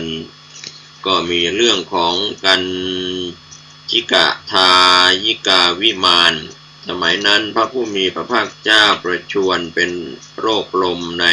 พระนาภีสะดือพระอานนท์ประสงค์น้ำข้าวเพื่อปรุงโอสถยาจึงไปบิณฑบาตที่บ้านหมอผู้เป็นอุปถากภริยาหมอเป็นผู้มีปัญญาเห็นว่าบาทนี้เป็นบาทของพระพุทธองค์สังเกตรู้ว่าพระเถระมิได้มาเพื่อภิกษาอาหารและเมื่อพระเถระบอกว่าต้องการน้ำข้าวนางก็คิดว่าจะจัดน้ำข้าวอันเหมาะแก่พระพุทธองค์จึงปรุงยาคูข้าวต้มด้วยพุทราและสิ่งอื่นๆใส่เต็มบาตรแล้วจัดโภชนะอย่างอื่นเป็นบริวารของยาคูส่งไปถวายพอพระผู้มีพระภาคเจ้าเสวยยาคูนั้นอาพาธก็สงบลงต่อมานางได้ทำการะตายแล้วได้ไปบังเกิดในดาวดึงส์พิภพพระมหาโมคคัลลานะได้ไปพบนางเทพธิดาถามนางว่าเธอมีวรรณะงามเปล่งรัศมีสว่างไปทุกทิศดุจดาวประกายพฤกษ์อาตมาขอถามว่าครั้งที่เกิดเป็นมนุษย์เธอได้ทำบุญอะไรจึงมีอานุภาพรุ่งเรืองดังนี้เพราะบุญอันใดผลนี้จึงสำเร็จแก่เธอนางเทพธิดาตอบว่าดิฉันได้ถวายน้ำข้าวที่ปรุงด้วยพุทราอบด้วยน้ำมันผสมด้วยดีปรียี่หร่าและกระเทียมเป็นต้นอบอย่างดีให้ข้าวยาคูนั้นจับกลิ่นพริกไทยแล้วถวายลงในบาตรของพระตถาคตดิฉันได้ถวายทานนี้เฉพาะพระศาสดาด้วยจิตที่เลื่อมใสในพระพุทธเจ้าวิมานโภคะทั้งหลายนี้ดิฉันได้มาด้วยผลแห่งบุญนั้นเมื่อเทพธิดานั้นชี้แจงถึงกรรมที่นางได้สั่งสมไว้แล้วพระมหาโมคคัลลานะก็ได้แสดงธรรมแก่เธอพร้อมทั้งบริวารแล้วกลับลงมายังมนุษย์โลกกราบทูลเรื่องนี้ถวายแด่พระพุทธองค์ตติยนาควิมานสมัยนั้นพระผู้มีพระภาคเจ้าประทับอยู่ณพระเวรุวันวิหารกรุงราชคฤห์ครั้นออกพรรษาแล้วพระเถระขีณาสพ3 องค์จำพรรษาในอาวาสใกล้หมู่บ้านออกพรรษาแล้วพระเถระเหล่านั้นประสงค์จะถวายบังคมพระศาสดาจึงเดินมุ่งไปกรุงราชคฤห์ในระหว่างทางผ่านไร่อ้อยของพราหมณ์มิจฉาทิฏฐิที่มีความเห็นผิดขณะนั้นเป็นเวลาเย็นแล้วพระเถระถามคนเฝ้าไร่อ้อยว่าวันนี้อาจเดินทางถึงกรุงราชคฤห์ไหมคนเฝ้าไร่อ้อยกล่าวว่าไม่อาจขอรับกรุงราชคฤห์อยู่ห่างจากที่นี่กึ่งโยชน์นิมนต์พระคุณเจ้าพำนัก ที่นี่ก่อนพรุ่งนี้จึงค่อยไปกระผมจะจัดที่อยู่ถวายพระเถระทั้งสามจึงพักอยู่ณที่นั้นตามคำนิมนต์คนเฝ้าไร่อ้อยนั้นผูกท่อนไม้กับต้นอ้อยใช้ใบอ้อยมุงข้างบนลาดฟางเป็นพื้นถวายพระเถระองค์หนึ่งอีกองค์หนึ่งเอาอ้อย3 รำผูกเป็น3 เจ้าแล้วมุงด้วยหญ้าลาดพื้นด้วยหญ้าถวายพระเถระองค์ที่2แล้วนำเอาไม้2-3 ท่อนในกระท่อมของตนและกิ่งไม้ทั้งหลายคลุมด้วยจีวรทำกรดถวายแด่พระเถระองค์ที่3รุ่งสว่างคนเฝ้าไร่นั้นได้หุงข้าวถวายไม้สีฟันน้ำล้างหน้าแล้วถวายภัตตาหารกับน้ำอ้อย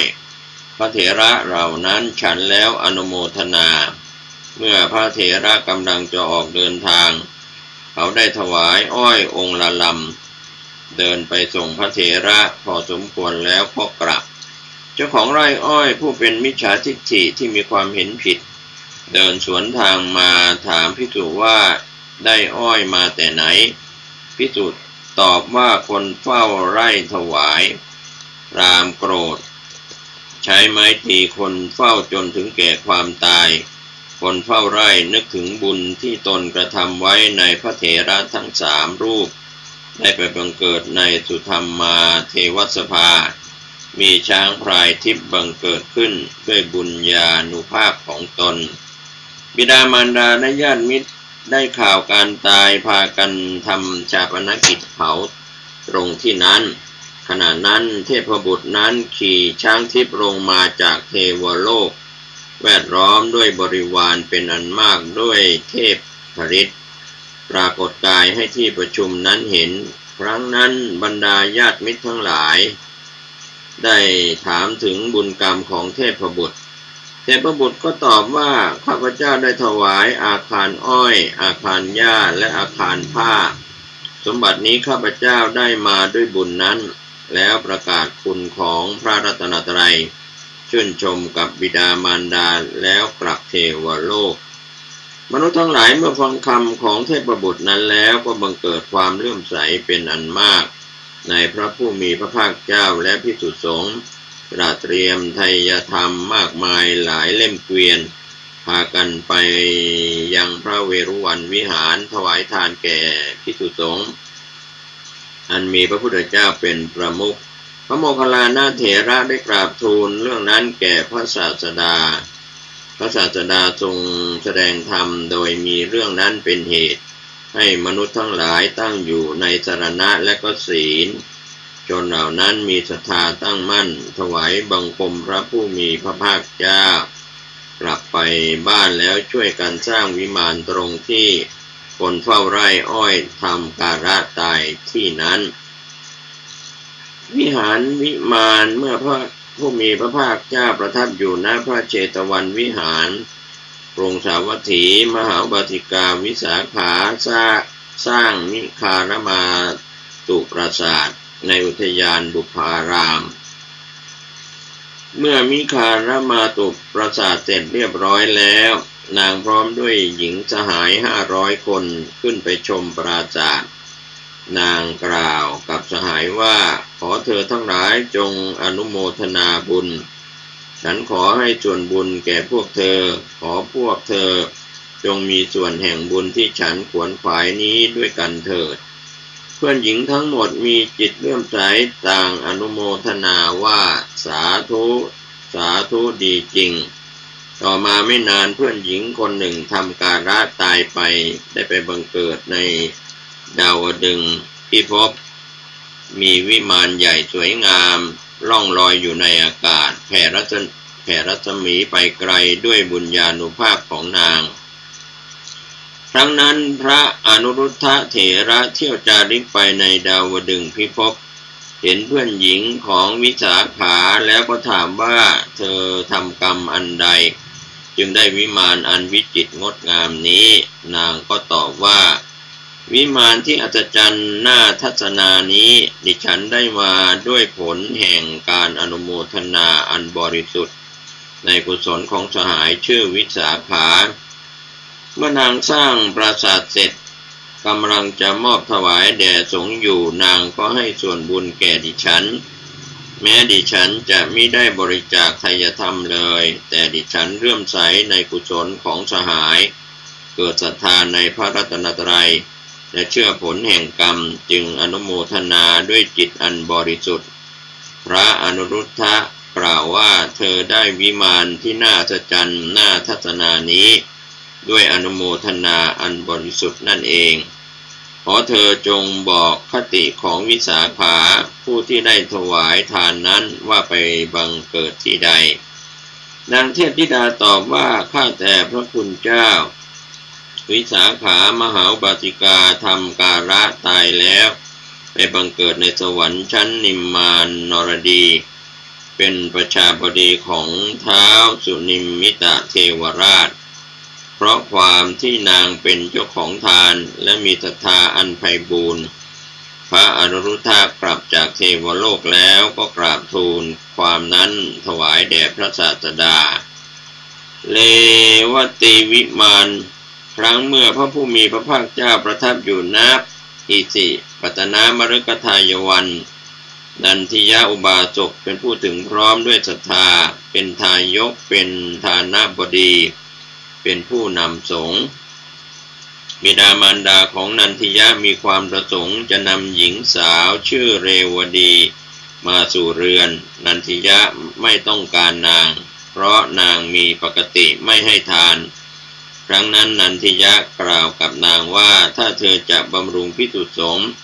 และดูแลบิดามารดาของฉันเธอก็จะอยู่ในเรือนนี้ได้นางรับคำว่าดีแล้วนางได้กระทำตามคำของนันทิยะจนกระทั่งมีบุตร2 คนครั้นบิดามารดาตายลงความเป็นใหญ่ทุกอย่างในเรือนก็ตกแก่นางแม้นันทิยะก็เป็นมหาฐานบดีได้สร้างศาลา4 หลังประดับด้วยห้อง4 ห้องที่อิสิปตนมหาวิหารถวายมหาทานแด่ภิกษุสงฆ์มีพระพุทธเจ้าเป็นประมุขหลังทักษิณโนทกลงในพระหัตถ์ของพระตถาคตมอบถวายศาลานั้นพร้อมกับถวายทักษิณโนทกได้มีปราสาททิพย์ล้วนแล้วไปด้วยรัตนะ7 ประการทั้งยาวกว้าง12 โยชน์โดยรอบสูง100 โยชน์พรั่งพร้อมด้วยหมู่นางอัปสร1,000 ผุดขึ้นในสวรรค์ชั้นดาวดึงส์ครั้งนั้นพระมหาโมคคัลลานะไปเที่ยวเทวจาริกในสวรรค์เห็นปราสาทนั้นถามพวกเทวบุตรที่มาไหว้ว่าปราสาทนี้ของใครเทพบุตรทั้งหลายตอบว่าเจ้าของปราสาทหลังนี้ชื่อนันทิยะเป็นบุตรของกุดุมพีในกรุงพาราณสีได้สร้างศาลา4 หลังที่อิสิปตนมหาวิหารถวายสงฆ์วิมานนี้บังเกิดขึ้นสำหรับนันทิยะนั้นแม้เราเทพอัปสรที่บังเกิดในปราสาทก็มาไหว้พระเถระกล่าวว่าข้าแต่พระคุณเจ้าผู้เจริญพวกดิฉันเกิดในปราสาทนี้เพื่อเป็นบริจาริกาของอุบาสกชื่อนันทิยะในกรุงพาราณสีขอพระคุณเจ้าโปรดบอกแก่นันทิยะเพื่อให้มาในที่นี้พระโมคคัลลานะเถระรับคำแล้วลงมาจากเทวโลกสวรรค์กราบทูลถามพระผู้มีพระภาคเจ้าท่ามกลางบริษัทว่าข้าแต่พระองค์ผู้เจริญทิพยสมบัติย่อมบังเกิดคอยท่าคนที่ทำบุญแล้วแต่ยังอยู่ในมนุษยโลกนี้หรือพระตถาคตตอบว่าบุญทั้งหลายที่บุคคลกระทำแล้วย่อมคอยต้อนรับประดับประคับประคองบุคคลผู้ทำบุญไว้ผู้จากโลกนี้สู่โลกอื่นเสมือนหนึ่งญาติต้อนรับญาติที่รักผู้กลับมาฉะนั้นสมัยต่อมานันทิยะกระทำการะตายแล้วบังเกิดในวิมานของตนในสวรรค์ชั้นดาวดึงส์นั้นส่วนนางเลวดีเลิกการกระทำทานทุกอย่างเที่ยวบริพาทภิกษุสงฆ์ด้วยเข้าใจว่าพระสมณะเหล่านี้ตนจึงเสื่อมราบสการะท้าวเวสสุวรรณบัญชาให้ยักษ์2 ตนนำนางขึ้นไปบนสวรรค์ชั้นดาวดึงส์ เพื่อให้นางเห็นวิมานของนันทิยะอันเป็นผลกุศลที่นันทิยะสั่งสมไว้ในมนุษยโลกแล้วบุรุษของพญายมก็ได้โยนนางลงไปยังอุสาทนรกภิกษุทั้งหลายกราบทูลพระผู้มีพระภาคเจ้าเรื่องนางเรวดีถูกยักษ์จับพาตัวไปพระศาสดาทรงสดับแล้วตรัสธรรมเทศนาโดยพิสดารยิ่งขึ้นจบเทศนาชนเป็นอันมากก็ได้บรรลุโสดาปัตติผลนะครับก็เป็นเรื่องราวที่วันนี้ผมเกษตรเพชรจำนิดผู้ดำเนินรายการก็นำการอยู่จำพรรษาของพระพุทธเจ้าในพรรษาการที่18ที่จะลิกบรรพตเมืองจาริกานะครับก็ยังไม่จบลงก็คงจะได้นำเล่าในคราวหน้าขอทุกคนทุกท่านศึกษาเรื่องราวดีๆเกี่ยวกับการอยู่จำพรรษาของพระพุทธองค์45พรรษาสุขกายสุขใจโดยทั่วหน้ากันสวัสดีครับท่านผู้ฟังที่เคารพการนำเสนอพุทธกิจ45ประการขององค์สมเด็จพระสัมมาสัมพุทธเจ้าได้นำเสนอไปแล้วถึงพรรษาที่18ประทับจำพรรษาณจาริกบรรพตเมืองจาริกาวันนี้ผมเกษตรเพชรสำริดก็จะได้น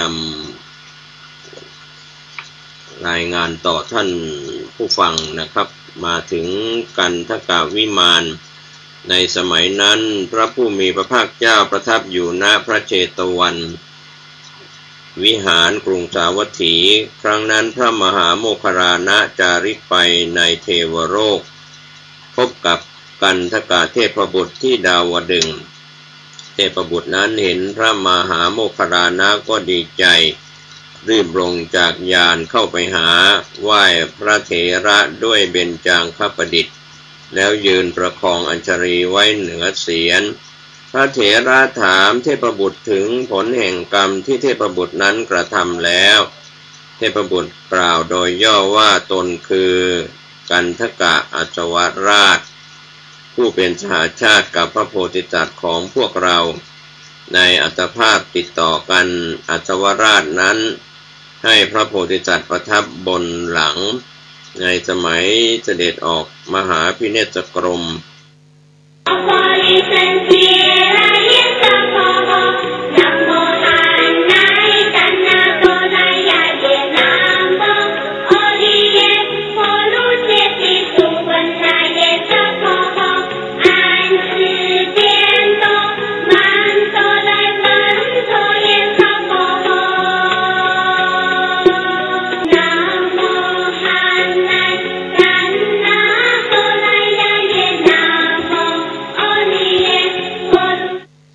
ครับท่านผู้ฟังที่เคารพการแบ่งปันความคิดดีๆด้านข่าวสารต่างๆก็ทำหน้าที่รายงานข่าวสารที่เกิดขึ้นในรอบวันสู่ท่านผู้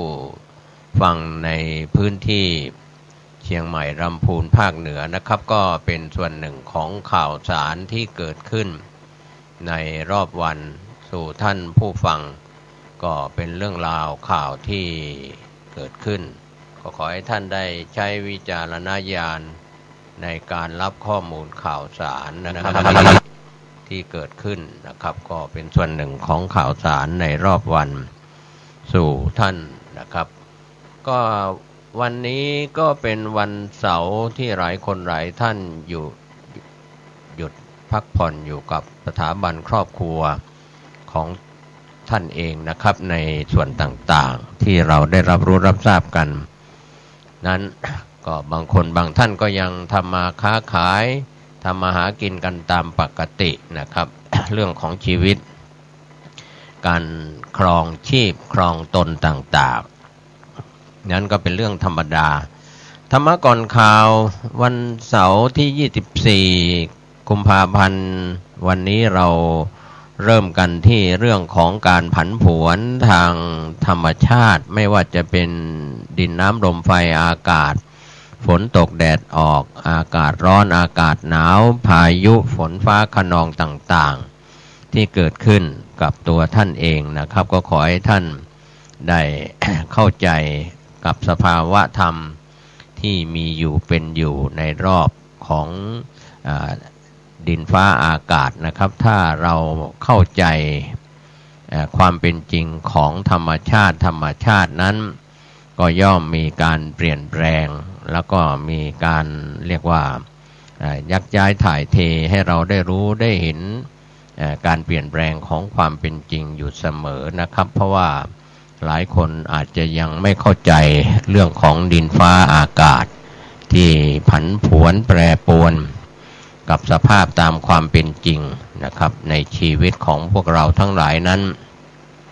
อยู่กับธรรมชาติมายาวนานบางประเทศก็มีเพียงแค่ฤดูหนาวฤดูใบไม้ผลิฤดูฝนก็แทบจะมีบ้างไม่มีบ้างอาจจะหนาวเย็นทั้งปีแล้วก็มีฤดูหนาวกับฤดูที่ไม่ครบแต่ในโซนเอเชียเราส่วนใหญ่ก็ครบทั้ง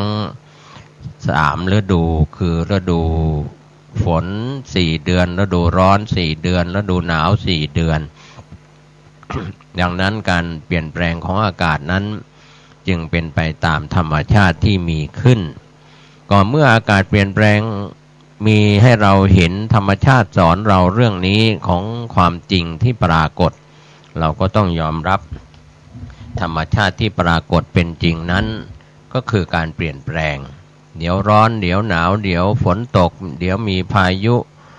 เดี๋ยวไม่มีพายุบางทีก็เปลี่ยนแปลงมีลมพายุพัดพาบ้านเรือนอาคารสถานที่เรียกว่าเสียหายวอดวายกันที่เป็นข่าวกันที่เรารู้รับทราบกันนั้นก็คือการเปลี่ยนแปลงของดินน้ำลมไฟอากาศเมื่อเราเข้าใจแล้วเราก็จะต้องแก้ทุกข์กันไปตามธรรมชาติเสียหายแล้วก็แก้ไขซ่อมสร้างกันไปทำกันไปนะครับเป็นธรรมชาติของภัยพิบัติจากวาตภัยบ้างจากอากาศร้อนเย็นหนาวฝนตกแดดออกอะไรอย่างนี้เป็นต้นก็บอกผ่านให้ท่านเห็นความเปลี่ยนแปลงของธรรมชาติว่าธรรมชาติสอนเราอยู่ด้วยเรื่องที่มีอยู่เป็นอยู่ข่าวแรกวันนี้จังหวัดลำพูนเชิญชวนเที่ยวงานเรียกว่าสืบสารตำนานงานไม้แกะสลักอำเภอแม่ทาเป็นครั้งที่7นะครับผู้สื่อข่าวจากลำพูนรายงานกันเข้ามาเป็นบรรยากาศสืบสาร งานประเพณีงานไม้แกะสลักอำเภอแม่ทาปีนี้ที่ศูนย์โอท็อปตำบลทาทุ่งหลวงอำเภอแม่ทาจังหวัดลำพูนหมู่บ้านหนองยางฟ้ากลุ่มช่างฝีมือผู้ผลิตไม้แกะสลักของอำเภอแม่ทาได้นำผลงานไม้แกะสลักผลิตภัณฑ์เฟอร์นิเจอร์มาจัดแสดงจำหน่ายในงานของ ซึ่งงานไม้แกะสลักอำเภอแม่ทานั้นก็เป็นส่วนที่องค์การบริหารส่วนจังหวัดลำพูนร่วมกับเทศบาลตำบลทาทุ่งหลวงจัดขึ้นก็ได้รับเกียรติจากนายอันสิทธิสัมพันธรัตน์ผู้ว่าราชการจังหวัดลำพูนเปิดงานนะครับมีนายกำธรเนตรภาพรองนายยกองค์การบริหารส่วนจังหวัดลำพูนกล่าวต้อนรับ แล้วก็รายงานของการจัดงานไม้แกะสลักของอำเภอแม่ทาจังหวัดลำพูนครับก็เป็นบรรยากาศจัดงานตั้งแต่22ถึง25กุมภาพันธ์2561ที่ศูนย์โอท็อปตำบลทาทุ่งหลวงอำเภอแม่ทาจังหวัดลำพูนนะครับก็ยังคงเหลืออีกวันหนึ่งก็คือในวันพรุ่งนี้25กุมภาพันธ์2561นะครับเชิญท่านไปร่วมงานนี้ อธิบดีกรมพละศึกษามอบวุฒิบัตรโครงการฝึกอบรมส่งเสริมอาสาสมัครกีฬาและผู้นำการออกกำลังกายด้านผู้ตัดสินกีฬาที่จังหวัดแม่ฮ่องสอนเป็นบรรยากาศที่นายปัญญาหาญลำยวงอธิบดีกรมพละศึกษาปิดโครงการฝึกอบรมส่งเสริมอาสาสมัครกีฬาและผู้นำการออกกำลังกายผู้ตัดสินกีฬาฟุตซอลและกีฬาวอลเลย์บอลของจังหวัดแม่ฮ่องสอนพร้อมมอบวุฒิบัตรให้กับผู้ผ่านการอบรม ในส่วนโครงการนี้92คนแบ่งออกเป็นกีฬาฟุตซอล47คนกีฬาวอลเลย์บอล45คนก็เป็นโครงการส่งเสริมอาสาสมัครกีฬาและผู้นำการออกกำลังกายด้านผู้ตัดสินกีฬาเป็นโครงการของกรมพละศึกษานะครับท่านผู้ฟังก็เป็นส่วนที่ผู้สื่อข่าวรายงานกันเข้ามาเริ่มแล้วงานพ่อขุนงำเมืองและเวียนเทียนทางน้ำกลางกว้านพะเยาหนึ่งเดียวในโลกครั้งที่32ที่จังหวัดพะเยาก็เป็นส่วนบรรยากาศของงานเมื่อวานนี้นายประจนปรัชสกุลรองผู้ว่าราชการจังหวัดพะเยาเปิดงานพ่อขุนงำเมืองแล้วก็เวียนเทียนทางน้ำกลางกว้านพะเยาหนึ่งเดียวในโลกครั้งที่32ของจังหวัดพะเยาก็จัดขึ้นที่ลานพ่อขุนงำเมืองอำเภอเมืองพะเยาบริเวณขวงวัฒนธรรมริมกว้านพะเยาจังหวัดพะเยาก็มีทั้งภาครัฐเอกชนของจังหวัดพะเยาจัดงานกันอย่างยิ่งใหญ่23กุมภาพันธ์ถึง5มีนาคม2561ที่บริเวณขวงวัฒนธรรมลานอเนกประสงค์เทศบาลเมืองพะเยาจังหวัดพะเยาก็เป็นการสักการะพ่อขุนงำเมืองเจ้าเมืองพะเยาองค์ที่9ระหว่างปีพุทธศักราช1781ถึง1839ผู้สร้างความรุ่งเรืองให้กับแคว้นพะเยาภายในงานนั้นก็มีขบวนแห่เครื่องราชสักการะจากทั้ง9อำเภอของจังหวัดพะเยาเคลื่อนขบวนจากศาลหลักเมืองผ่านตลาดสดเทศบาลเมืองพะเยาเข้าสู่บริเวณงานที่ลานอนุสาวรีย์พ่อขุนงำเมืองถวายเครื่องสักการะแด่พ่อขุนงำเมืองพิธีบวงสรวงพ่อขุนงำเมืองก็จะมีขึ้นในวันที่5มีนาคมก็มีการมั่วครัวแรงทุกคืนขบวนตาลข้าวทิพย์ฟ้อนเล็บถนนสายดอกไม้การแสดงของผู้สูงอายุดนตรีในสวนพลุไฟที่บริเวณถนนชายกว้านพะเยาตลอดทั้งสายมีถนนสายดอกไม้ลำวงย้อนยุคลีลาศลำวงการนัดงานศิลป์การประกวดภาพวาดถนนสายวัฒนธรรมการแสดงดนตรีเปิดหมวกแล้วก็เซนฟี่นะครับใกล้ท่าเรือวัดติโลกอารามก็มีการจัดแสดงและจำหน่ายสินค้าตลาดประชารัฐและสินค้าโอท็อปที่บริเวณลานอเนกประสงค์เทศบาลเมืองพะเยาก็มีเวทีกลางนั้นก็มีบูธของดี9อำเภอบูธกาชาติบูธส่วนราชการ20บูธนิทรรศการต่างๆประกวดธิดาพ่อขุนประกวดธิดาชาติพันธุ์ประกวดร้องเพลงท้องที่ท้องถิ่นประกวดร้องเพลงเยาวชนมหกรรมชาติพันธุ์และพิธีทำบุญตักบาตรช่วงเช้าของวันที่1มีนาคมซึ่งเป็นวันมาฆบูชาแล้วก็มีพิธีเวียนเทียนทางน้ำเนื่องในวันมาฆบูชาที่วัดติโลกอารามกลางกว้านพะเยาบรรยากาศจัดงานวันแรกก็เป็นไปด้วยความคึกคักเมื่อวานนี้มีประชาชนและนักท่องเที่ยวเข้าชมงานเป็นจำนวนมากนะครับงานประจำปีงานบวงสรวงพ่อขุนงำเมืองนั้นจัดประจำทุกปีนะครับในช่วงวันที่5มีนาคมของทุกปีนะครับก็เป็นส่วนที่ทางผู้สื่อข่าวจากพะเยาได้รายงานข่าวนี้กันเข้ามาคณะกรรมการพัฒนาเศรษฐกิจพื้นที่ภาคเหนือหอการค้าไทยสักการะเทวสถานวิหารเจ้าแม่กวนอิมที่จังหวัดแม่ฮ่องสอนช่วงบ่ายเมื่อวานนี้นายวิโรจน์จิรัตติการโชติรองประธานกรรมการหอการค้าไทยนำคณะกรรมการพัฒนาเศรษฐกิจพื้นที่ภาคเหนือหอการค้าไทยเดินทางสักการะเจ้าแม่กวนอิมและเทพเจ้าศักดิ์สิทธิ์ที่เทวสถานวิหารเจ้าแม่กวนอิมแม่ฮ่องสอนบ้านไม้แงะถนนเลี่ยงเมืองอำเภอเมืองแม่ฮ่องสอนก็มีเทวสถานวิหารเจ้าแม่กวนอิม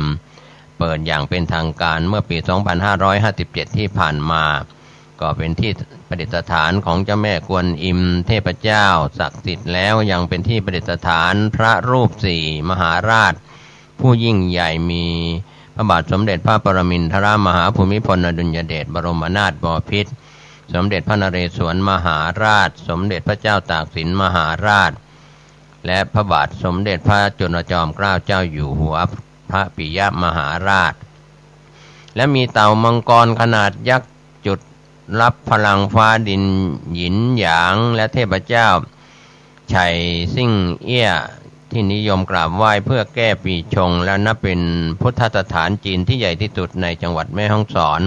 และเป็นแหล่งท่องเที่ยวทางวัฒนธรรมด้วยก็ขอบคุณ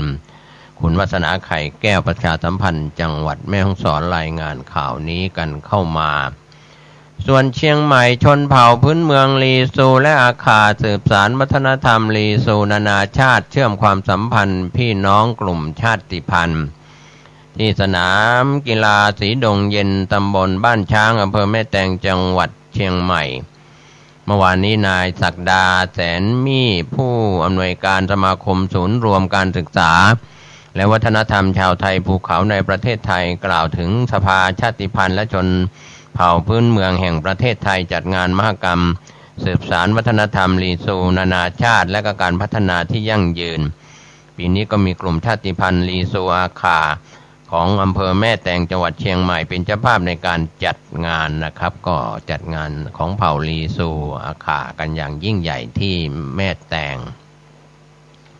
ส่วนจังหวัดน่านขานรับนโยบายเดินหน้าขับเคลื่อนเกษตรกรรมยั่งยืนนายไพศาลวิมลรัตน์ผู้ว่าราชการจังหวัดน่านเปิดโครงการรวมพลังขับเคลื่อนระบบวรรณเกษตรในเขตปฏิรูปที่ดินในปีนี้แล้วนะครับโดยนายวิวัฒน์สัญญกรรมธรรัฐมนตรีช่วยว่าการกระทรวงเกษตรและสหกรณ์กล่าวเปิดงานนะครับรวมพลังขับเคลื่อนระบบวรรณเกษตรในเขตปฏิรูปที่ดินในพื้นที่ของจังหวัดน่านเมื่อวานนี้นะครับส่วนข่าวต่อเนื่องจากจังหวัดน่านคณะทำงานฝ่ายประชาสัมพันธ์กีฬาน่านเกมเชิญวิทยุกระจายเสียงในจังหวัดน่านประชุมขับเคลื่อนงานและติดตามการประชาสัมพันธ์กีฬาน่านเกมระหว่างวันที่19ถึง29มีนาคมนี้นางรัติพรบุญคงผู้อำนวยการสถานีวิทยุกระจายเสียงแห่งประเทศไทยจังหวัดน่านรักษาราชการในตำแหน่งประชาสัมพันธ์จังหวัดน่านในฐานะประธานคณะทำงานฝ่ายประชาสัมพันธ์กล่าวตอนหนึ่งกับทีมข่าวของจังหวัดน่านว่าฝ่ายงานประชาสัมพันธ์จัดการแข่งขันกีฬาน่านเกมก็เชิญสื่อวิทยุกระจายเสียงในจังหวัดน่านร่วมประชุมหารือและติดตามการประชาสัมพันธ์การเผยแพร่กีฬาน่านเกมกำหนดจัดการแข่งขัน19ถึง29มีนาคมนี้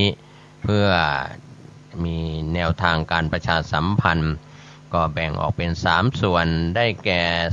ผลิตสปอร์ตวิทยุจำนวน4สปอร์ตมีการใช้ข้อมูลอย่างถูกต้องตรงกันส่วนที่2การเผยแพร่สปอร์ตประชาสัมพันธ์ผ่านทางสถานีวิทยุกระจายเสียงในพื้นที่จังหวัดน่าน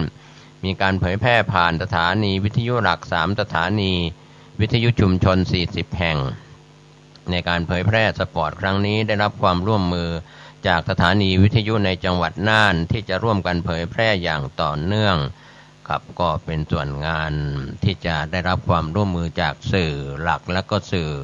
ในกำกับของกสทช.นะครับที่จังหวัดน่านส่วนผู้ว่าราชการจังหวัดเชียงใหม่ขอความร่วมมือห้ามเผาทุกชนิดในช่วง1มีนาคมถึง20เมษายน51วันไม่เผาเพื่อเชียงใหม่ไร้หมอกควันก็บรรยากาศเมื่อวานนี้ที่สถานีวิทยุโทรทัศน์แห่งประเทศไทยจังหวัดเชียงใหม่นายประวินชำนิประสาทผู้ว่าราชการจังหวัดเชียงใหม่พร้อมด้วยนายชานนท์คำทองผู้อำนวยการสำนักงานทรัพยากรธรรมชาติและสิ่งแวดล้อมจังหวัดเชียงใหม่นายไพรินทร์ลิ่มเจริญหัวหน้าสำนักงานป้องกันและก็บรรเทาสาธารณภัยจังหวัดเชียงใหม่ร่วมสนทนาในรายการมองเมืองเหนือออกอากาศทางสถานีวิทยุโทรทัศน์แห่งประเทศไทยจังหวัดเชียงใหม่เพื่อประชาสัมพันธ์ประเด็นปัญหาหมอกควันไฟป่าของจังหวัดเชียงใหม่โดยทางผู้ว่าราชการจังหวัดเชียงใหม่กล่าวตอนหนึ่งว่าปัญหาหมอกควันเกิดจากเผาป่าในหลายพื้นที่ไม่ว่าจะเป็นพื้นที่เกษตรพื้นที่ป่าและอีกหลายๆพื้นที่ที่ลักลอบเผาป่าสิ่งที่สำคัญก็คือสุขภาพของประชาชนในการเผาแต่ละครั้งก็มีค่าฝุ่นละอองขนาดเล็กทางกรมควบคุมมลพิษก็ทำให้มีการควบคุมเพื่อไม่ให้เกิดอันตรายต่อสุขภาพของประชาชนตั้งแต่120ไมโครกรัมต่อลูกบาศก์เมตรก็ถือว่ามีอันตราย ช่วงนี้ตั้งแต่ปลายเดือนกุมภาพันธ์จนถึงเดือนเมษายนนี้อากาศจะปิดจังหวัดเชียงใหม่ก็มีสภาพเป็นพื้นที่แอ่งกระทะธรรมชาติแล้วก็มีอากาศร้อนจะทำให้อากาศกดตัวลงหากมีการเผาป่าแล้วเกิดฝุ่นละอองหรือหมอกควันแทนที่ฝุ่นละอองจะลอยขึ้นไปในอากาศได้ปกติก็จะทำให้ฝุ่นละออง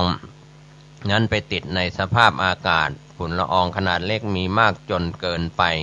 เกินค่ามาตรฐานในแต่ละปีก็เป็นปัญหาก็ขอความร่วมมือจากภาคประชาชนทุกภาคส่วนหยุดการเผาทุกชนิดเพื่อได้มาซึ่งสุขภาพของพี่น้องประชาชนนะครับก็เรื่องราวเหล่านี้จะต้องได้รับความร่วมมือจากภาคประชาชนทุกประเภทนะครับที่อยู่ในพื้นที่ต่างๆ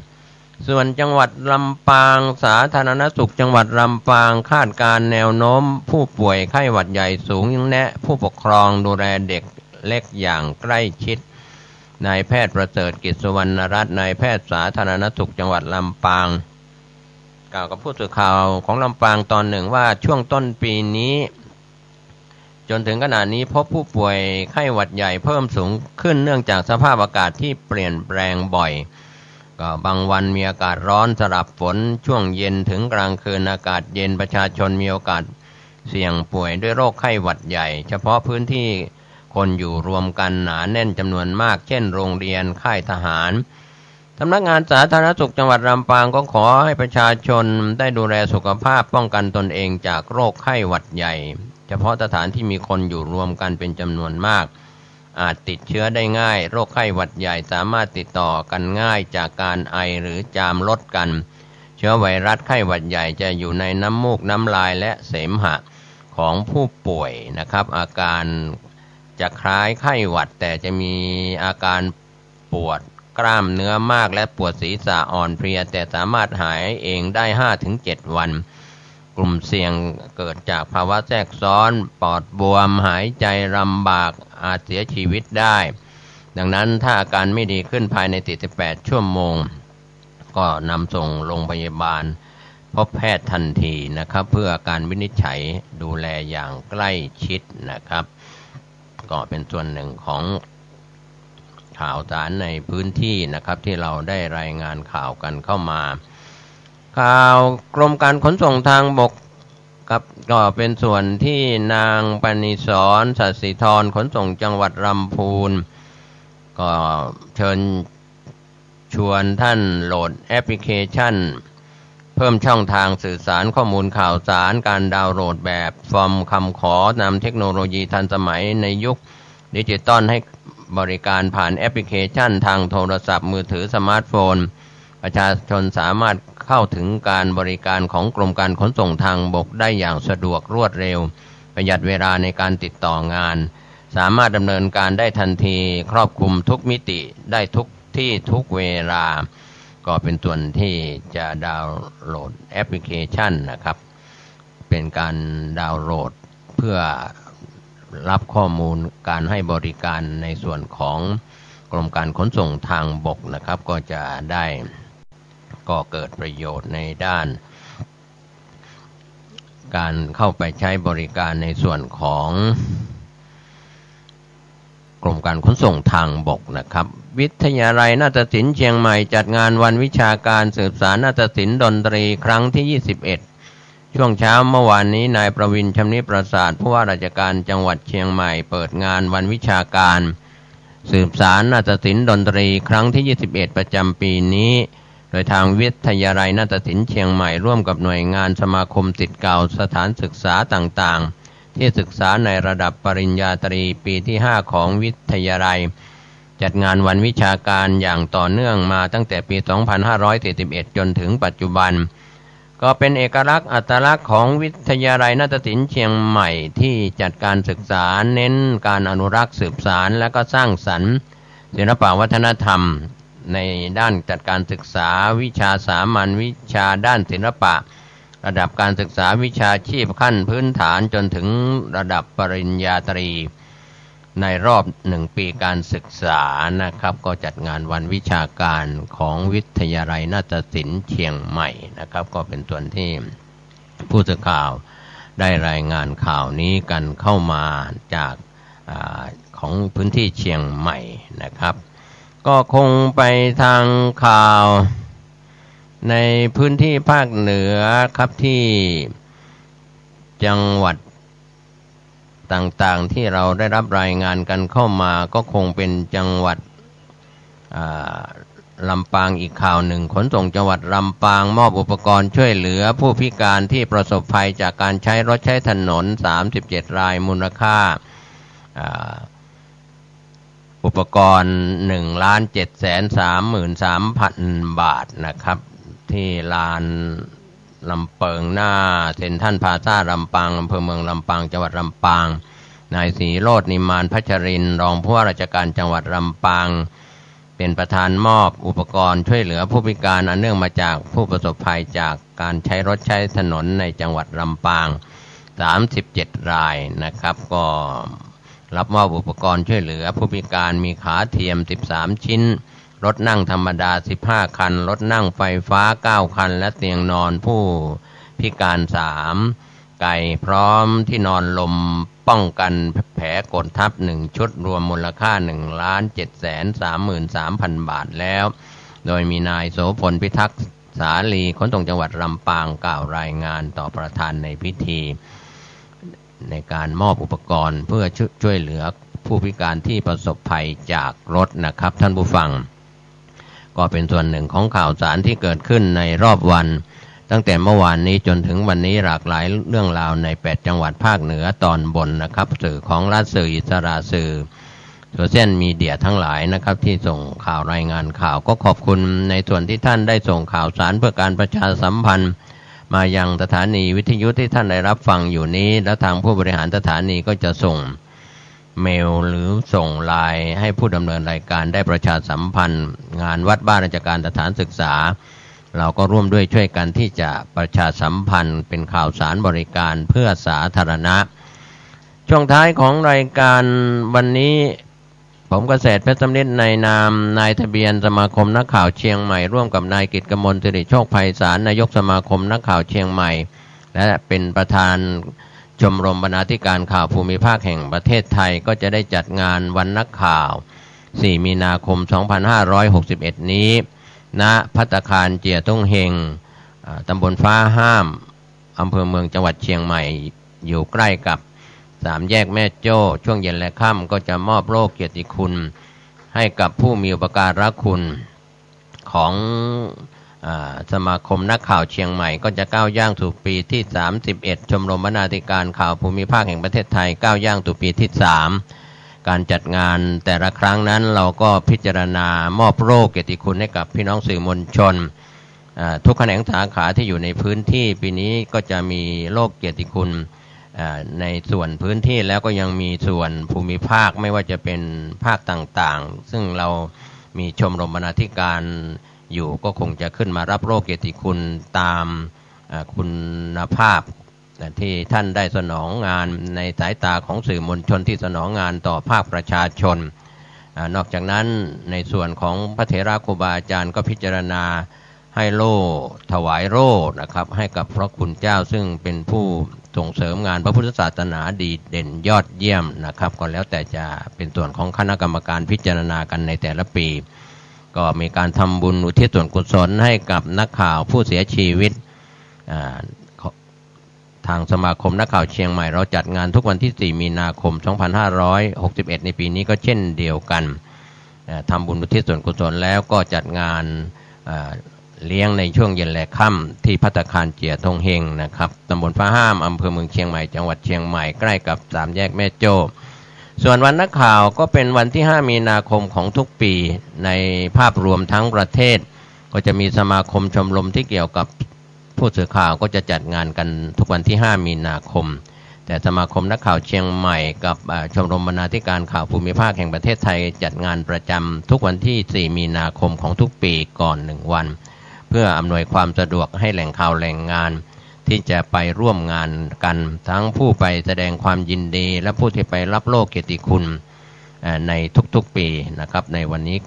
ในปีนี้ก็เช่นเดียวกันนะครับก็จะมีการเชิญ ถึงแหล่งข่าวแหล่งงานและผู้รับโล่เกียรติคุณโดยตรงนะครับให้กับผู้สื่อข่าวและก็แหล่งข่าวแหล่งงานไม่ว่าจะเป็นฝ่ายปกครองทหารตำรวจฝ่ายนักธุรกิจไม่ว่าจะเป็นฝ่ายอัยการผู้พิพากษาหรือบุคคลที่มีอุปการะคุณที่เรามีแมวมองพิจารณามอบโล่เกียรติคุณจากคณะกรรมการบริหารนะครับพิจารณากันก่อนถึงวันงานนะครับก็จะมอบโล่ให้ในวันงานดังกล่าวนะครับด้วยความขอบคุณแหล่งข่าวแรงงานทุกภาคส่วนวันนี้เวลาของรายการข่าวหมดเวลาลงผมเกษตรเพชรสำริดบรรณาธิการข่าวก้าวหน้านิวทีมข่าวทีมงานขอบคุณสถานีวิทยุพระพุทธศาสนาเพื่อการศึกษาและวัฒนธรรม FM 104.50 เมกะเฮิรตซ์ตั้งอยู่ที่วัดฝายหินตำบลสุเทพอำเภอเมืองจังหวัดเชียงใหม่ก็ปัจจุบันก็มีอาจารย์ประครูสมุวิศวัตรวรกิจโจเป็นผู้อำนวยการสถานีออนแอร์ออกอากาศในรอบ24ชั่วโมงเราพึ่งพาตนเองอยู่ได้ตนเองโดยมีศรัทธาญาติธรรม